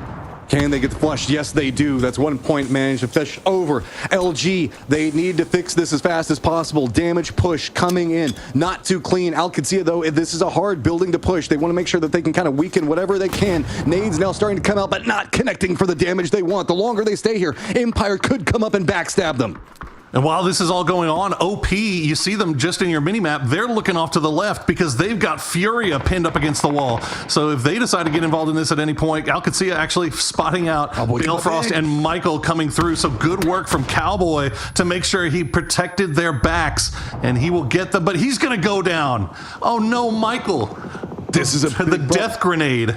And the reses now come out. LG is firmly defended up. Alcazia realizing that this is too big of a problem. They need Cowboy. They need to see if they can get back over to him. With this OP starting to shift over, they couldn't make any form of movement over there next to Fury. The circle did pop. It leaned into Potato Mountain proper over to the west. Team Liquid's got their 2-2 split right outside of Pachinki, and everything is now leaning into the west. This needs to resolve, and everybody over here needs to get out of here fast.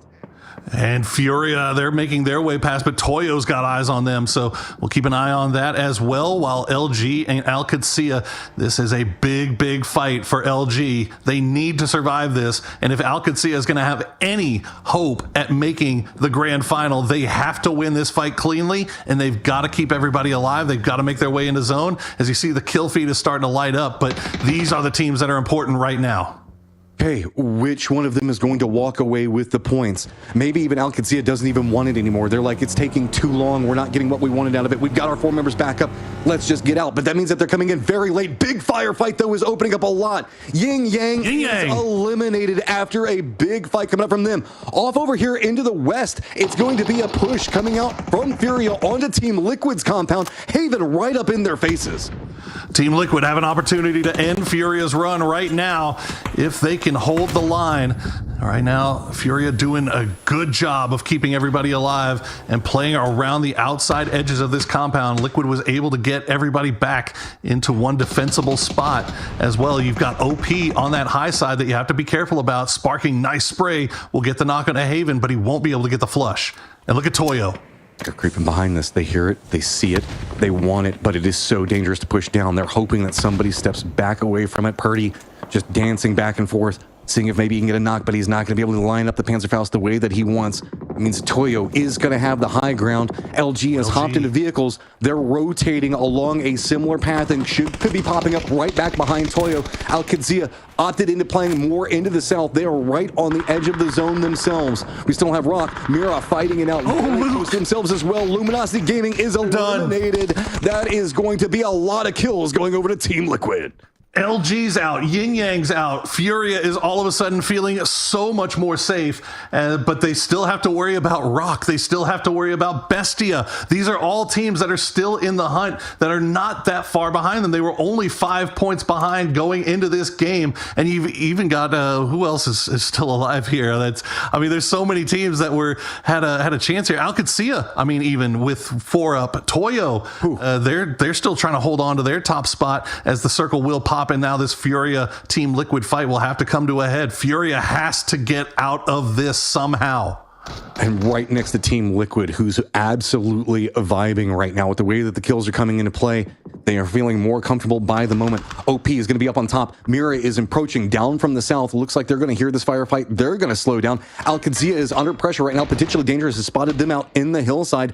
Furia, what are you going to do? Leapfrogging around, you can see Team Liquid trying to line up their defense, but even if Furia can get away from Team Liquid, Toyo is going to spot them out. OP is going to stop. They have to firefight something, and they're just locked in position with nowhere to go. Backs up against the blue zone. This is awful for Furia. This is so bad. There are just way too many teams left that have them in their sights, and they have no way to escape this. As the only hope that they really have is to maybe get a couple of quick knocks onto Team Liquid and try to open up a window for them to escape. But even if they do, as you mentioned, Toyo right uphill. This is just not where Furia wants to be. Oh, Toyo is pull this off, it'll be a miracle. Toyo shifted to the east. They spotted out Alcadzia. Instead, they're focusing in on that firefight. This is an opportunity for Furia. They've managed to put down the smokes. If they can line up this wall perfectly and they can get out, they might have an opportunity. While this is going on, OP has also spotted out Mira. Mira gets the knockout of one of their members and a flush. This is the perfect opportunity for Furia to get out, and they're trying to crest in, but now it's going to be Toyo that has spotted out. Does manage to get right up next to the circle, but they're not going to be able to get in. Sparking is going to spot out. Capitan raining down bullets. The Kraken already down, and there is nothing that Furia can do. The other members are still trapped in the compound. And Posa one shot away. We'll have time to stop down to heal just a little bit. Gizera and Haven trying to see if they can catch Liquid slipping, not looking in the right direction, but Liquid too good for that, as the grenades will come out from Gizera, and they're not going to find anything. Gizera going to have to heal through the blue as Posa gets spotted, and Capitan will be the one that does the honors. And Emmy, Toyo actually ruin a couple of chances here as they're taking fights from both sides.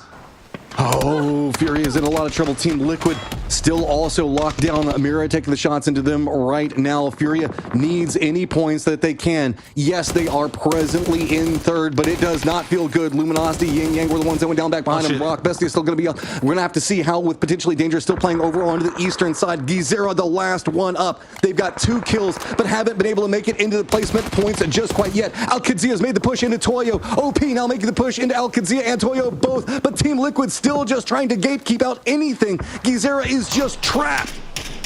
And Gizera will go down to Luke 12, and that is it for Furia. Will 2 points be enough as Alcadzia is getting pushed on by Toyo, OP getting involved as well. Bestia and Rock, remember, we're not that far behind, but they see all these fights happening. They see all these kills going away and getting off the table. All they can really hope for now is placement, as OP will get finished off by Toyo. Toyo picking up the kills up on top with the new circle popping. It does lean into this firefight. Down on the low side, potentially Dangerous, seeing if maybe they can steal away some of these kills. Bestia is going to be right up next to them. Rock still roaming way down into the south, but Alcadzia, they need more points right now, and they know it. They've got to make a massive climb. Finally, in the placement points right now, as it is going to be Team Liquid comes up, doing the damage to Toyo. Sparking doing to Toyo what they did to him in PGS qualifiers. Sparking, Rybo will get spotted out, and that's going to be Alcadzia. They keep all 3 alive. They finish up what's left on the top of the hill, and Alcadzia, they still have a chance. I don't know what they're sitting on in terms of kills. It's going to take a lot. Only 3. I don't think that's going to be enough. I don't even know if there's enough left in the lobby. Looking back, they do get a good circle, though. They get a good circle. So they were at 108. They needed to at least pick up 12 points to catch up to Furia. Furia picked up a couple of kills, but inside of this, Yin Yang went down early. Rock is still roaming down to the south, and let's not forget about the fact that potentially Dangerous is still alive as well. So a lot of numbers advantages, but they do have the circle to work with for the time being. Mira being the closest range threat does look like they might be wrapping into Kadzia's positioning, moving away from Rock, who also need points. It feels like it's Rock, it's Bestia, it's potentially Dangerous. I don't know if Alcadzia has got it, but or has a chance here, but they can do their most. They've got Mira off to the west, Fauna and LFP, the last 2 remaining players from that squad, potentially Dangerous, playing underneath Bestia's compound, staying alive for the time being.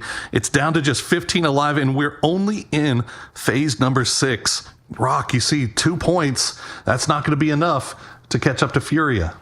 Trying to play for the placements. But Bestia, they have a compound in circle. We know that this is their bread and butter, where they pick up the most points. So the roaming movements, Mira leaning now down into Rock, more points potentially being delivered if they can line up this firefight well. No. LFP actually goes down to the blue zone, and that's going to be a follow-up. And D actually does get the shot onto Fana to steal away a point. And Mira, or LFP's point, goes unclaimed. So Alcadzia will pick up 1 more. Rock now looking uphill, seeing if they can spot out any angles onto Alcadzia. Bestia knows that they've got potentially Dangerous they're going on top of them, and they're going to go for him. Potentially Dangerous could cause them some problems here, as Tavon will take the spray, but Vinny will get 1. Mime will finish him off, and now it's all down to just Gabri, who goes down to Vinny, and that's 3 kills now for Bestia. And even more importantly, a better shot at placement, a higher placement, more chance to get that first place finish, and maybe, just maybe, they can surpass Rock, they can surpass Yin Yang, Luminosity, and Furia in the final game of the day to do the improbable and secure themselves a spot at EWC. 3 teams in the hunt. The new circle pops, and Al Qadsia has the members in play. It's going to be right up against the line, though, as Rock and Bestia, Al Qadsia all still in the hunt, but this is going to be so hard. I don't know. Al Qadsia has to get so many more kills on it. Leans down, hit that. Up. Bestia needs to get this knock and doesn't manage to secure it. Bestia has information. They've got in the circle. D taking a lot of damage, but Roth does get the knock on a Draft King. Huge play from Roth there. Reload, buddy. he's sprinting over there to see if he can maybe find a better angle to take onto these guys, as he's got the blue just kissing his left shoulder. Has not been spotted. The res coming through for Bestia as Rello is going to bleed out, and Roth doing the most here for his team. I'm hoping that that's just a visual bug and that he's not pushing without the reload. But Vinny going to opt instead to run back down, as they have gotten themselves back up to full strength. Time to regroup, play the hillsides with everybody kind of fighting over into the east. Rock has snuck over into the west. It's all about heart. It's making sure that you keep the mental rally and clutching up when you need it. It's a 4v4v2. Bestia, Rock lined up with more members, but the high ground goes to Al Qadsia. But that does also mean that they are pinched, and they are the focal point for both of these teams. Yeah, Roth has been spotted out.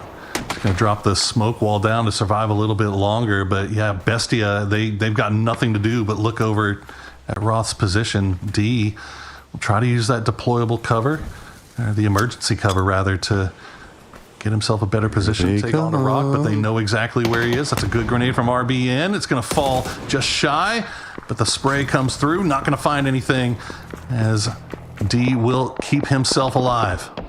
Oh, Roaming Roth. Rock over into the west. Roth taking a lot of damage, but does survive for now. Oh, BL goes down. Bestia manages to spot out the flank on that one side of it. That's going to be big. That secures more positioning for them to play from.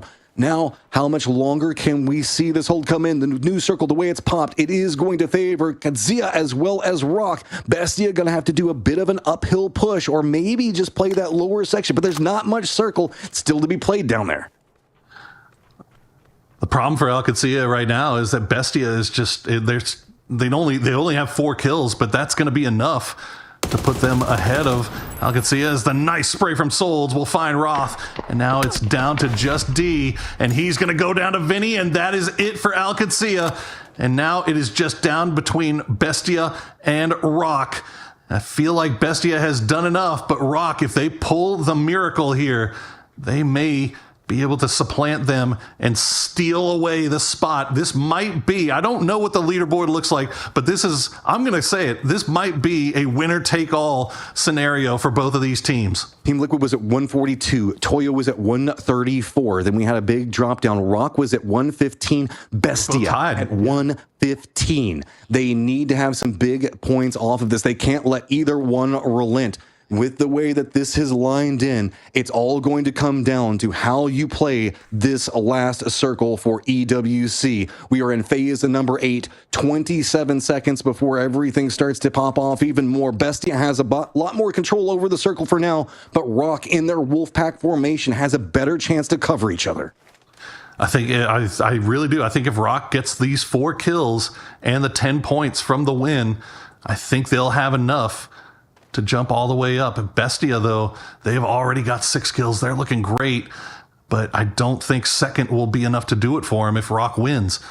So this is very, very dangerous stuff here. Mime being that tip of the spear, as he so often is, so good at staying alive and playing that front position.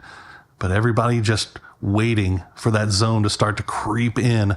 And Zito on the south side is right up against it. He's going to have to start moving first, as you can see the cover that Rock has to play around.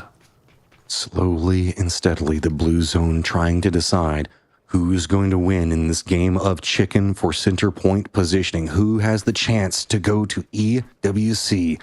Mime, can he clutch in? Rock who wants to get that international, who wants more experience, who wants to make a name for themselves. Bestia, who've been fighting tooth and nail, diving into the center of the circles time and time again to secure every single point that they can. Throwables now starting to come out onto the lower side of Bestia. Meanwhile, Mime still just holding, clutching the angle. Santastico getting more bold, peeking the top, time and time again, using the deployable cover, looking down the hillside, but not much Bestia can do off of it. It looks like now Rock might be leaning a bit more into the south, seeing if maybe they can secure a cleaner sightline over here, but that could set up a crossfire for Bestia. Yeah, that utility from Bestia falling way, way short as they just kind of get lost on there. There's nice spray from Solds, but not enough to get the knock onto Vinny as Mime continues to just wait and wait and wait to spring the trap, but he gets spotted by Solds before he's able to do so. And now Rock trying to wrap around on the low side. Bestia is waiting for it, but they've got the smoke wall laid down. Santastico will spot out Draft King, but he has to pull back and heal. Okay, now down to a 2v3. The momentum is on Rock's side. A quick flank coming up from the lower section. Solds still just trying to hold the top. Goes for Solds, does get the knock, but Solds does go down inside of that. Rock manages to pick it up, picks up the kills. 7 altogether and a victory for 17 total. Oh my goodness, it went down to the wire yet again, just as we were expecting, but I don't know. We don't have the live leaderboard, chat, so I don't know if it was enough. I don't know. I mean, mathematically, it seems like it would be, but there's so many teams that were in range that got kills, that got points. I just don't know. The one thing I can say for sure, Team Liquid, congratulations on your EWC berth. Toyo, congratulations on your EWC berth. I think those guys are safe, but that third spot, man, I don't know. We're gonna have to wait and see what the leaderboards say. I mean, it's going to come down to kills and the way of the setup. Okay, so remember that Furia was at 120. The big lead was Team Liquid 142, Toyo 134. Then at the third place cusp position was Furia 120. So that was where our drop-off was, 14 points down. Then Luminosity just 3 points behind that. 1 point behind Luminosity, Yin Yang. 1 point behind that, Rock. Tied in with Rock was Bestia, and then potentially Dangerous 4 points behind that. So you have to think that a victory for Rock is enough, right? You're asking the wrong guy, man. I am not a math man. But hey, look, I do want to give credit, though, to Team Liquid and Toyo. I think, we were talking about the fact that when you're in the lead, it's so easy to fall into that trap of trying to play safe. I think both of those teams stuck with their guns. I think they stuck with the strategies that got them to where they were. They played aggressively. They did what they normally do. And as a result, I think they found themselves going to EWC. Now, Furia, they found themselves in such a tough spot in that game. They managed to get 2 points out of it. I don't think that's going to be enough to keep them in, but it takes nothing away from the performance that they put on this whole weekend. It's just that we've had an entire half of the lobby, over half the lobby, that just showed out this weekend. And credit to all those teams that were in the hunt. 9 teams with 1 game remaining. 9 teams had a shot. This is the closest I've ever seen a qualifier for. I mean, we usually talk about like qualifiers for the top 8. And that's never been this close. This is just for 3 spots, and it has been neck and neck. And I just want to say this before we even get to the points. Respect to every single one of the freaking players in this lobby. I don't care where you ended up on the leaderboard. This was an absolutely crazy series to figure out who's going to be going to EWC. And even through the end of it, we saw teams that were at the bottom playing with heart, trying to pick up points. Everybody was playing to their maximum, just trying to see as much as they could get. And this is probably one of the coolest qualifiers I have ever seen in PUBG. Oh, man. Yeah, no, absolutely. I mean, usually you look at qualifiers and you're just kind of like, oh, yeah, okay, whatever. It's kind of a foregone conclusion who's going to make it, right? Well, that's not the case anymore in the Americas, for sure. And we're here at this moment. All I could say is thank you to these players. I mean, they are putting on an absolute show for us. But we do have our final leaderboards ready for you now. So let us see who will be going to EWC to join Team Falcons to represent the Americas. Let's see it. Hey. Oh, starting at the bottom. Oh, Starting at the these guys are bottom. playing Oh, with they're their brutal. emotions. They know. Okay, Al Qadsia is sitting at 117. That's going to be our break-off point. Realize the fact of how close that's going to be. Climb up, Oh, Luminosity. gee. Next up, potentially dangerous. Big game for them, but not quite big enough. Yin Yang out as well. Okay, look how close it is, though. Bestia doesn't make it. Rock does make it with the win in the final game of the day. Caster Math reigns supreme. We were right, Matchum. Team Liquid, Toyo, and Rock Esports will be going to Riyadh to join Team Falcons and represent the Americas in the Esports World Cup. Esports World Cup qualified teams. Team Liquid, Toyo, Rock Esports, respect. And respect to everybody that was in the hunt for those spots. There are 9 teams that wanted it, but only 3 can get it. And I mean, just damn, dude, that was so close. All the way to the bitter end. Well, Yeah. Now we get to start asking the other questions. Are Team Liquid back? Are they ready to go out and start showing out on the international stage again? We missed them at PGS 7 and 8. We feel like they deserve to be there, but unfortunately they missed it. But now we get to see them once again on the big stage wearing their brand new jerseys.